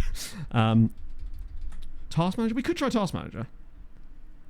Don't know what that's going to do, but we have used it to good effect in the past. Fucking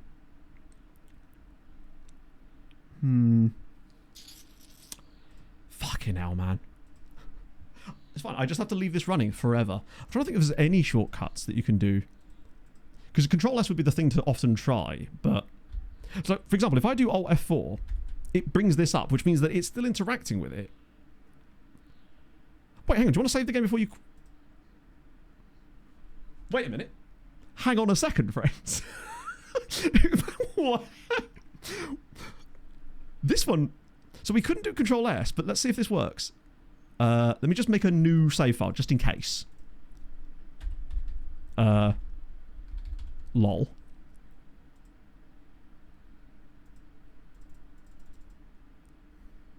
Nope.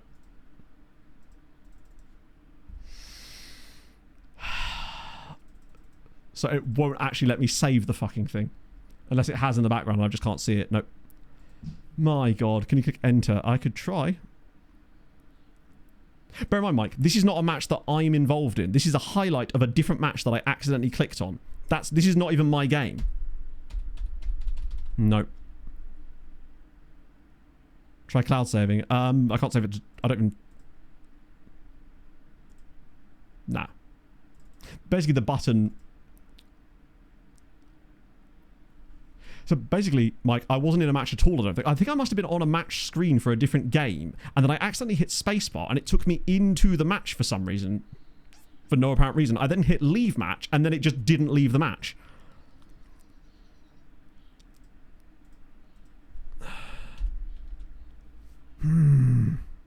Let me just choose... That'd be fine. Let's just try and save over this backup one. No, actually, do I really want to do that? It doesn't matter at this stage, does it?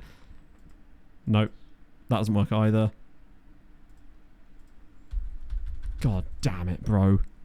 I may have to end the stream there, and it will be a big surprise whether we can get this fixed, because if I can't, then I'm going to have to replay all of today's stream. Thankfully, it's not like we were involved in anything important over that period. We didn't have an intake. We didn't have anything particularly useful happen. Tried any other keyboard shortcuts. I wouldn't even know what shortcuts to try at this stage. We've tried Control S to save. Escape doesn't do anything. Alt F4 does bring up that menu, but then you can't interact with anything. Shift and escape? No. Right, anyway, what I'll do is I'll send you folks over to someone else and I can try and fix this, and I'll let you know what happened in the Discord. Either way, I'll either have to... Oh, fantasy still counts. Absolutely, yes. That was the final one for anyone, because this wasn't our match. So Chaser is the actual winner for Fantasy 4 today with 192 points. PJ in behind, and a tie between Andrew, Daz and Leafy. Hadrian does get 8th place. Finally got some points on that one. Oh dear. Yeah, the fantasy points will still stand. I'll just go through these games off stream, but it is fucking annoying because that means I'm now going to have to do that part. Regardless, let's find out who I can send you lovely folks over to, and I will hopefully try and fix this, because this would really fucking suck. If we lost our... And obviously it's still on me for not having the autosave switched on. I just forgot. That's so frustrating, bro. Bring up preferences, will it? I'll try that in a sec. Let me just get the raid set up first and I'll have a little gander. I was going to be finishing anyway, but this is unfortunate. If that does fix it, I'll let you know. Right, let's see. I'm going to set up a raid for Kempy. I'm just going to try and do Control P. No, unfortunately not. Control P doesn't do anything either. Oh, that is a shame. We'll figure something out, hopefully. Hopefully. Either way, it isn't the end of the world. At least we didn't lose, like, actual Champions League progress or something. That could have been much worse. I can remember all the tactical tweaks we made without an issue. If we do get any of them wrong, I can show you at the start of next stream. So, others, Shift C, Shift C. Or Escape Shift C. No, nothing. We'll try that off stream. We're in the league we're going to win it anyway. So, yeah, I will see you guys on Tuesday. Remember, I'm not here this weekend, so I'll be back on Tuesday's stream. Shit happens. I oofed a bit. It is what it is. You'd still hope that you wouldn't get these kind of crashes, but such is life. So I'll send you lovely folks over to Kempi. Enjoy the rest of your, the start and finish of your weekend. We'll always remember the Joao Carlos hat-trick that he didn't get because Gomez got like 3 hat-tricks today. Oh, he's going to lose so many goals, bless him. Or